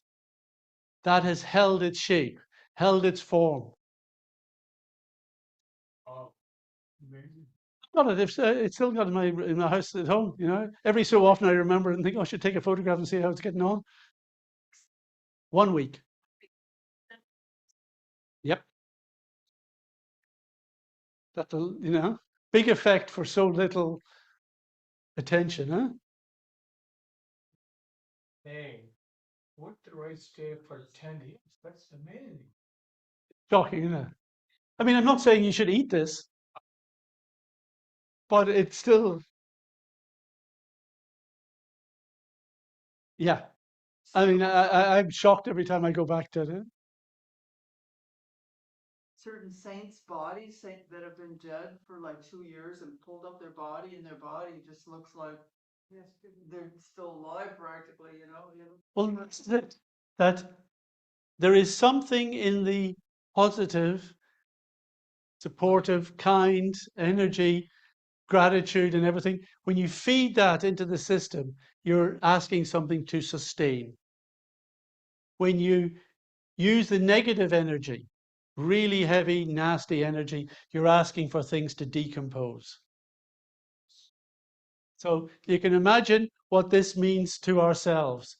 This is the interaction of mind and matter in a bodily sense. So sound theoretical framework supported by scientific evidence that validates the interaction and exchange of perceptual and specifying information amongst these three functions. We're going to take a break there, but we now really want to explore what else is going on, what all this means for us. Okay? So that's a good, this is our moment, isn't it? Oh, we're a bit ahead. We've got time for a couple of questions, yeah. Yeah. Manifestation, was it related to this or it's? Trying to remember. Only, we'll talk about it now. Yeah. It seems related to, yes, let's talk about it now. Yes, thank you. So there's obviously been a big business done in the world of abundance, visualization, manifestation, think and grow rich, and all these sort of things. At Buckland Hall, to my shame, we hosted many of these characters doing many of these retreats and making themselves lots and lots of money. It paid the bills, but it did hurt my heart that I often felt people were giving poor direction, to solve their problems. Because yes, what we've just showed is that your intention can change reality. But which one do we want to apply? We want to apply the one that actually brings sustenance and support and vitality to ourselves and to others, not acquisition and destruction at the. So, although this works, it has to be authentic. And a lot of people who explore these manifestation processes, like I remember one group, abundance, and you stick your £50 note on your bathroom window or so, you kind of meditate on it, and you think about this, and you try to visualize and think and grow rich. And often people will get the opposite result. And part of the reason is that you will get what you want, but it has to resonate with your persona. That person we said was there in the drama? It has to resonate with who you really believe you are. That's what will manifest. And if you start praying that I want to be rich, I need to be rich, God, give me money, universe, give me money, make me rich, and what are you actually saying to the universe? I think I'm poor. I think I'm lacking. I think I'm missing something, right? That's me. I've reinforced my identity of being poor, miserable, and unhappy. Guess what I'm going to get back from the universe? It simply reinforces where you're really at in the manifestation. So if you want to be, if you want to kind of use this in a positive way, you actually have to think beyond yourself. You cannot be thinking what I am going to get from this. Obviously, focus and preparing a business plan and having a mind map of where you're going. These are useful to a degree. That's fine. But when you're actually talking, manifestation, which is coming from the universe, if you want to say that, then it has to be authentic, and far better that it's service. Far better that you're thinking for the benefit of others. Far better that you're thinking of it detached. And of course, the Gita has a whole lot to say about that. That actually, we're not the doers. Yes, and this is an important point, probably not covered. That, is the Atma the doer? No. If you look just looking at a text such as Bhagavad Gita, says, no, we're not the doers. But wait a minute, I just said we're able to do all this stuff. No, we're the willers. We will, but it's actually this system under the care of higher authority that looks after all the doing. That's where our doing stops. Here, we just do a bit of willing doing, that's all. This system takes it on from there. Well, yes, then you say, well, how well does that actually manifest? It isn't just your desire, it's your deserve as well. So yes, the whole thing will be tied in together, but that's probably a slightly different story. Now, is there any other aspect of manifestation that you want on that? Is that? Just wondering, to what extent does it actually work? Visualize the whole situation, and it just happens. Like you visualize it, you see it, it's almost real. It's just time separating you, And then well, as you were giving that, it did remind me of my own teacher when he sat down and said, I have lots of centers, lots of farms, lots of schools, they're all existing. Just time is separating. That's actually the reality we've been trying to describe, that things can exist in that potential form, but it's only time which allows the changes in order for potential to become specific, to become a physical output. Is, okay, Krishna's Brahma Jyoti, is that the quantum field? Yeah, I'd like to understand that. No, when we're talking about the quantum field, remember, it's part of the modeling of physics. We don't actually know what is a quantum field, but it's been very helpful to visualize what the properties that we're playing with at that level. A field is a very good way of visualizing and then analyzing those properties. So it's useful, but what is a field in physics is another story altogether. But it's still with very much part of the. It is. I want to get back to show you where quantum field is there. It's not even down here. It's not this stuff even. Never mind as subtle as mind. Never mind out here in the conscious. It's way up there. It seems to be the connection that subtle information can act on. Now, perhaps physics will discover something below this. Some people say string theory or something like that. That's still having a problem. Or the implicit order, David Bohm's pilot waves. It could be something down here.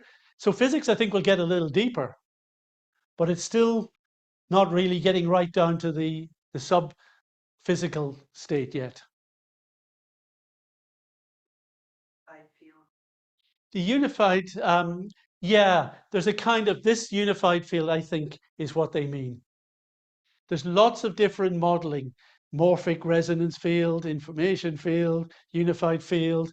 It's really people's way of trying to talk about what seems to be happening when the information from mind and the information from the physics seems to be within an area where it can interrelate and information can be shared. So we have a question from Zoom. Could you describe the difference in how the Gita describes mind and how the Western scientists describe mind? Yes, great. Oh, the question coming through from Zoom is, could I explain how Western philosophy describes the mind and the difference between the Gita, or let me describe it in terms of how I'm describing it here. And in simple terms, we could refer to this chart here. Basically, Western philosophers ultimately believe mind is some kind of product of the brain, as we said this morning. Some epiphenomena, emergent property, something that supervenes it. We don't know what it is, but it kind of matches what's going on at the brain thing, and somehow they're kind of interrelated. So it tries to put mind in here. And what it says is that consciousness is just another thing of the mind. Consciousness is not the experiencer, it's just what the mind is doing, generating experiences. So that's the difference. So what we have done exhaustively this morning, I hope, is to try and show that the properties of mind cannot find a place within the brain. And that's why we have to categorize them as distinctive cognitive functions and properties. We're saying that there is a relationship there, but it doesn't come from the brain. And consciousness is different from the mind again, because this is the experiencer, this is qualia, what we experience, yes. So that's the difference between these two. So we're making a very specific distinction between the consciousness as the experiencer and what we experience, and what we experience qualitatively is very clearly different to what the properties of the body and brain have. So that's the difference between the different approaches. All right, we have reached the magic hour for a break. So we got 15 minutes. Thank you very much.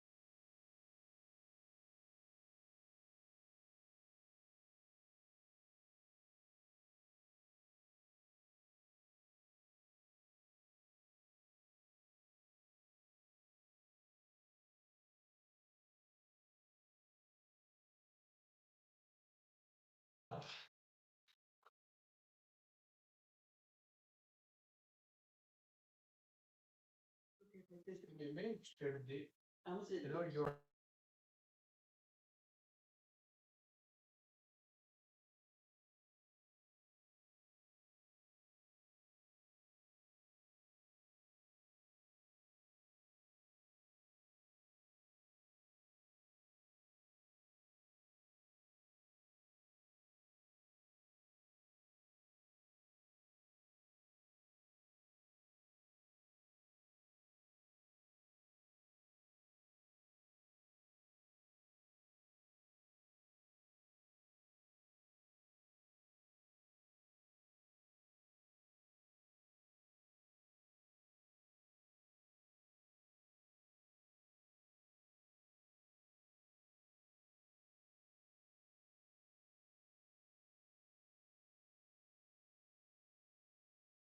Okay, welcome back to part 4, which is the final part in this session. And we're going to be studying life, the universe, and beyond. Really, but we're going to study this from the perspective of consciousness. Now, as I mentioned at the beginning, when we did the Atma paradigm series, life and the universe, etc., took up, was it 19 out of the 35 lectures. So a huge proportion of them, more than half. And I am condensing them into just this one session. So I can't do full justice to all the thoughts and things that we're trying to bring up here, which we could be exploring. But I'm trying to do it in such a way it gives you a flavor what's there. And of course, you're always interested. The other lectures are there if you've got a life or haven't got a life and you want to explore those. But at the same time, I'm hoping that at least what we're doing today is tying together our understanding of consciousness, not only as the entity of perception, but the entity of volition. And we're really going to explore that in this next session to show how far that goes. It's much further than most people could ever imagine. So here we go on this journey, all right? Life, what's it all about? And I mean, what is it, first of all? Now, there's over 100 definitions of life.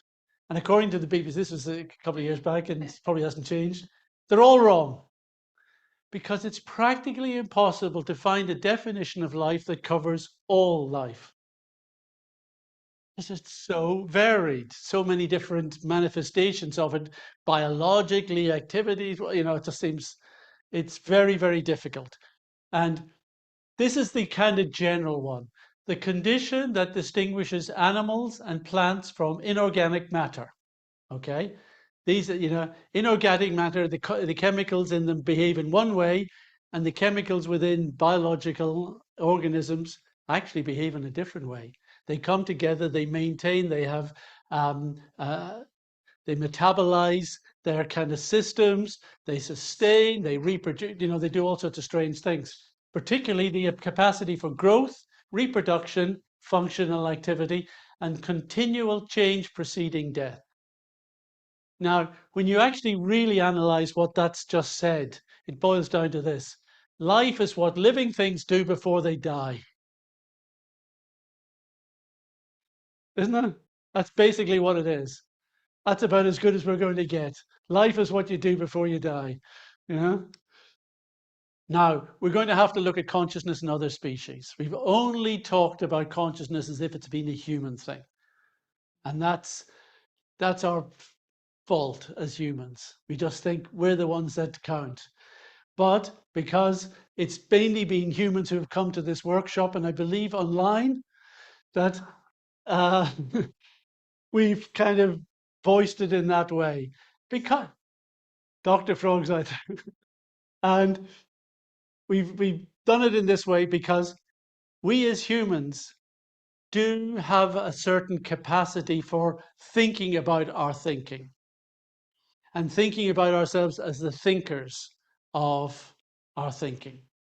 And we're not sure how much that affects others. I remember talking to Sir Roger Penrose about this. We were discussing consciousness in other species. So we asked him, what was his view? And he said, well, I'm sure it goes quite a way down. How far? We don't know. And that's the general, probably generous thing. Now, there's been a lot of studies about consciousness in animals in recent years. And it has actually been motivated by people who want to prove that consciousness is material. Now, that may sound strange to you because, you know, maybe you've been of the thought that, you know, talking about consciousness is different from the body, you know, and recognizing that in animals is an inherently non-materialistic kind of view. And that's correct, except if what you're trying to prove is that what consciousness is something that has evolved from something that was pre-existing in earlier species. And that's why there's a great deal of effort within evolutionary theory to try and demonstrate that tendencies towards rituals, you know, that animals have certain rituals, which kind of, they won't be religious necessarily, but they seem to be rituals that they'll engage in, that and rudiments of consciousness are there in those species, because then they can say this is not just something that appeared in humans, it's part of the evolutionary scheme of things, right? Now, that's their approach. It still doesn't address any of the problems. And if you're going to say that this consciousness as unified qualitative subjectivity exists in animals, you've created a bigger problem for yourself anyway. So what we're going to look at is, there is, sorry, I just want to preface, there is this kind of change in people's attitude towards consciousness in animals. Up until quite recently, it was very tight. No, they just don't have the brain capacity. It's not happening. They don't think, they don't have language. They can't possibly have consciousness as we know it. Because the approach was we didn't understand what consciousness is. They thought that consciousness was some kind of thinking process or introspective process. What we have proved today is that what consciousness is about is experience. Having that as a felt experience. There is something that it is like to have this experience. And what we're actually asking is, does that exist within the animal species? Is there an entity there that is having a felt experience of what they're going through? Now, let's take the analysis. Animals think. No question of animals definitely think. You know, I'm sure you've had family pets and things. You've seen how, you know, you can actually interact. You can know what they're thinking. You know what they're experiencing, right? This is our family dog, Buffy, here. And when I was working at Buckland and I would walk from home, she would, if I was going out, she'd want to come with me. But if there was something else going on in the house, the other family was there, she would come out and look at me and think, what's he doing? Is he going for a walk? No, I think he's going to the office. No. She would go back. She'd weigh up her options, decide what was the best thing for her. Okay, so animals think. Some use language, but language is not a requirement to think. Now, this is a major stumbling block, which I think is being addressed now. And I've met people who've argued blue and black that animals can't have consciousness because they can't think, and they can't think because they don't have language, because we think in language. I met an animal researcher from Bristol University, and she explained, no, we're doing a lot of work with people who have had strokes, and different parts of the brain can be affected during strokes. One of them is if the Wernicke's area is affected. That affects language processing. So what they've discovered is that these patients who've had the Wernicke's kind of area knocked out continue to say, I'm thinking absolutely clearly, no problem, but no language in the thinking. It's not verbal anymore. Now it's hard for us to get our heads around that because our thinking is mostly verbal generally. So what would thinking be like if it wasn't verbal? These guys are experiencing that. So it's a confirmation. You don't need language to think. The mind can quite happily present itself and work out its ideas inside you without that. Some animals have self-recognition. And the way they test that is they give them a bindi or something. They put some mark on where they can't see it. And then they show them the mirror. And you have the elephant going with his trunk, what's that about? They know it's what they're looking at refers to them. That's a very advanced type of thinking. Now, not all animals can do that, but quite a few can. Some understand the theory of mind. Crows, they look kind of, mean and, stupid. They're very, very intelligent crows. They use tools. They can solve problems. They can do all sorts of things. They can plan for the future, or they can hear the things that they can do. And theory of mind means that I understand that the way you see the world may be from a different perspective than I'm seeing it. That's very advanced. 2-year-olds don't have that. 2-year-old humans. It starts to come in after that. And they do this Alice and Jane experiment where if Alice is watching Jane put a ball in a basket, and then there's 2 baskets, and she puts the ball in one basket. She goes out of the room, and then I go and change the ball from one into the other basket. Then Alice comes back, and you ask a child, which basket will Alice look at? The one where she thought she put the ball, or the one where the ball actually is? Without theory of mind, you automatically assume she should go to where you think the ball is, in that basket. Theory of mind means she doesn't know you changed it, and therefore she should go where she thinks it is. That's how you test theory of mind, and you can do that with crows, and they pass that very well. Some are artistic. This is the Japanese puffer fish, and it creates these incredible patterns as a gift to its beloved. That's what it's doing it for. It's it comes and then invites the female to come. Look! I'm artsy. This is the bowerbird. Now, this is interesting. What it does, it creates these kind of bowers like this. And they're all very similar to that. And it stands within it. And the thing is, that creates an optical illusion of its size. It makes it seem bigger and stronger when it's viewed through there. So basically, they're trying to create an illusion in order to win over their mate. So that's pretty smart. They can be psychic. I should have shown you the picture that Brenda Dunn showed us. A painting done by this bird here, Nikisi. She showed us this picture and said, "Oh, what do you think that is?" And I said, "Well, it looks like a painting of a flower, maybe an orchid." She said, "Yep, that was done by Nikisi." Now, they set up an experiment with Nikisi, and this is her owner, Amy. And it was Rupert Sheldrake who did this one. Basically, he put Nikisi in a room away from Amy. And he showed Amy some pictures and asked her to meditate on it. And in the room with Nikisi, they just set up a microphone. Now, Nikisi has a vocabulary of around 3,000 words. Yeah, she's a really smart parrot, an African grey. And what they would show is when Amy was looking at a particular picture, she would start speaking. Can you give a hug? Your hug. Because it was a picture of someone giving a hug. Another picture was someone looking out of a car window. Why are you looking car? What's window? Who's looking? And it just starts. It throws out a lot of words. It's not speaking, perfect elocution, but it starts to throw in the words it knows in that picture. Psychic, remote viewing, rote perception. So that's all very good. But do they experience qualia? That's the big question. Now, you would think, they've got such good sensory equipment.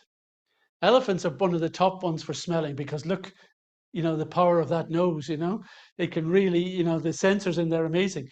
This fish apparently is one of the top ones for hearing. They have something along that lateral line rather, that picks up sound and gives them that experience of hearing. Lobsters, or this is the mantis shrimp, is apparently its sight is just amazing. Taste, catfish, wasted. You're going to put brilliant taste, don't stick it in a catfish. Touch, wasted on a spider, you know. So, but anyway, every species has different sensory abilities to greater or lesser extents. Now, since sensory abilities are linked to qualia in us, would we not think that they were linked to qualia in these creatures? Is there a felt experience of touch? Is there a felt experience that they're seeing a picture in their mind? Are they experiencing what they're eating with a taste, a felt experience of a taste? That is very, very, very hard to say. In fact, it's impossible to address that, which is why so many people don't want to touch the issue of qualia in animals. But it's not completely impossible. And that is that we need to look at pain. Pain is a type of qualia. It's one of the archetypes of qualia. Francis Crick mentioned it. Painfulness of pain. Why is that? We know all the neuroscience of pain. We know what nerves are being stimulated. We know what's firing the C fibers in the brain. We know how to create neuralgesics to stop that, the pathways. But we don't know why it feels painful. Why should that neural pathway feel like something? Why does it feel, ow? You know? That's the qualia aspect that becomes inexplicable. So the question is, can we use the qualia of pain to study conscious experience in animals? And it has been done on many vertebrates.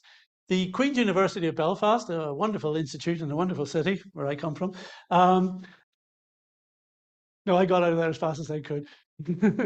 And did a study on the pain experience in crustaceans, you know, crabs and lobsters, which you wouldn't have put very high up on the scale. If Sir Roger Penrose was making a projection of how far consciousness went into the animal species, he probably wasn't thinking about lobsters, you know.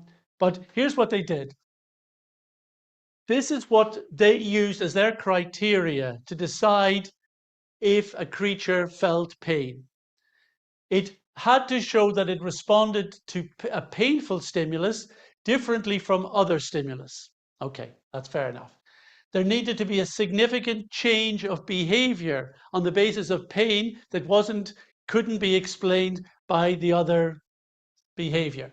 And particularly, they had to show a change of motivation and decision making in that behavior, particularly when the choices they were making were threatening survival.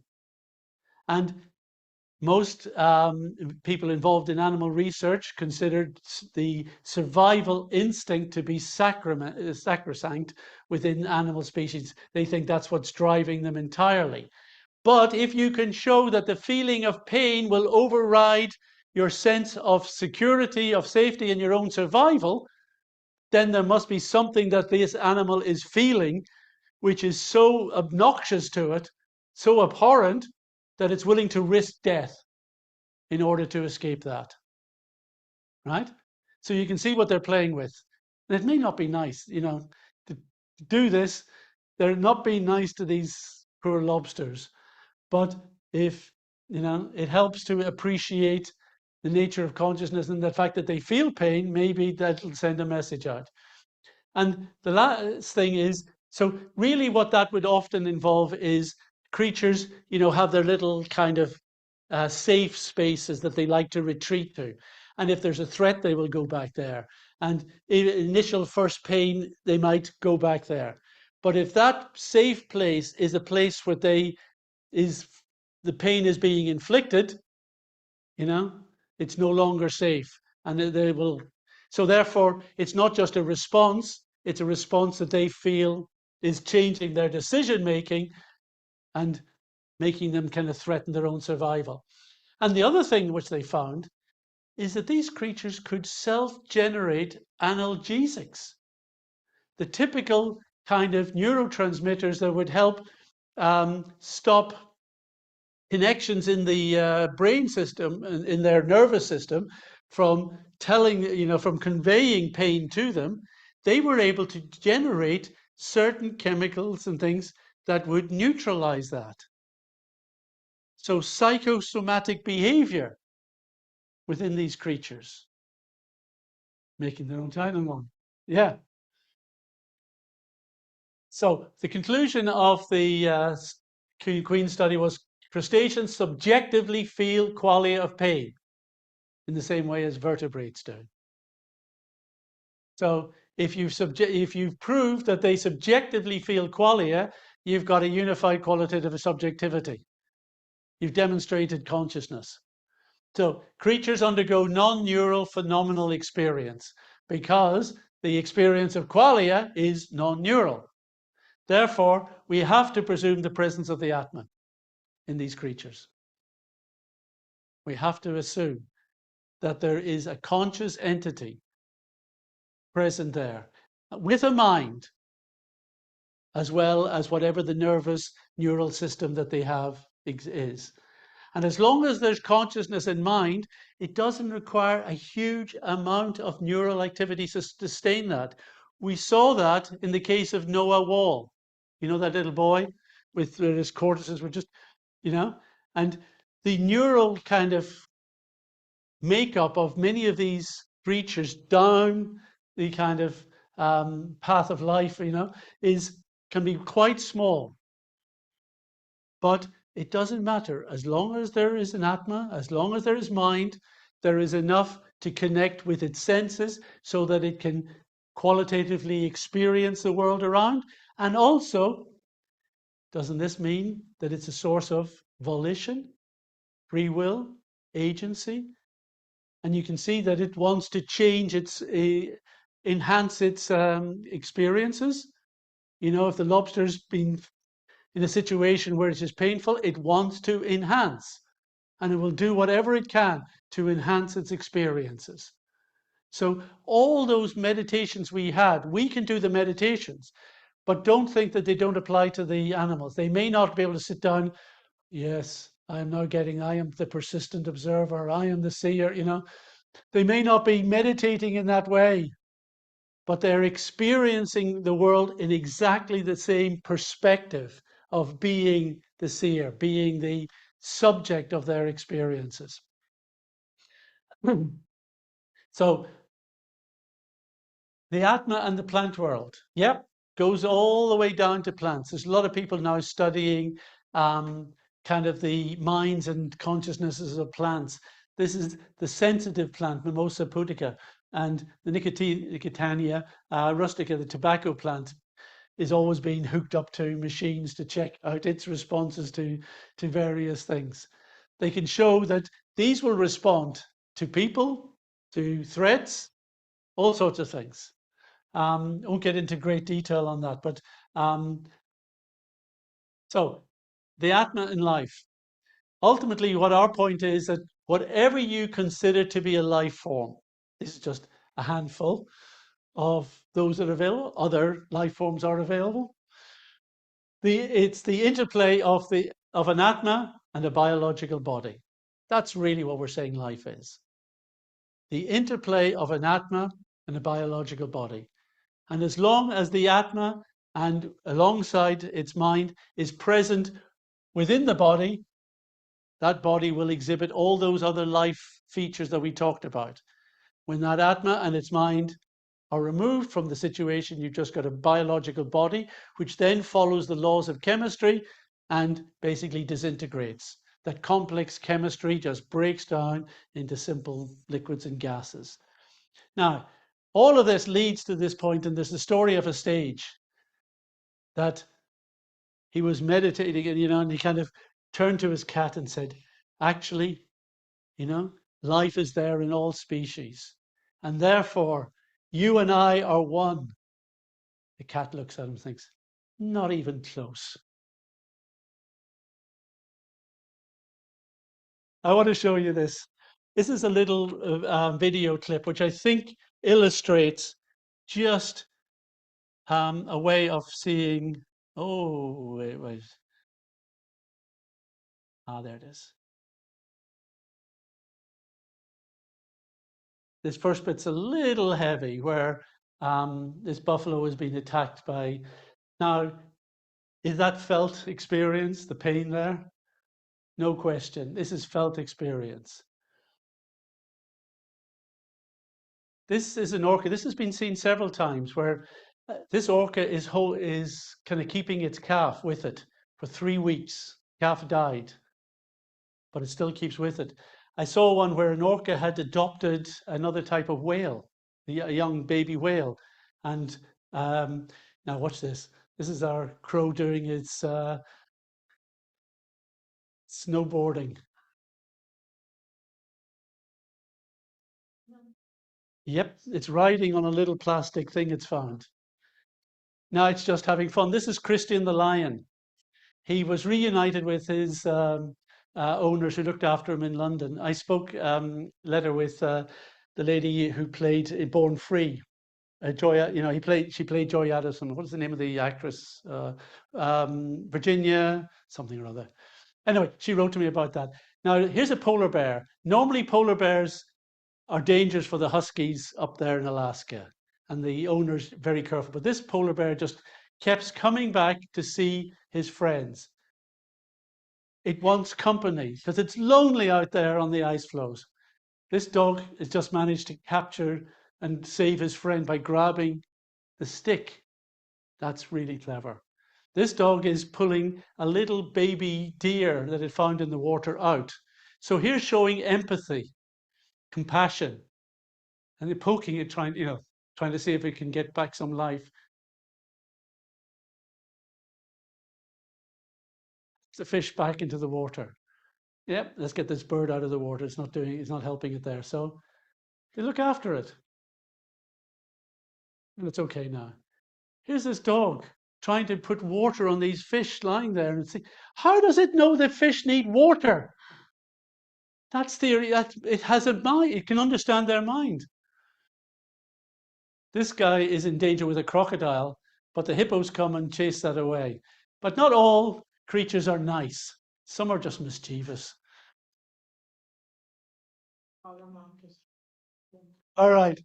So what drives life? I show that before this slide because I think we've got to see that there's more happening in the animal world than simply survival. Is that it? They just fight for survival?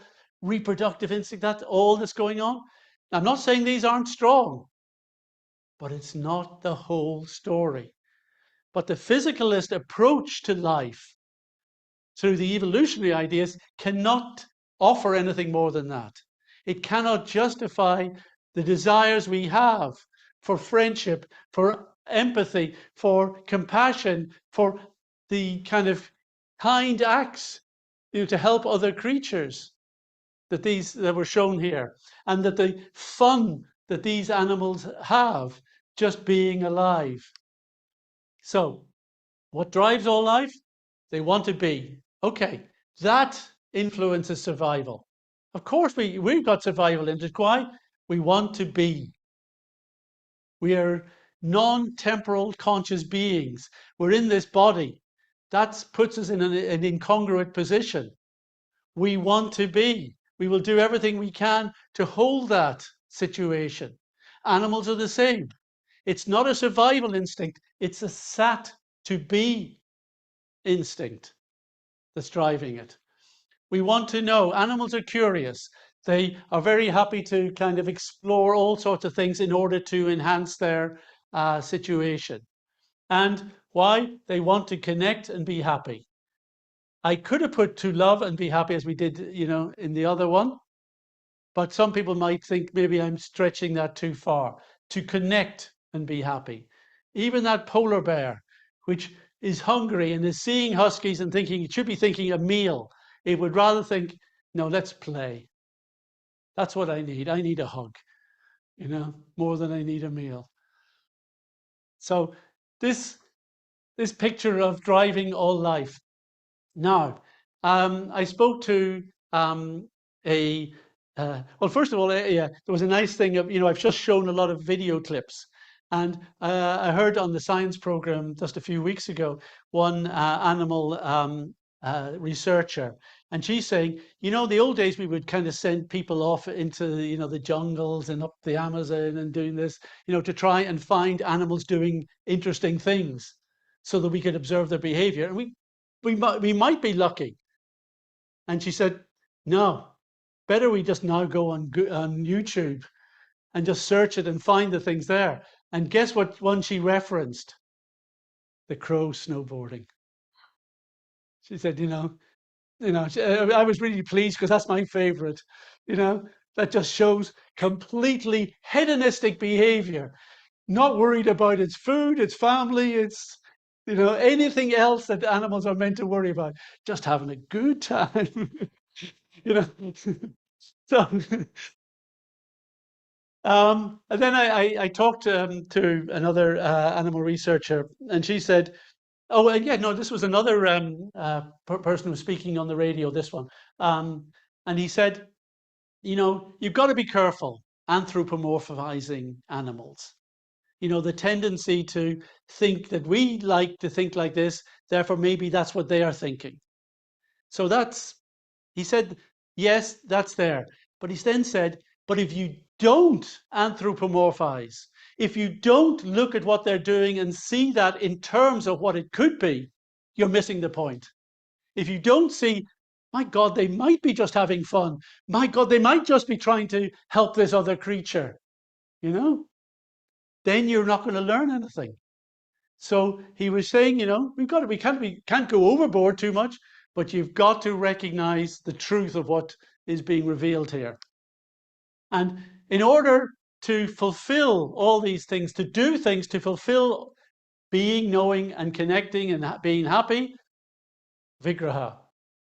And that's what we're going to talk about now. The bodies that life forms have in order to fulfill these desires. So what do life organisms do? They spend a lot of time eating, spend a lot of time sleeping, they spend a lot of energy mating, and at times they have to do a bit of defending to look after themselves. All right? So now we're going to look at what is a body. And I put it here, bodily needs. What do you need in order to make a body? Right? Well, we've got an organism. That's the core of it. And an organism is something that has experience and something that has agency. That comes from the Atma, right? That we have perception and we have volition. So we need to have a body that is going to give us experiences of the world, we're going to receive, and we're just going to allow us to interact with the world through agency. So for that, we need a body which has perception senses and which has action faculties. So these are the perception senses. They are the ones that help us receive visual stuff, audio stuff, smelling stuff, tasting stuff, touching stuff. Those are our perception senses. There are more specific senses. Often they're subcategories of these. And then there's action faculties. We need to be able to communicate. We want to be able to manipulate. We want to be able to reproduce. Evacuate's important. And we want to move about. Those are the basic action items that all creatures have. And so you can really think about the bodily needs of every living being in terms of those senses and faculties. That basically describes it. But it's important to know that they're all controlled by the mind. So it's 10 senses gathered around the mind. That is basically what is at the heart of any living being.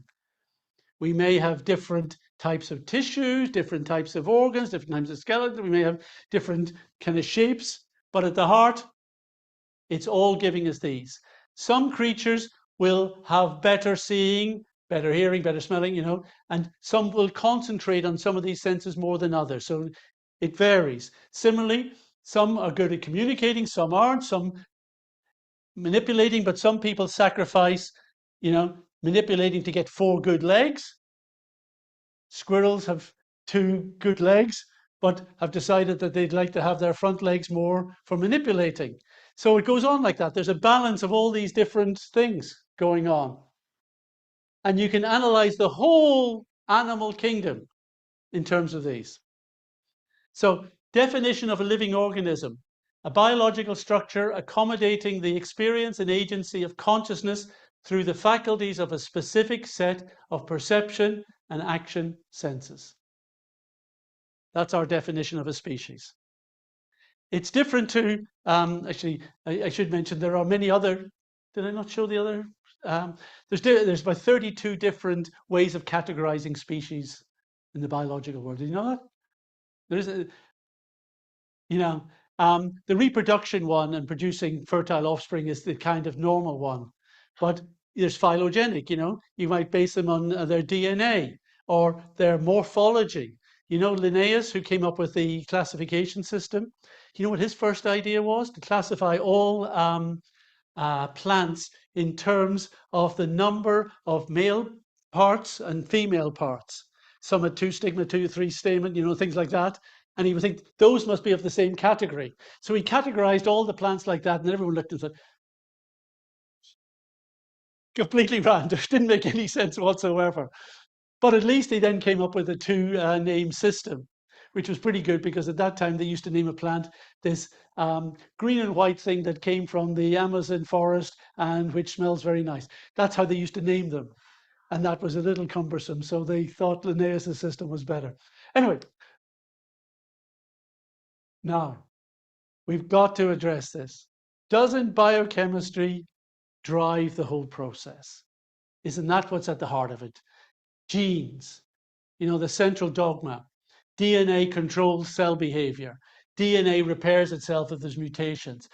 Psychological traits cannot be passed down, to the next generation. And DNA defines the morphology. Basically, the shape of your body is defined by your DNA. That's the central dogma. Again, you know where this comes from, Francis Crick, 1957. However, we now know that things aren't quite as simple as that. So we're going to do a comparison of the central dogma idea along with systems biology. DNA controls cell behavior. No, it doesn't. Cells control DNA usage. Let me explain. DNA is a library of information, just like we've got a big library here in this room and the next door. So it's huge amount of information stored in this incredible molecule, which can self-replicate and therefore be spread amongst many. It's like if we could divide these books in half and they could make 2 books out of each one of these, and clone them, that'd be wonderful. But no, we can't. But DNA can do that. It can clone its information. And so, but it is still just a library of information. It does not decide how it gets used. The cell decides, I need this type of protein. So it now goes to the DNA strand.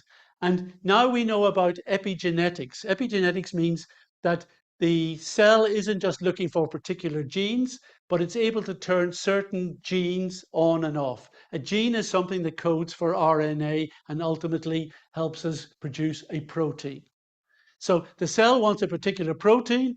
It knows the RNA it needs for that. It then goes to the DNA strand and says, I need this one bit here. I need that bit over there. That one should keep quiet. I don't want that this time. This one I need. And it pieces together all the genes from the DNA that it needs to make that specific protein. So it's not the DNA that's driving that. The DNA is simply being used as a repository of information and as a library. The next one, DNA repairs itself if mutations occur. DNA is repaired if there's mutations. There's a system where enzymes are running up and down it, changing if it finds it in the replication process. There is a different mismatch in the ladder rungs, and they don't match up. then these enzymes go, oh, there's a mismatch there, get rid of that. That's not meant to go with that one.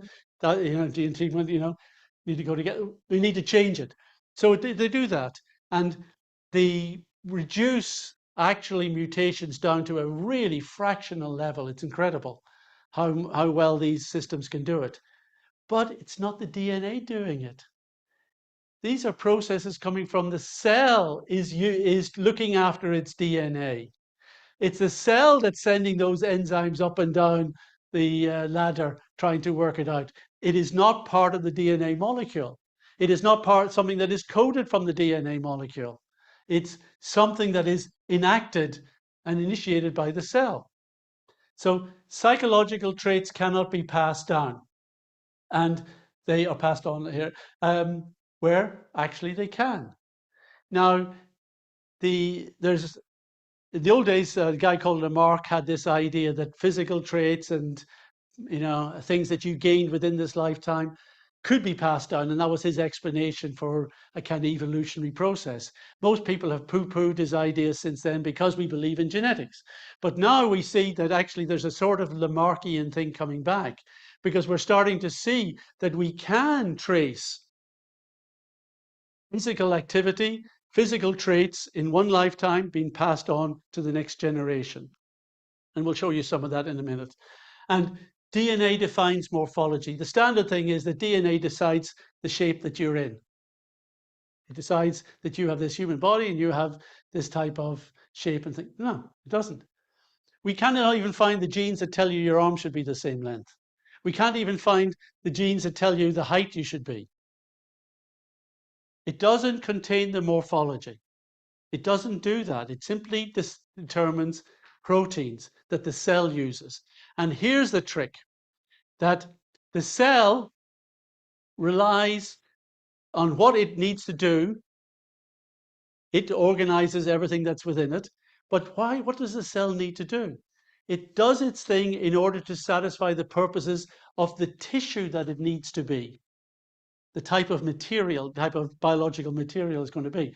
And tissue needs to organize itself so that it can be an organ. And the organ is trying to take its shape and a working ability in order that it can fit into a system. And the system wants to fit into the organism.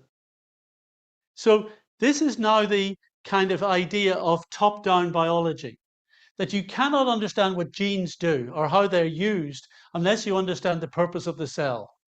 And you cannot understand what cells do unless you understand the purpose that they're trying to fulfill within the tissue, within the organs, within the systems, within the organism. Top down, not bottom up, not the cells driving the process from bottom to top.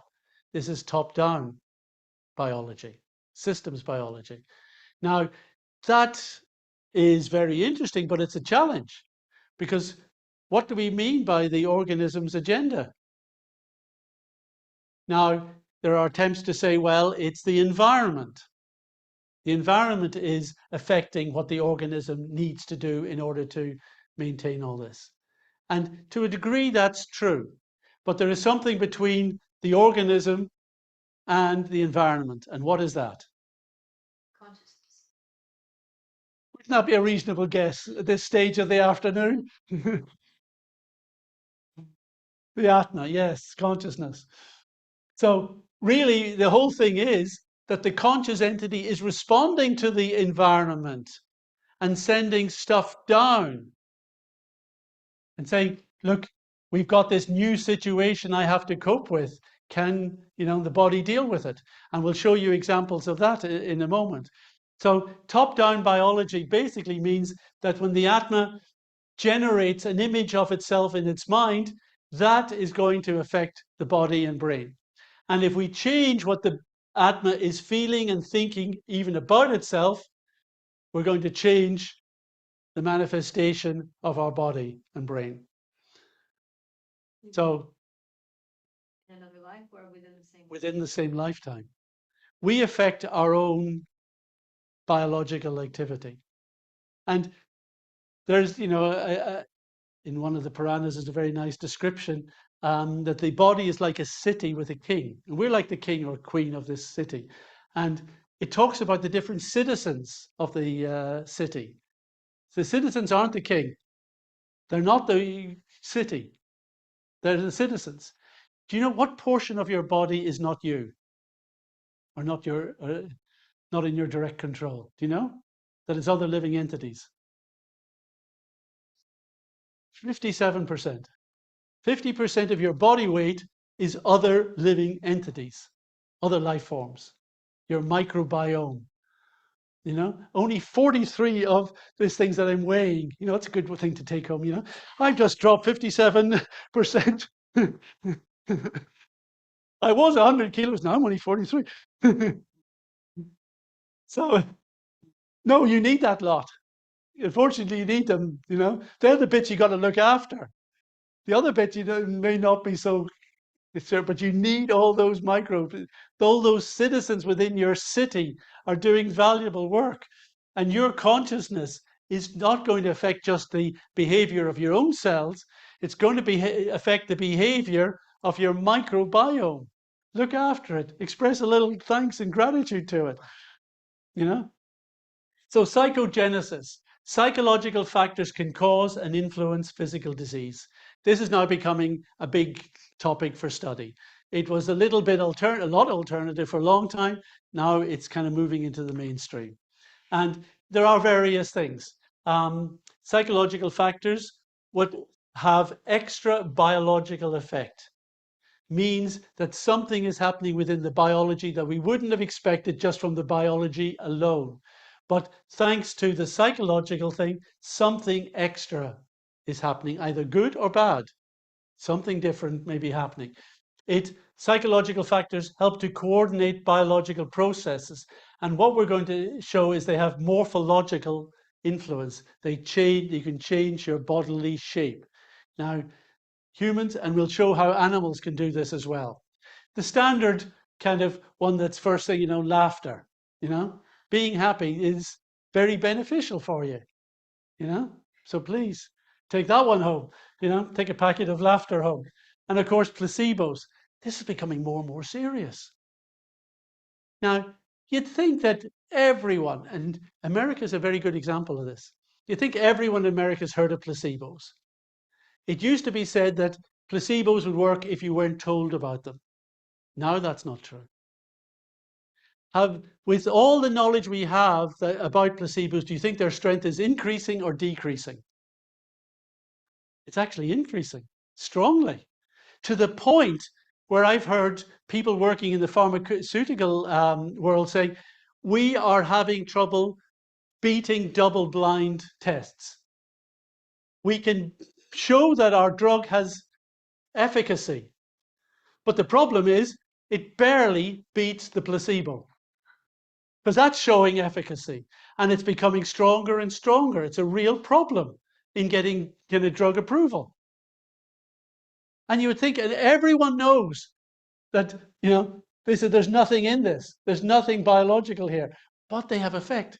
I was reading a story of a work that they did in Harvard on Parkinson's disease, and they gave this group of people, said, look, we're going to give you placebos for 3 weeks, you know, and we'd like you to take it and report back how you're getting on. And they had their old system for gauging how well they were doing.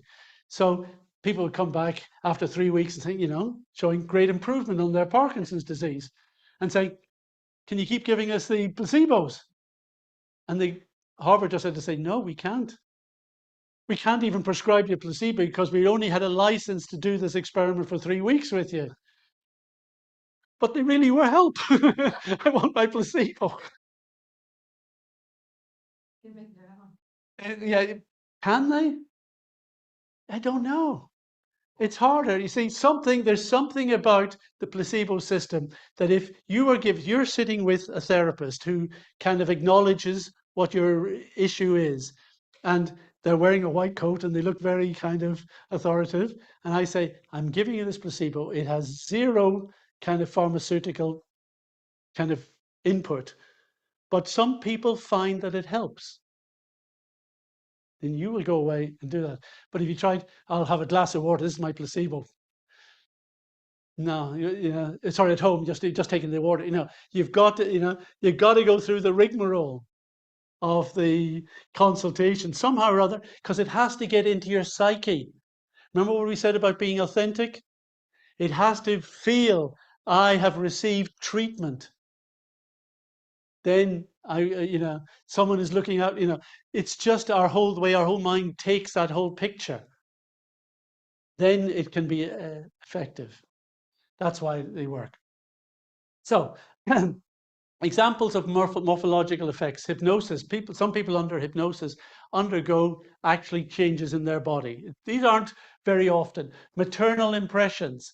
During pregnancy, these things happen. Remote viewing. It's very rare cases of people kind of, when they're viewing something, being affected in their body. And I'm going to use the cases of reincarnation. Now, this is T2 again, and you want to see this birthmark, which we didn't draw attention to last time because I wanted to save it for now. And he had this birthmark, and what he described was how Suresh Verma, the guy he was in his previous life, died. He was killed with a bullet to the temple, just like that. So that study is available in the police reports, and he had it. So what this indicates is that whatever T2 carried from his previous life, that trauma of that injury, and the way it impacted his body, has been carried within his subtle mind and carried into this new body. And it is such a feature of the mind when it enters this body that it manifests in the physicality and the way the body develops. So this is an indication that actually the morphology is influenced by what the mind has got as its picture of the body, not what the DNA has got of its body. So psychophysical model, mind and Atma, and the subtle form of the body, and it can affect the physical form of the body. The mind as a morphological template. Now, this is interesting. What we're going to suggest is that morphology exists first and foremost within the mind. And the mind will then communicate that to the biology so that the biology follows suit to manifest that. The mind itself is a malleable, subtle organ. It's not like even the brain is malleable, actually. Noah Wall? He basically, his parents saw all the thing that he had no brain. So what they did was they put him through a program of kind of mental development, and they kept stimulating him with games and puzzles and all these things. And basically, he's now 10 years old, and of course they've shunted out all the liquid so that the brain has basically grown back and rewired itself. So even the brain is malleable. If you lose a bit of it, it starts to try and rebuild. If it loses some function somewhere else, the other functions will spread into that area, and it's pretty flexible itself. The mind is even more malleable. It is shaped by its content, and what we mean by content is what we are meditating on. What are we filling the mind full of? What are its sensory impressions? What are the thoughts and ideas and desires that we are feeding it from our conscious self? What are we putting into that basket of the mind? It influences the top-down system within the body. It coordinates the development. Now, this is a very quick, we're not, as I said before, we're not getting into everything, the Atma paradigm. We can show you how that process works on another occasion, coordinating the development of the organism. We're talking about embryogenesis. It holds morphological information not found in DNA, and it acts as a template for features in the physical body. So we've already seen how this works in reincarnation. In biology, three very simple examples. Cell differentiation. When the cell, the The first egg is fertilized. You got a fertilized egg. It divides into 2, into 4, into 8, into 16. And they're all identical. Then something happens. The cells now think, we've got to start getting organized. We can't all just be the same cells, because then the body will just be a blob. We need to start being organized here. We've got to, really kind of think about what we're doing. So hands up, who wants to be a muscle cell? Oh yeah, me, I'll do that. Who wants to be a brain cell? Okay, I'll take that. Who wants to be blood? Okay. When we divide it out, we need ultimately they need 200 different types of cells, around about that. And the cells then decide, I'm going in this direction and that direction. And it's all to do with how certain chemicals within the cell kind of divide up and organize themselves. What is the coordination for that? No answer whatsoever. It's a purely random. Some people say it's a protein gradient is the usual, but that has been disproved. In fact, it was disproved by the guy who came up with the idea, a guy called Rupert Wolpert, something like a Wolpert, was a guy who came up with the idea of protein gradients in all the textbooks, because there's nothing else. But he says, no, that's really stupid. It didn't work at all. No explanation for that. Embryogenesis. We don't know why things happen at various times. But what we do see is they start to follow a morphological picture, which we can trace back to the subtle body. Adaptation. Let me show you that one, because this one we can see happening, and this one we know can't have kind of biological explanation. 2 good examples. Alaskan stickleback, and sometimes, they get separated from fresh water into briny, salty water. And they develop completely different systems of digestion from that. So they respond to their environment within their own lifetime. The body changes its systems. These mussels are native to the East Coast here in America. This is the Asian shore crab, which is an invasive species, and it likes these mussels. So where mussels exist within the proximity of shore crabs, they have within their own lifetime changed their shells to become thicker. They're expending much more of their energy, thickening up their defenses. Even we humans have changed certain aspects. We have developed a 3rd vein in our arms, or at least one that is now more prominent than it used to be. Why? Because we're spending more time on very fine manipulation. So we're changing. More people are being born now without wisdom teeth. And I think that's a great thing, because they gave me a huge amount of trouble. I had to go to hospital and have them all 4 removed. Miserable. So I think that's a great step forward for the human race, not to have wisdom teeth. I would wish them wisdom, but not those teeth. So the same way as elephants now are starting to decide they don't want trunks.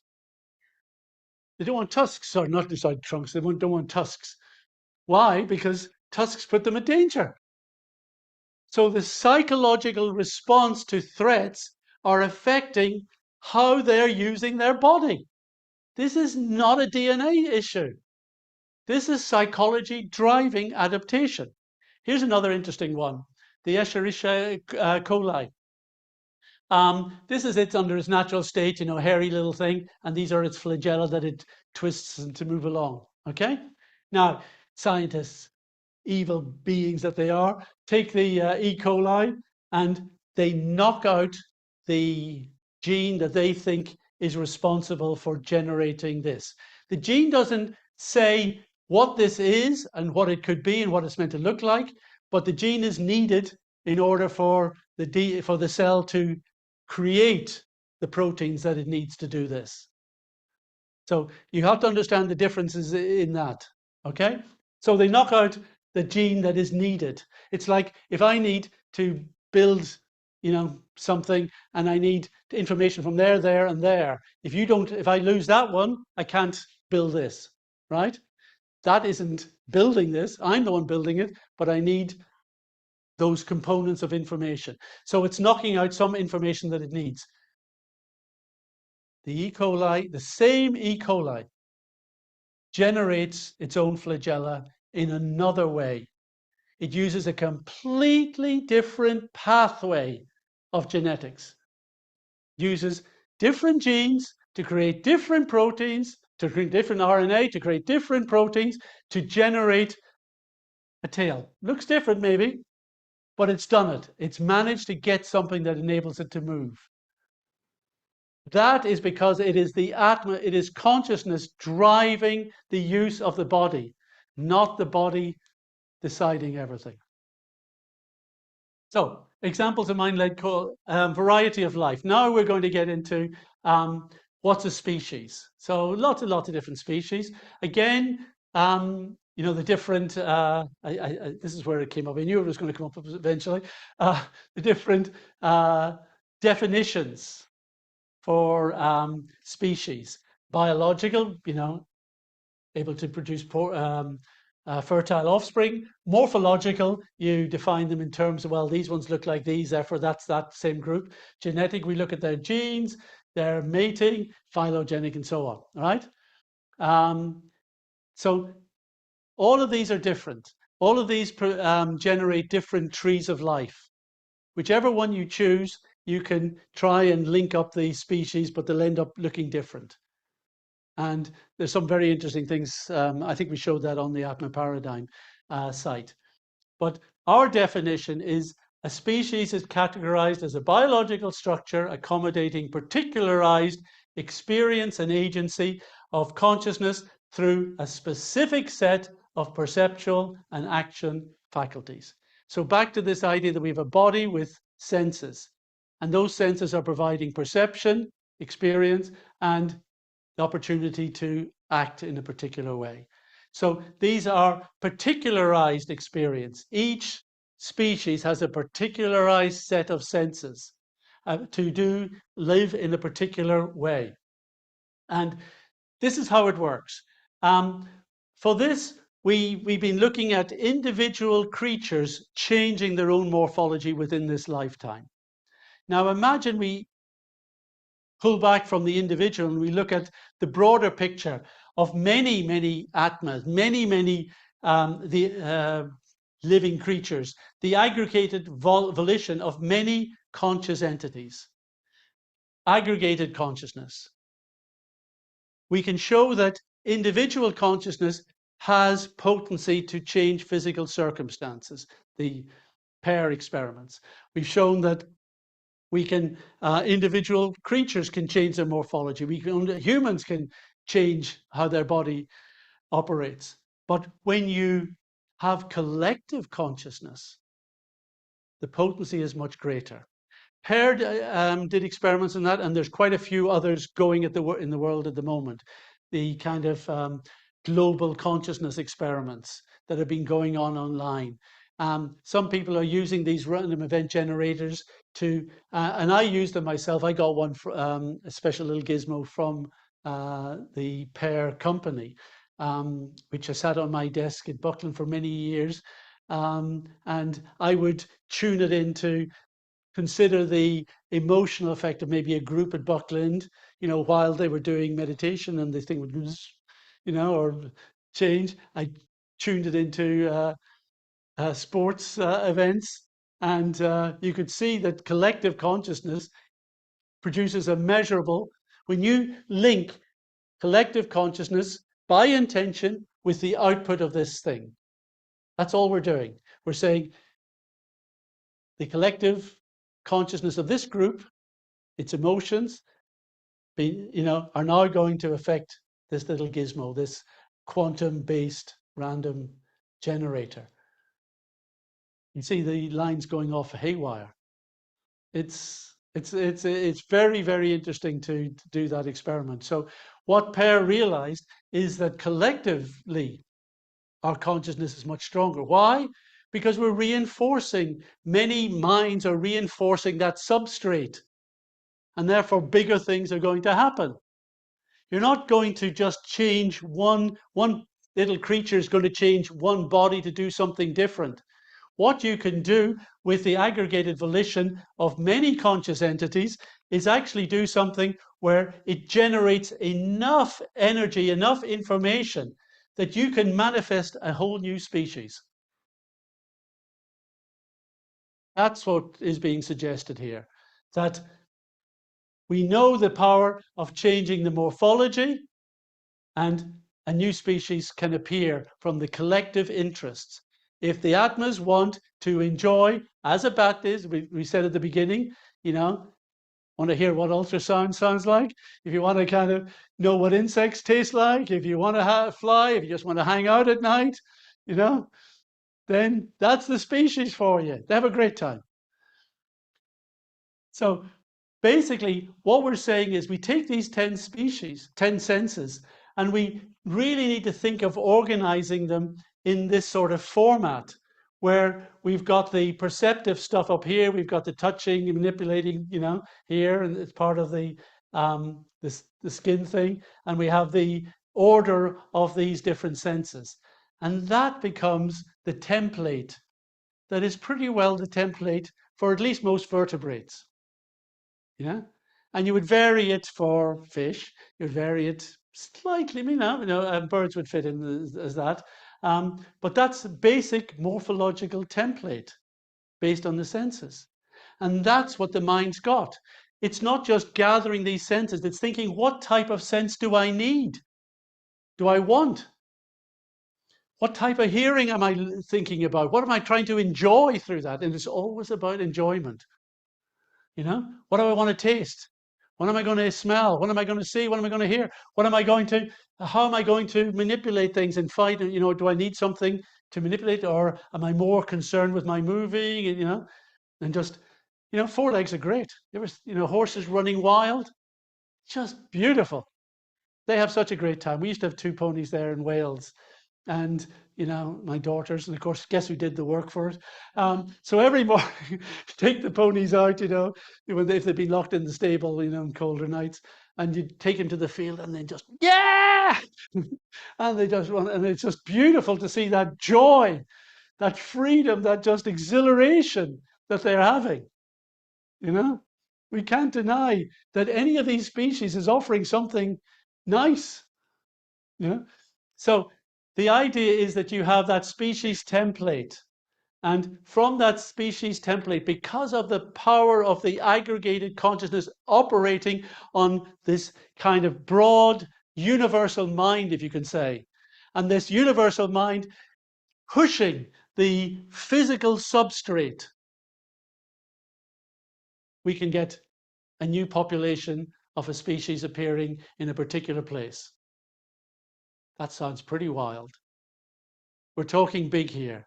We're not just talking about an REG moving like this and that. This is big stuff. Imagine the power of intent that it takes to do this. But theoretically, it's the same thing. It's just on a bigger scale. And we'll have to kind of justify this, of course, but this is the theory. So you get a punctuated manifestation of what they're called crown variants.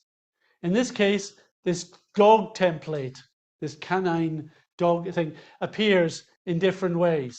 And from there is each crown variant gives rise to adaptive radiations of devolved variants.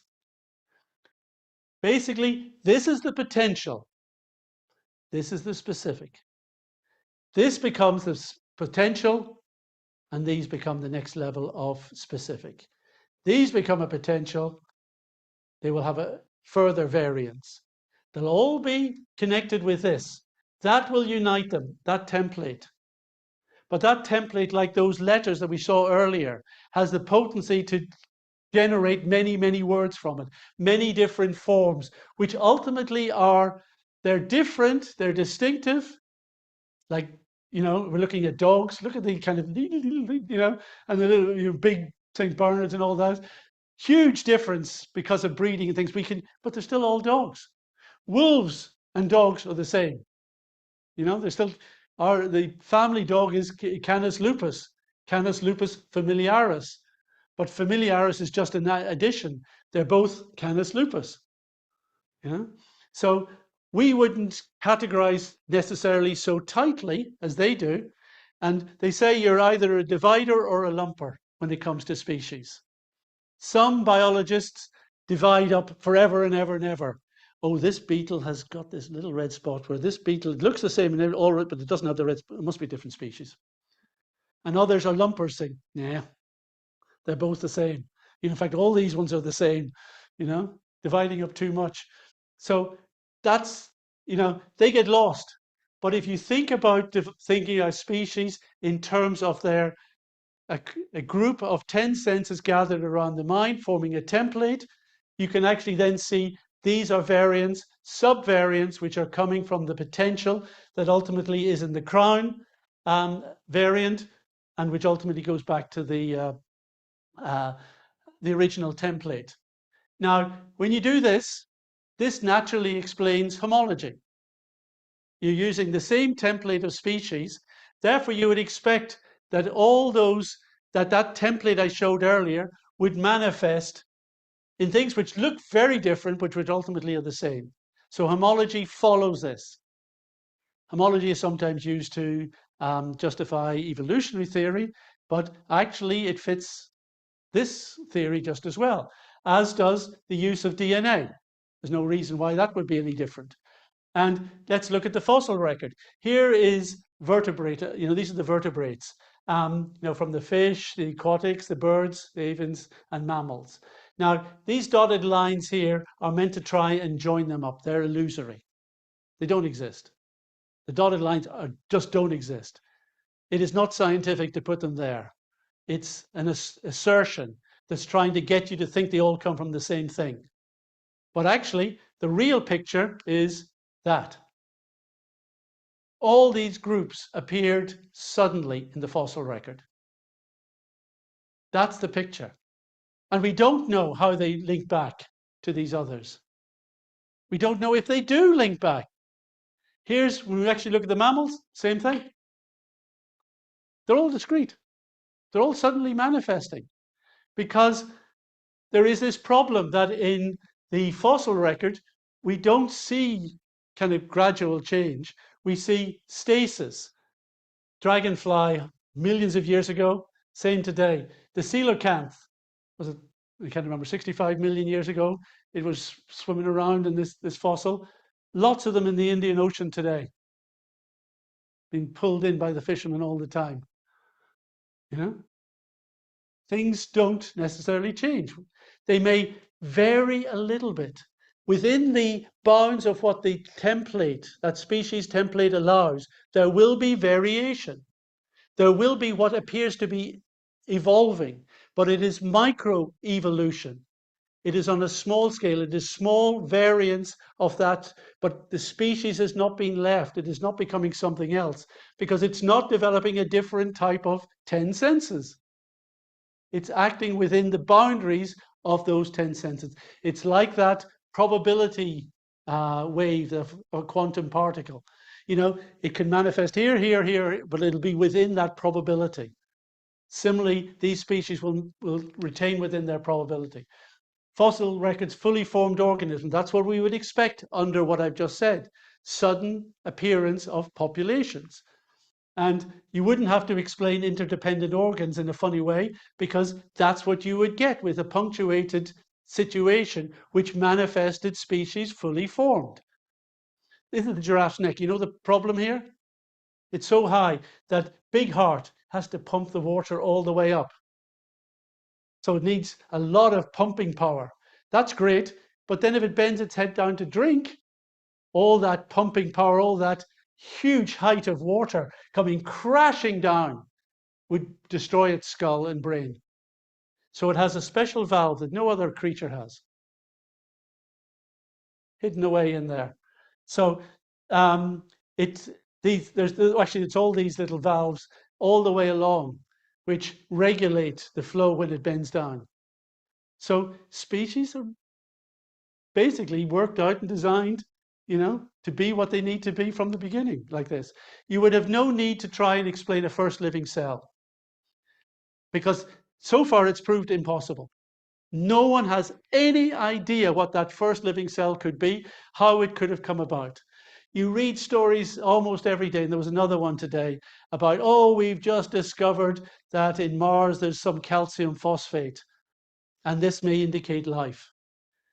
I'm not saying these chemicals aren't connected with life, but calcium phosphate is a salt. Basically, it just means you've got salty water. And that may be nice for life, but it's not a precursor for life. Another one I read was the POPs, was it? PHPs. Another one that it was hydrocarbons. Oh, we've discovered hydrocarbons. Hydrocarbons are just carbon and hydrogen. Is it organic matter found in an asteroid or something? And it was a hydrocarbon, and that's nice. But that's a long way from a first living cell. The problem with the first living cell, the danger is you've got three different things. You need to have its system of organelles, you need to have its system of energy, and you need to have a reproductive arrangement, and you need to have a membrane. And you can't get all those in the one place at the one time. So people say, well, it happened by chance. It must have happened by chance, but that's not a scientific. Something by chance is not a scientific explanation. If you want to accept a scientific explanation over another explanation that actually indicates how consciousness could be playing a part, and that might seem neurological, fair enough.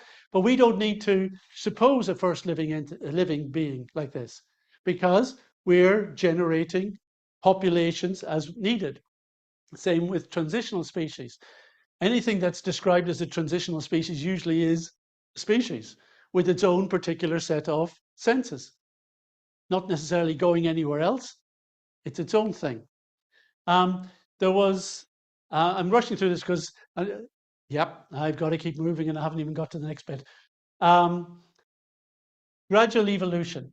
The idea of gradual evolution, people looked at speciation periods, the time it seems to take between different species appearing and changing. So you can look at all the charts that they have and look at the timings. It's not perfect, but it gives a kind of, when you add them all up, you get a better idea. It should follow this route, because if it's random and by chance, then it should follow a normal curve like this, normal distribution curve. However, in 78% of them, it followed this, which is the chart you would expect for sudden appearance. So a lot of biologists are now thinking, the gradual evolution thing doesn't work. We need something that is going to model however species appear in a more sudden way. So physical bodies accommodate consciousness, species defined by sensory and faculty, meaning, things that action, things, aspirations. We hold identity of our organism type deep within us. We all do that. And we have, at the moment, our kind of organism type, probably human, right? Inside us. That's the one we're holding. And we're hoping to have, at least, if we do nothing else in this life, let us hang on to that one, because that's, that's not that common. The subtle body is a state of sub-biological information. Sub-biological. It pushes up the biological activity, this information. It specifies the form, features, and faculties of the body. That's our basic summary. So, aggregated consciousness. Now, we're going to just go back to a little bit to the reincarnation. So, here we have the Atma with its kind of concept of the human being, right? And that's the body I've taken in this life. So, getting on a little bit, at a certain point, may not be with us, and he disappears. However, the Atma has a new sense of itself as a kind of more young, hip version. All right? So this is what is carried in the process of reincarnation. The Atma and the mind and the subcognitive field here. This is important because this is what's stored all your thoughts in this life and in every life. All your abilities, all your aspirations are stored for you as the yoga systems would call them sanskars. That's where they all are. And whatever species you move into, you've got sanskars for. You were there before. If you did happen to get a doggy body, then you would be able to kind of draw on that and so on. So transmigration, but actually it's all happening down at this level. And then that allows the appearance of the new body. Oh, that wasn't what I wanted to happen. There is.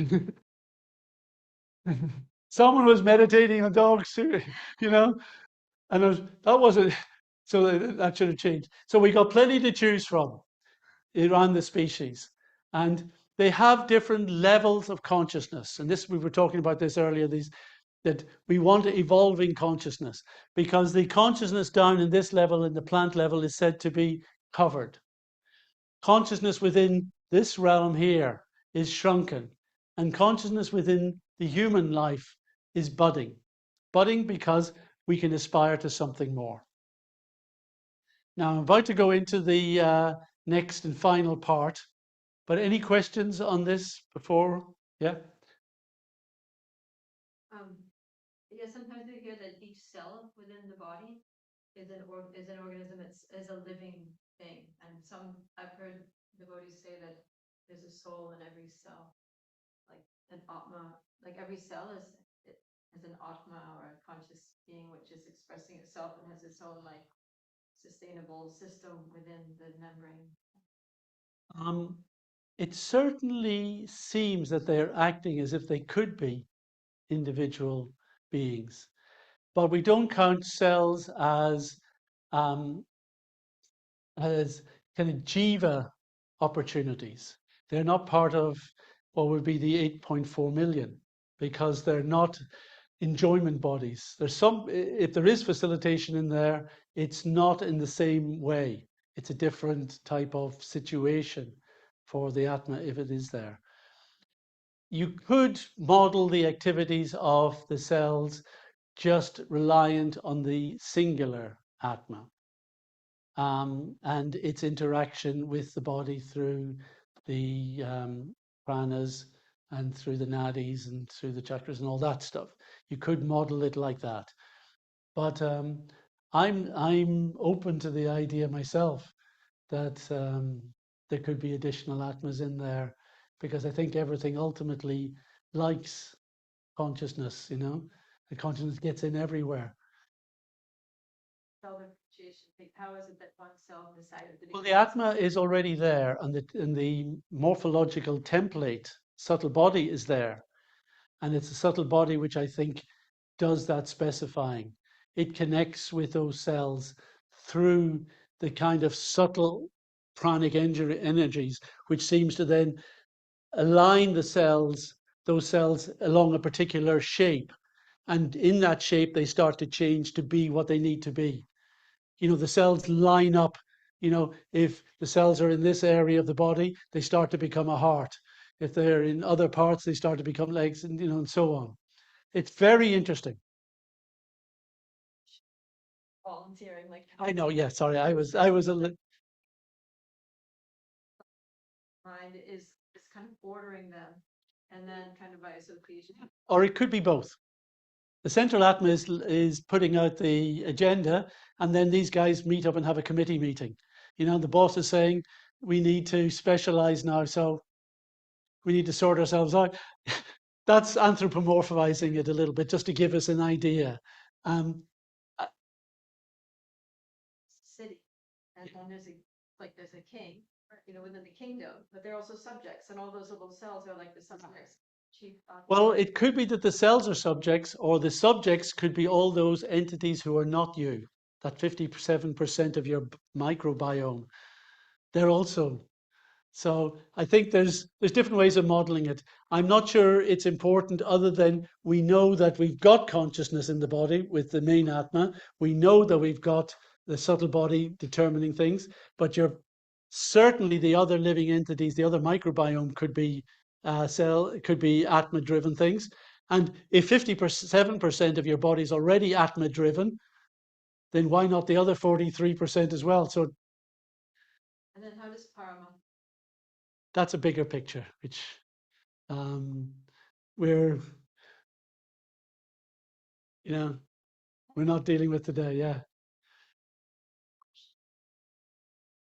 When you were talking about psychological intent, is there an overlap with that in epigenetics? Yes. Yeah, that's what I was thinking. Yeah, because it's part of the cell using DNA as its information library. And epigenetics is switching genes on and off, deciding which ones it's going to borrow. It's setting up markers and then deciding, which ones are going to be used to form the RNA and ultimately then translate into proteins. I was remembering that there's case studies of people with multiple personalities that their eye vision will change, or the eye color will change depending which personality they're. See, that's another good example of the morphological ones. Very good. Yeah, I'm going to move on because we're getting close to our finishing time, and we still need to look at the universe. This one's a shorter section because we've talked about the consciousness having life forms in order to, because we wanted to do something, we wanted to enjoy, we wanted to express ourselves. So we definitely needed bodies to do that. But bodies can't do all that within this sphere unless there's a good environment for them. So we need to think, well, is that what the universe is for? In order to facilitate places where the conscious Atma can come and have bodies to do different things in different places. And is it part of increasing the variety of opportunities that we all have to explore different things? So it's a universe of knowledge, of information rather. And this shows some of the aspects of how information manifests in different ways through structure as it builds up within the universe. This is according to the standard Lambda CDM model of cosmology. And Pracharananda gave us some talk on that last week, or a few weeks ago. So the question for us is, if this universe is just full of information, how do we get high information systems and structure from low information processes? Where does all the information, the specifying information, come from? And basically it comes down to two choices. It all just kind of comes together by chance, or it is specified thanks to consciousness. Guess which I'm going to present in this one. But first, let's kind of understand why we're saying that. In material systems, entropy, or what very simply, let's call it disorder, tends to increase. Things tend to go from an ordered system to a disordered system. A standard example is if you prepare, this is, I think, coffee with the milk poured in and it hasn't mixed. You can do that. Irish coffees can do this. Yeah. Those who know, in my older days working as a waiter, when I was a teenager, I used to have to make Irish coffees. There's a special technique. And you could get them to sit like this. But leave it long enough and they start to merge. And ultimately, the molecules are running around and they merge everywhere. So this is low entropy because it's a state of order where there's, all the white ones have to be up there, all the black ones have to be down there. So it's very specific in its structure, right? Whereas as you get here, they're all everywhere. So that's high entropy, it's increased, okay? So low entropy structure tends to break down into an unstructured situation. That's the standard way things happen in this world. But wait a minute, what we're seeing in the universe is the opposite happening. We're seeing from what are meant to be simple things of high entropy forming structure. So you're saying you go from the coffee that's all mixed, you're going to get the coffee separated before it mixes again. That's basically the theory on the universe currently in cosmology, that you've got a high entropy situation, which is meant to be the standard thing. Somehow or other, there's a blip, a non-equilibrium fluctuation. Things change out of the equilibrium. And you go, ooh, we've got structure, and now we've lost it again. Somehow or other, they say, that doesn't contravene entropy. And overall, from beginning to end, it doesn't. But you still haven't given us any explanation of why in the middle it's certainly challenging entropy. And that's the problem of information. That's why you need something more in the system than just chance in order to explain why this universe has its structure. It can't just be written off as a non-equilibrium fluctuation. The other thing we're going to look at now is what's at time t equals 0? What is at the beginning of this universe? Because the interesting thing about the universe is it seems to be Goldilocks. Everything about it just seems to be not too much this, not too little this, but just right. Just right for atoms to form, just right for planets and galaxies to form and stars to form, just right for environments for life. It's incredibly fine-tuned. This is the number of stars in the universe. If there was too many or too few, the universe wouldn't happen according to their calculations. But at the moment, it's just right, thank God. So cosmological parameters, these are, I'm not going to give you the kind of details of them, but cosmological parameters are mathematical ratios that have to be the exact ratio they are for, say, a neutron and a protein to be what they are, or to be some kind of parameter that is going to affect the different forces at work in the world. They have to be very fine-tuned. Similarly, there's other free parameters. Free parameters are things that seem to have a value where we have no idea why it should have that value. A force has this exact strength, and if it had a bit stronger or a bit less, the world wouldn't work. It has this strength, but we don't know why it has. It's not coming from any other part of our theory. It's not dependent, it seems, on anything else. It just happens to be that way. That's a free parameter. Fine-tuning, where there's all these systems that enable the universe to appear as it is and to sustain life. So any small deviations in any of these, and these are all things generally defined at the beginning of the universe, time equals 0. They need to be there because they manifest very quickly after that according to this model. So small deviations, no universe, no life, nothing. So this leads us to an idea of the anthropic universe.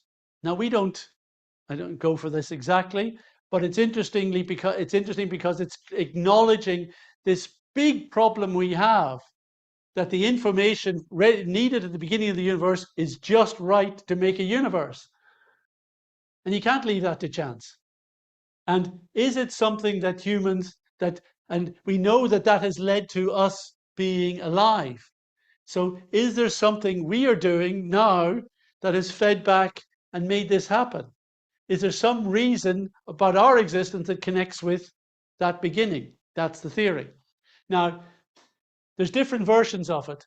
The universe got it right, and we're just privileged to experience. So somehow or other, the universe got it right. Great, be thankful. You know, that's a pretty standard view. The universe must have the properties to sustain life, meaning that the universe is geared from the beginning to have the properties to sustain life. That's a stronger type of principle. Or observers influence quantum potential of the multiverse, meaning that they think that people now are affecting the quantum states at the beginning or prior to the universe which produced the universe. Because we're alive now, we're feeding back to then. Now, in each of these, there's a seed. None of these make real sense on their own, but they have a seed of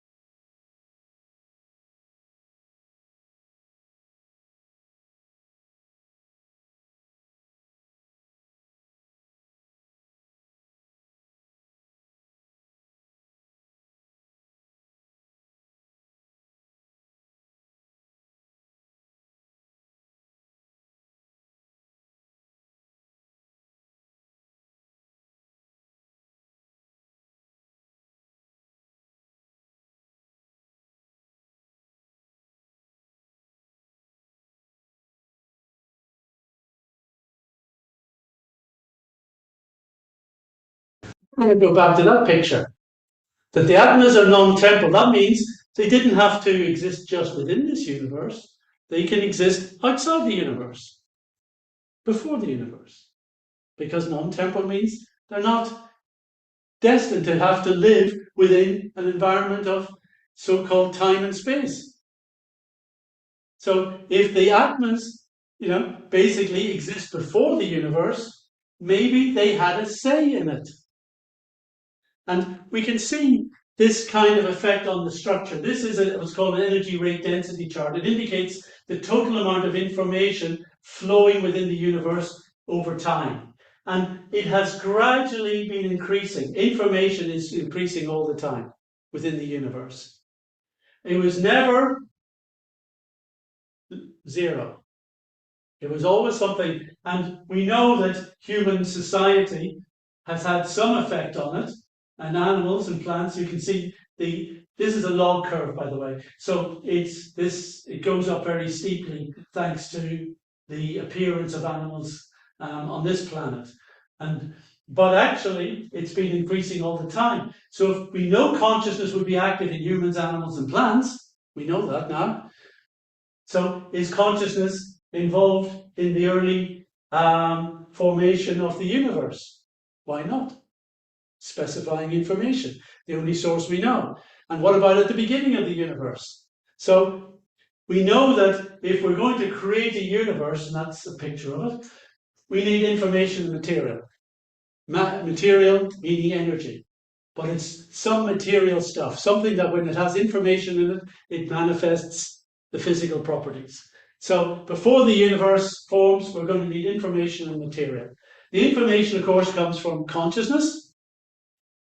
And when pre-cosmos time, because now this is a concept that's a little different.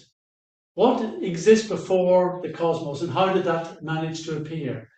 Therefore, there must be time of some sort that allows change. That must exist before the cosmos. That may be different to Einstein's space-time concept, but his space-time concept is what's needed to make his mathematical calculations of gravity work. It's not necessarily defining what time is. But if this universe appeared at a certain point, which we now count back, say 13.8 billion years according to the model, then what existed before? There must have been something there that then this happened. And of course, part of the way of dealing with the problem of how this world is fine-tuned is what's called the multiverse. You know this concept? Not to be confused with many worlds theory. That's different. That's a quantum thing. But the multiverse is the idea that prior to the universe, millions, innumerable, infinite numbers of universes are just popping out of the kind of cosmic quantum foam. just popping out. Mahavishnu. It could look like that. But all of these other ones are useless. This just happens to be the one that managed to get it right. So chance, it's just another version of the infinite monkey cage. You know, you create infinite number of universes, one of them bound to be full of information.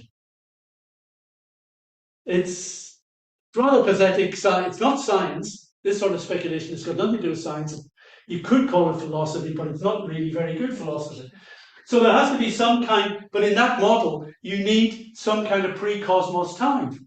Because if they're popping out all the time, then there has to be something that acts as time that allows things to pop out of quantum states. Right? So we would agree with that. So pre-cosmos time allows the mixing of information and material, which then manifests the universe. So the interesting thing is this consciousness of all the living entities, you know, this is what is generating the forms and the information needed at the beginning in order to ensure that the universe is just right for life, not just on this planet, but throughout. So you could ask, well, what agency coordinates the whole of this?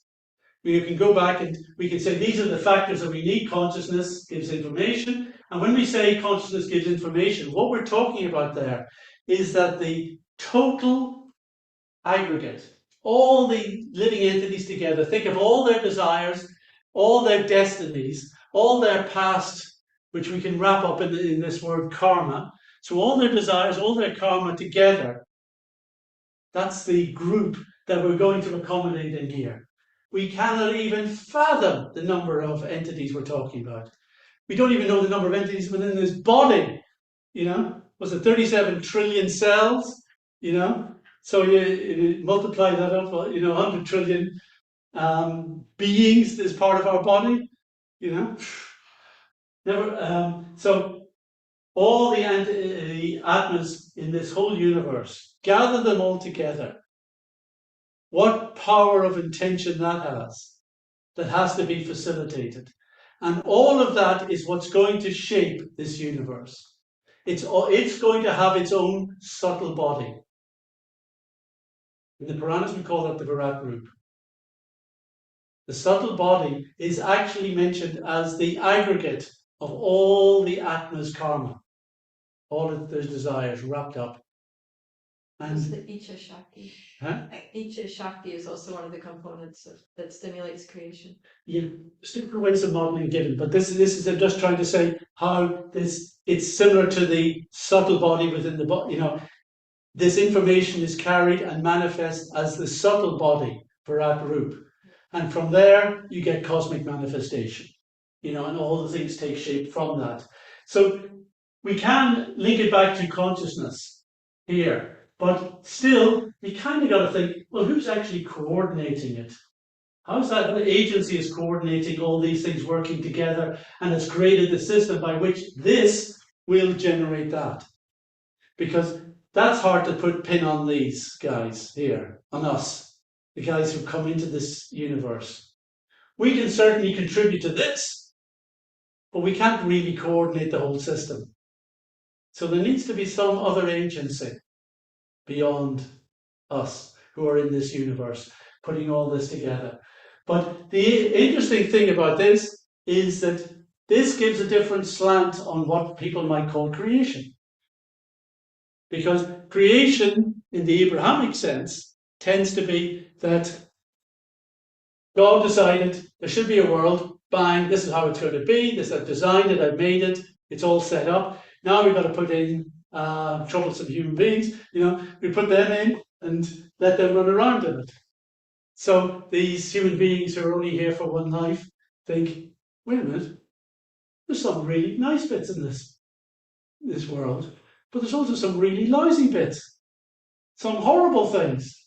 Who's responsible for this? You know? And who is responsible? They can only blame God, because they said God is the sole person responsible. Now, what we're saying here is that the consciousness of all the different living entities it's what's feeding into the information and deciding what is the specifics of this world. There is a potential in the information and material to produce whatever universe you want. But all of us dumb idiots decided the one we've got is the one we wanted. And we've just, somehow or other, we get what we deserve in all of this process. So, aggregated consciousness, the aggregated volition of all the conscious entities designed for the universe, creates this kind of mind picture, a subtle repository of all desires and karma. And that then feeds into the sub-physical functions, which then can do a co-creation of the universe. So I think our picture is much more of co-creation. We are participants in its creation. We are contributing. Well, we've decided we would like to enjoy in this way and that. Please make those arrangements. And they're all going to be provided. So this then feeds through. Now that we have got this kind of clarity of the information at the beginning of the universe, we need to look at what, and I'm just using the model of lambda CDM, just using the standard model for this, right? To show that even if this is the way it unfolds, consciousness must play a part, and that you cannot propose the system like this without understanding that, you're not really giving a very good explanation without consciousness. So whatever was there at the beginning, potential. From that potential becomes specification because information is feeding through. That situation of the quantum states, which just after the first moments of, according to the model, becomes a potential in which the next stage of with the cosmic microwave background appears. That becomes a potential for manifesting dark matter clumps that's how it happens. There's big questions on that. And that would be the potential that would manifest structure. So even if this is the model, it's information passing through, collapsing potential states into another specific, and which becomes a potential, another specific, which becomes a potential, another specific, and so on. That's how things are happening. It's the unfolding of information from the very beginning. It is not high information systems coming from low information processes. It's high information state at the beginning, the highest state of information, the aggregate of all living entities, karma and desires. That is a really high state of information that is being facilitated and specified as we go down, so that within this system there is the opportunity for every single environment, for every single type of living entity that it could ever be. And it's far beyond our imagination. We see some crazy creatures on this planet, and there's been crazy kind of creatures living on this planet in the past. But we have no imagination of all the crazy, wonderful things that could be existing on other planets in this universe, which are available for the living entities to go to. Just want to show you this kind of reality feedback, because this is an kind of important feature. This is like with a quantum LED TV. Now, this is the screen. It blacked it out at the moment. And this is the electrical field at the back, which then sets up the various kind of layers of information passing through to the pixels, which will be on the screen. So, first of all, it receives a data package. In televisions, basically they send a packet of information. And that sets up electrical activity here, which then activates these kind of color diodes, which then manifests through these screens as the picture. So a packet of information creates a single picture for a moment. It changes very quickly. Fraction of a second, 48th of a second. There's different for different televisions. There's different things. Basically, this screen is pulsating at you. It's being updated, so many times a second. But you see it as continuous. But that's all right, because that's how the eye works. The eye sends packets of information to the brain. It's not continuous. Somehow or other, the mind moves through it all. You know, it's the mind that's giving us the smooth thing. But actually, physically, everything is punctuated, everything is pulsating.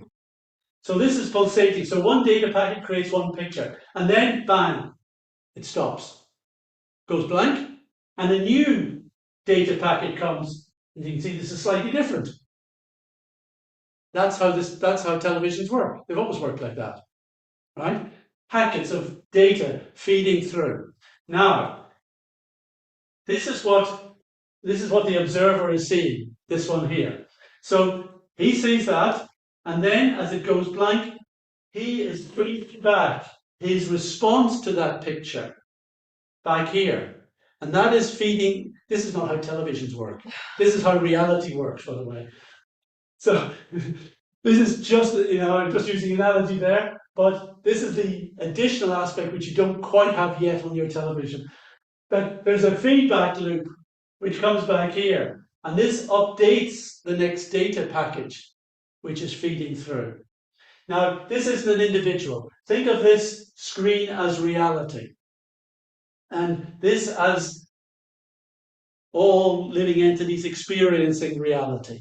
So, they're all getting this, and then from their response, immediately, this feedback is coming in here, and then reality is updating like this. Every fraction of a second. Tiny, tiny fraction, called a kshana. Just a moment. That's what a definition of a moment. It's the time it takes to update reality. You know? And the point is that it's done with this loop. You see? That consciousness is feeding information into the material ingredients. They are changing what the objects are. We are seeing that, experiencing it.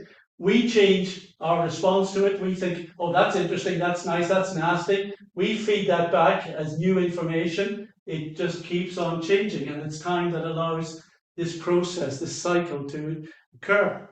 So we are participating in creating reality at every moment.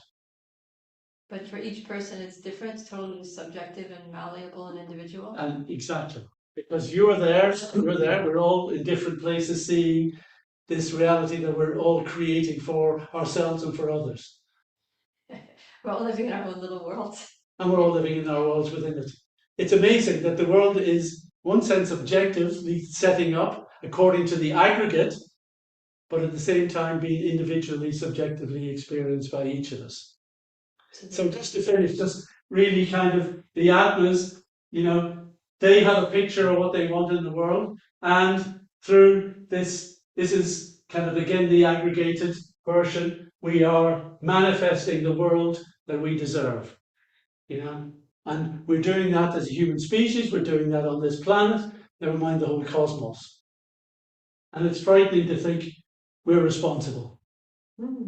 And basically, we get the world we voted for. So just the last kind of section now. We wanted to use a virtual reality analogy, and we're very grateful to have Christina's help, and hopefully we'll be developing this in a much better way. So I won't do too much now, but just the idea that, in one sense, how to get over this idea of how we are participants in a world that we are creating for ourselves. And we have responsibility, first of all, by the way it is now, and that we were responsible for this universe coming to be, because we wanted to be in it. So we've got to take some partial responsibility for that, and for it now. And we can't blame God, because he just said, this is what you want? This is really what you want? Okay, here you go. And so, how to get that sort of very difficult concept over to the public? And one way may be to use kind of what people are now familiar with, particularly in virtual reality. Any of you guys experienced virtual reality, put on the goggles or anything like that? No? You should do it at some point. Just to see how mesmerizingly immersive it is and how quickly you just become it. You just become absorbed in it. It's shocking how easily the mind just surrenders to it. You know? Anyway, so one of the things we do within the virtual reality world is to kind of conceive of our persona, our avatar. Interesting word choice for it. And we kind of set it up, and this is who we think we are in this environment, in a gaming environment usually. And in that situation, we really closely identify. And depending on how it's just goggles, or on this one, they've got some hand things, which kind of gives a sense of that. Even if it's just a visual thing, it's mesmerizing, never mind when they bring in other faculties into it. And we get completely immersed. Now, here these guys are operating with others, but they're seeing them as in the virtual context. They're not seeing them as they are. They're relating to them in terms of the avatars of each other that they think they are. And in many ways, that's how we all relate together.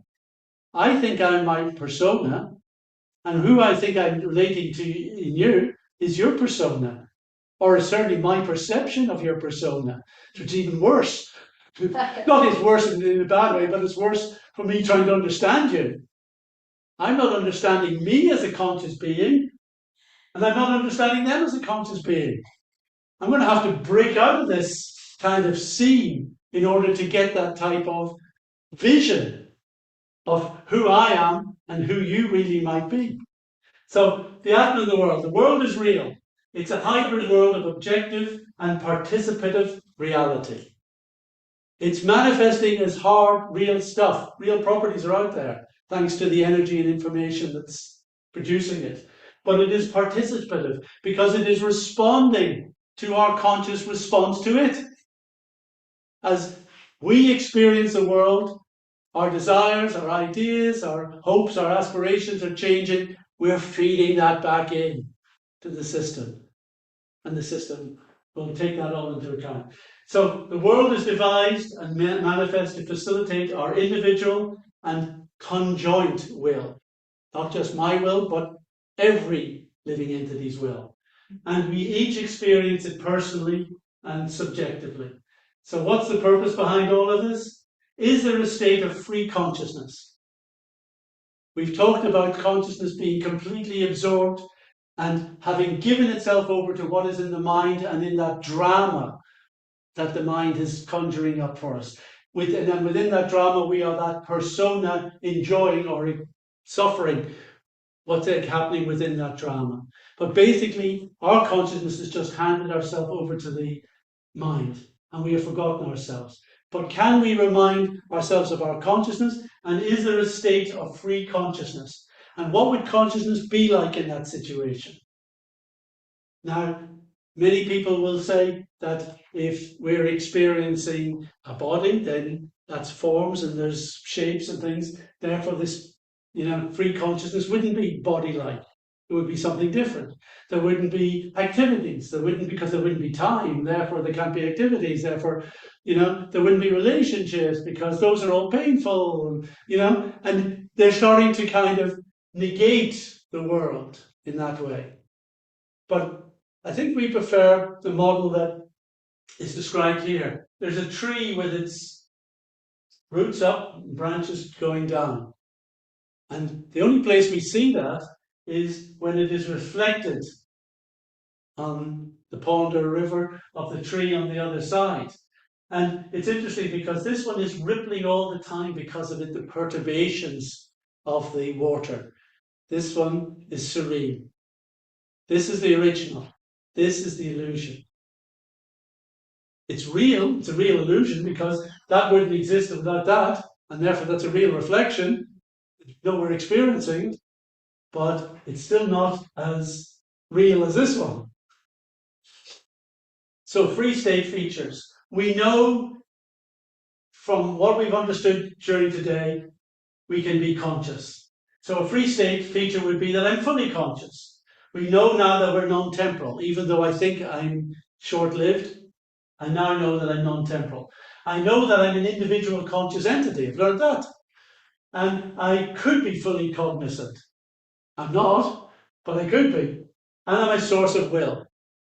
And the problem is, at the moment, we think there's a lot more will that we could have that we're not expressing. But at the same time, we think we're expressing more will than we are. We're actually very constrained and conditioned in our activities, even when we think we're being willful. We don't understand how our desires are being dictated to us by the world and how our mind is responding to that dictation and telling us what we're going to desire and what we're going to do. So we're a source of will, but free state, the ability to perceive forms and experience qualities. That is a conscious capability. It's a conscious capability in this world. It will be a conscious capability in the free state of consciousness. It manifests the inherent form of consciousness. That is hard for us to understand. But the very fact that we engage in trying to generate forms made from mind, then made from subtle matter, then made from biological stuff, we try to manufacture outer forms in order to do what we want, indicates that the free consciousness has its own inherent form of consciousness. And we are the enjoyer of activities. That doesn't change. And maybe we'll have a better chance at enjoying the activities and participating in loving relationships. Maybe we will be better at that if we are better situated within consciousness and not thinking of ourselves in terms of a persona who is existing within a limited world, fighting for the resources and arguing with everyone else about it. You know, maybe we'll have a better chance in all of that. So those are the free state features that existence. Now, the last question is that something must be tying all of this together. Everything has to have its source. So what is that absolute source of all existence? The source of the origin that ties all reality together. I'm not an ability to tell you for myself, but I can just ask a couple of questions. One, will that absolute source be simple, or will it be the most complex, the greatest potential of all? Most complex. Greatest potential. It'll be the total. Most complex, be the total. Will it be inert or conscious? Why? Because you can't get consciousness from something that's not conscious. You can't get something from something that doesn't have the potential of that Life quality. comes from life. Yeah, very simply, what we have proved from the very beginning is that you don't get consciousness from matter. So if you don't get consciousness from matter, when you look at this, that's the big question for everyone. You ask them, everyone believes in a source of all existence. So is that source going to be inert, or is it going to be conscious? If you say it's inert, how did it generate consciousness? We know it can't. So since we know it can't generate it, then the only logical conclusion is the absolute truth must be conscious.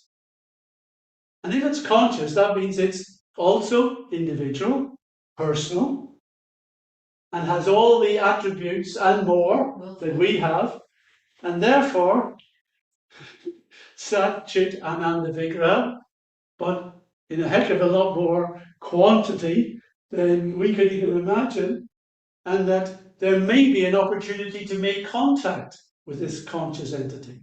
And if you're a scientist and you've got two options for doing your experiments, if the absolute truth is inert, how are you going to investigate that? You can't. There's no way to prove or connect with it. It's inert. Right? But if the absolute truth is conscious, at least accept that theoretically you could make contact. And therefore, if you've got two options, one is impossible, one is plausible and possible, and you're a scientist, which do you go for? You've got to go for the plausible one. You've got to dedicate yourself to at least investigating this possibility that the absolute is conscious. All right, and with that, we've got the last of our slides. Just to, for the explorers amongst you, we hope that what we've done today is helping to give you some guidance on where you want to go. Because you remember the story of Alice talking to the Cheshire Cat. Sorry, this is flashing away, and she says, "Oh, which road should I take?" And the Cheshire Cat says, "Depends on which way you want to go. Where are you trying to get to?" "Well, I don't know where I want to get to." "Well, if you don't know where you want to get, any road will take you there. Doesn't matter which road you take. Now, is that how we want to live our life? I think what we're trying to do within this type of exploration is try and understand a little bit more about ourselves, our own motivation, what makes us tick, what makes us happy, and perhaps set us on a path that could be a deeper exploration and understanding ourselves, our relationships with others, our responsibilities in this world, and of course our connection with that absolute being, who may be conscious, who may be beautiful, who may be loving, and who maybe is suggesting to us all that, could you come back and play? We'd really love you to come. Thank you very much. I don't know if we got time for any questions, or if you're even kind of got the energy for it. Is there anything online that we need to? No, they're all good there. Question about talking about the origin of the universe and that conglomerate or like aggregate intention from all living entities. So that I guess what I'm taking from this is that it continues to change. It's not like a one-time, because that would have been living entities who were, maybe there was some that don't still live here, like that are. Well, that's right. So, yeah, that's right. You can't just think of it as a one shot at the beginning, because that wouldn't be fair. We're all evolving our own thinking and consciousness throughout our activities, and some are leaving, during this process. They're thinking, "No, I've had enough here, I'm off," and others are contributing to the mess. So we're always updating it and updating and updating it. And then at the end of the universe, whatever that state of our conglomerate intention and karma is, that will be fed back into the bigger pool, which actually is the bigger pool of the Mahatattva. And a portion of that will then be taken to generate a new universe with that bunch of Atmas in it. And how much power or space does one Atma's intention have? Like, is it just percentage-wise, or is it like the consciousness level that determines how much effect that one Atma can have on the creation? I would imagine that if at the end of this universe, the universe is wound up and you happen to be a slugworm, and that's been your level of consciousness for a while, you've probably got a lot of good stuff, It's not just you've got slugworm karma, you've got a lot of other things. But that's where you kind of come to there. There's probably a chance that your contribution will be slow. Whereas if you're going back as some other entity which has, developed, phenomenal powers on other planets and, can do, administrative things for the universe. I know, God knows what could be there, some kind of demigod type of situation. If you're the one coming back, there's a chance that you'll probably make a little bit more contribution. But when you think about the numbers, still it's the numbers of everyone that has to be accommodated. So you just have to put up with whoever gang you're put with next time. And whatever they're all up to, that's what's going to happen. But the wonderful thing is that even though other people are contributing to it, you don't get anything that's not fair to you. That's the incredible administration of this, that we still only get the experience of reality that we personally deserve and we personally contributed to. Chris? I'm a pretty skeptical person, and I really like the paradigm and a lot of the things that I'm seeing in it.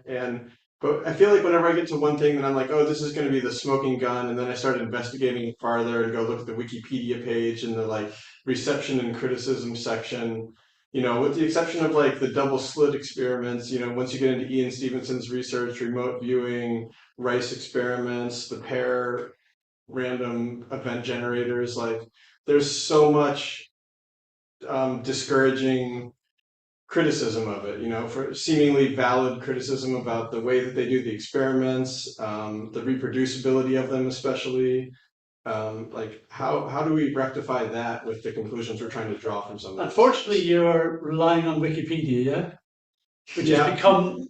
It's But I mean, first, yeah, I mean it's the fourth biggest site visited in the world. Unfortunately, it's notorious for its lack of management at the moment. So we can expect those who are evangelic in their physicalism to make complaints. But actually, I would happily debate any of those criticisms against the work of any of those persons. Pair, at least I've studied very deeply. Well, okay, so the pair one is the only one that I probably know a smidgen about, and I'm sure you know way more than I do. But the criticism I've read mostly is that the results from the pair experiments are that there's one person that accounted for 15% of the runs and half of the observable effect, right? You've read that before, certainly. Yeah, but I don't think that's correct. That may be in one of the smaller scale things, but not in, what do you say, 15% of 800,000? Don't think anyone could manage 15% of 800,000. Okay. You know, that would be, what, 120, 130,000 trials they've just done? No, that can't be right. It may be true of something like, and I don't know which one it refers to, but it could be the Murphy trial, because that was only a handful of people who were working on that. So it's probably one of the smaller scales, but it's not the main REG work, which I think is the one that is. But have people besides pair reproduced that? Yes. Dean Radin has done a meta study. He reckons there's about 50 other studies who have done similar things. Not all of them have reproduced the success that pair had, but I would say that they haven't done the same experiment in many cases, because they haven't done the fun experiment. If you think you get people in and say, we want you to control this. So they're now playing with the humans as subjects. Can you do this? And that's different to how pair did it as operators playing with the systems and therefore having a different effect.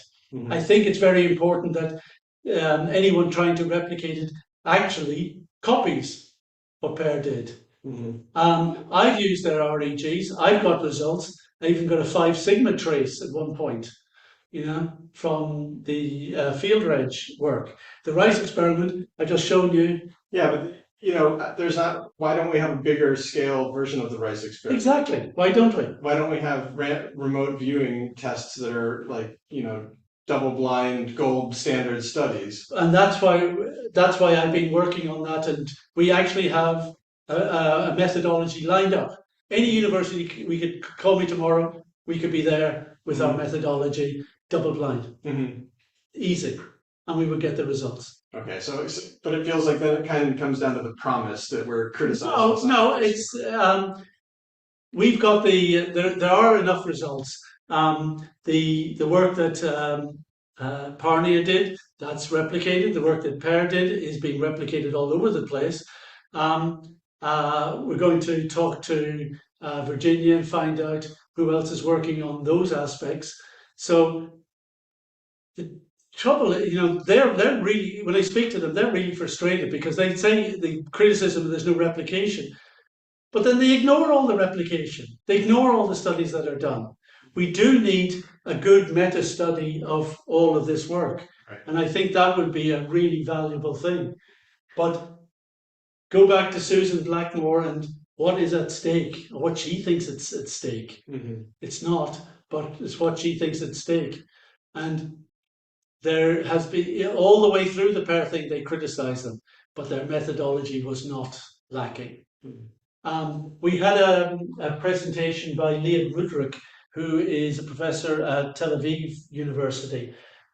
She's going to be at New York, and she's actually one of the organizers of the Association of Scientific Study of Consciousness in New York.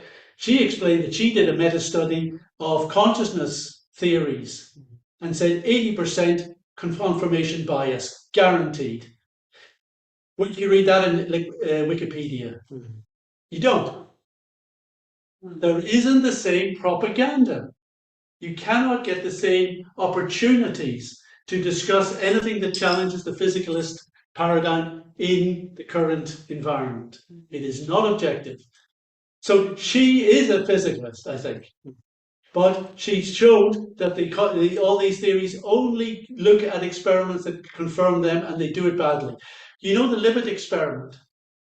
The limit experiment, actually I should have mentioned it, it's one that is claimed to deny free will.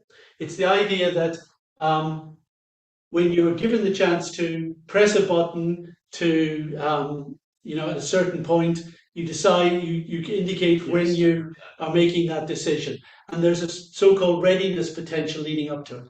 So Leah and her team kind of looked at all the studies of this that are quoted time and time again as kind of saying it must be the brain generating the decision, it's not the individual.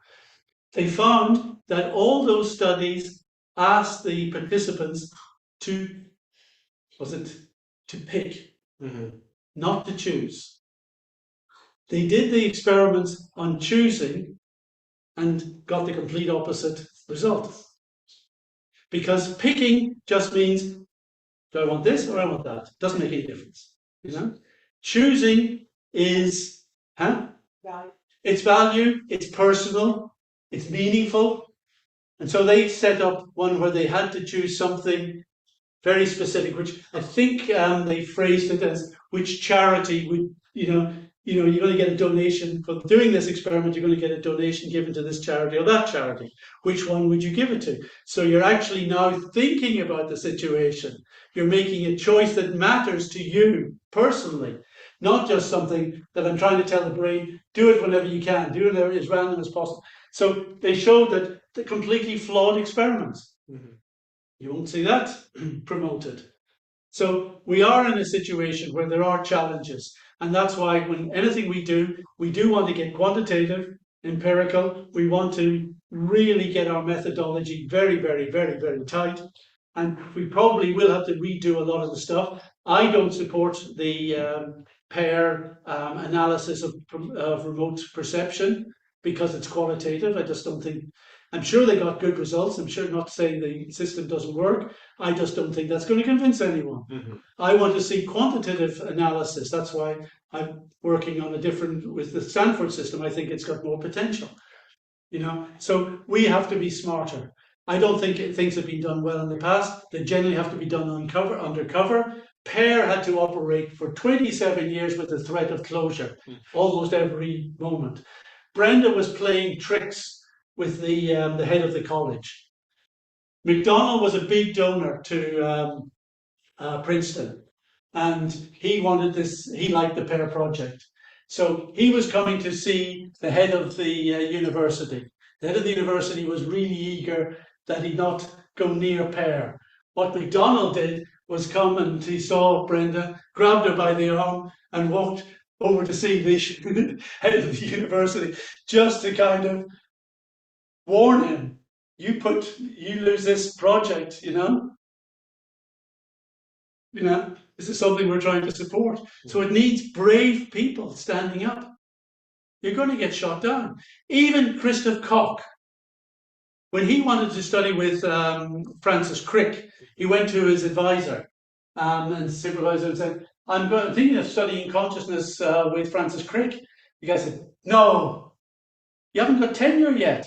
Don't touch consciousness. Don't touch it. This is early 90s. Francis Crick, he can do whatever the hell he likes. He's a demigod. He's already kind of done everything. He'd go down in history. There's no question. He's safe. You're just a nobody at this point. Don't do it. But he did it anyway. But that just shows, even when you're trying to study consciousness, in that way, it was considered to be problematic. We've really got to appreciate the environment within academia, within the people who control what is promoted among society. We've really got to understand what we're up against here. It's tough. And we should look at all these criticisms, and we should have the answers, and we should be devising experiments that can overcome them. But even then, when we do it perfectly, maybe not, maybe not, they're still going to be bleating about something. Sure. But it's an important point you're bringing up. Thanks. I was just thinking it's hopeful though, because there was so much opposition to the mind-body, just in general, the idea that the mind has any effect over health way back, in the 50s, 60s, 70s, like there was so much opposition to doctors who believe that, but that's evolved. So well, that's a nice balance to the diatribe. Yes, actually, things have changed. That's the amazing thing.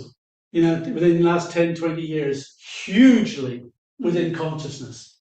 They mentioned that story of that was about 15 something more years ago, of the story of the guy in the Oxford, just epiphenomenon of the brain. No one would get away with that now.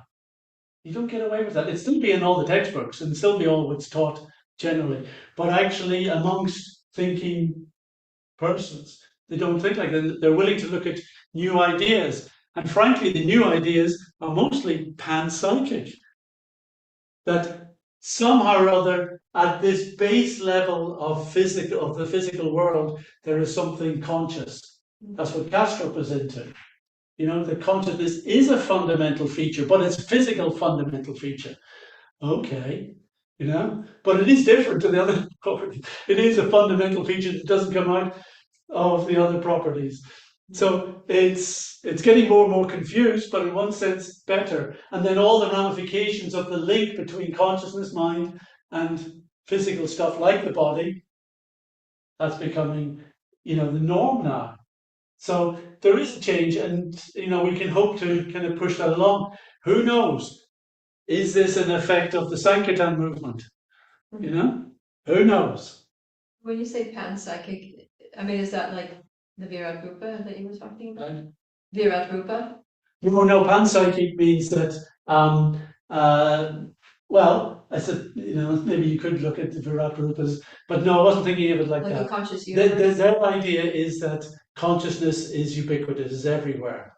It's like you've got mass, charge, spin, consciousness, at a fundamental level. Therefore, there's a quantum field of consciousness, but, just like there's a field that generates mass, the Higgs field basically is like treacle, it gives, stops movement.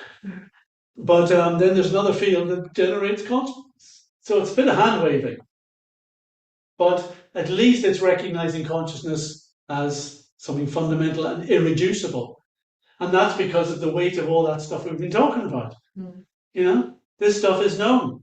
And people are now being compelled to respond to knowing all of this.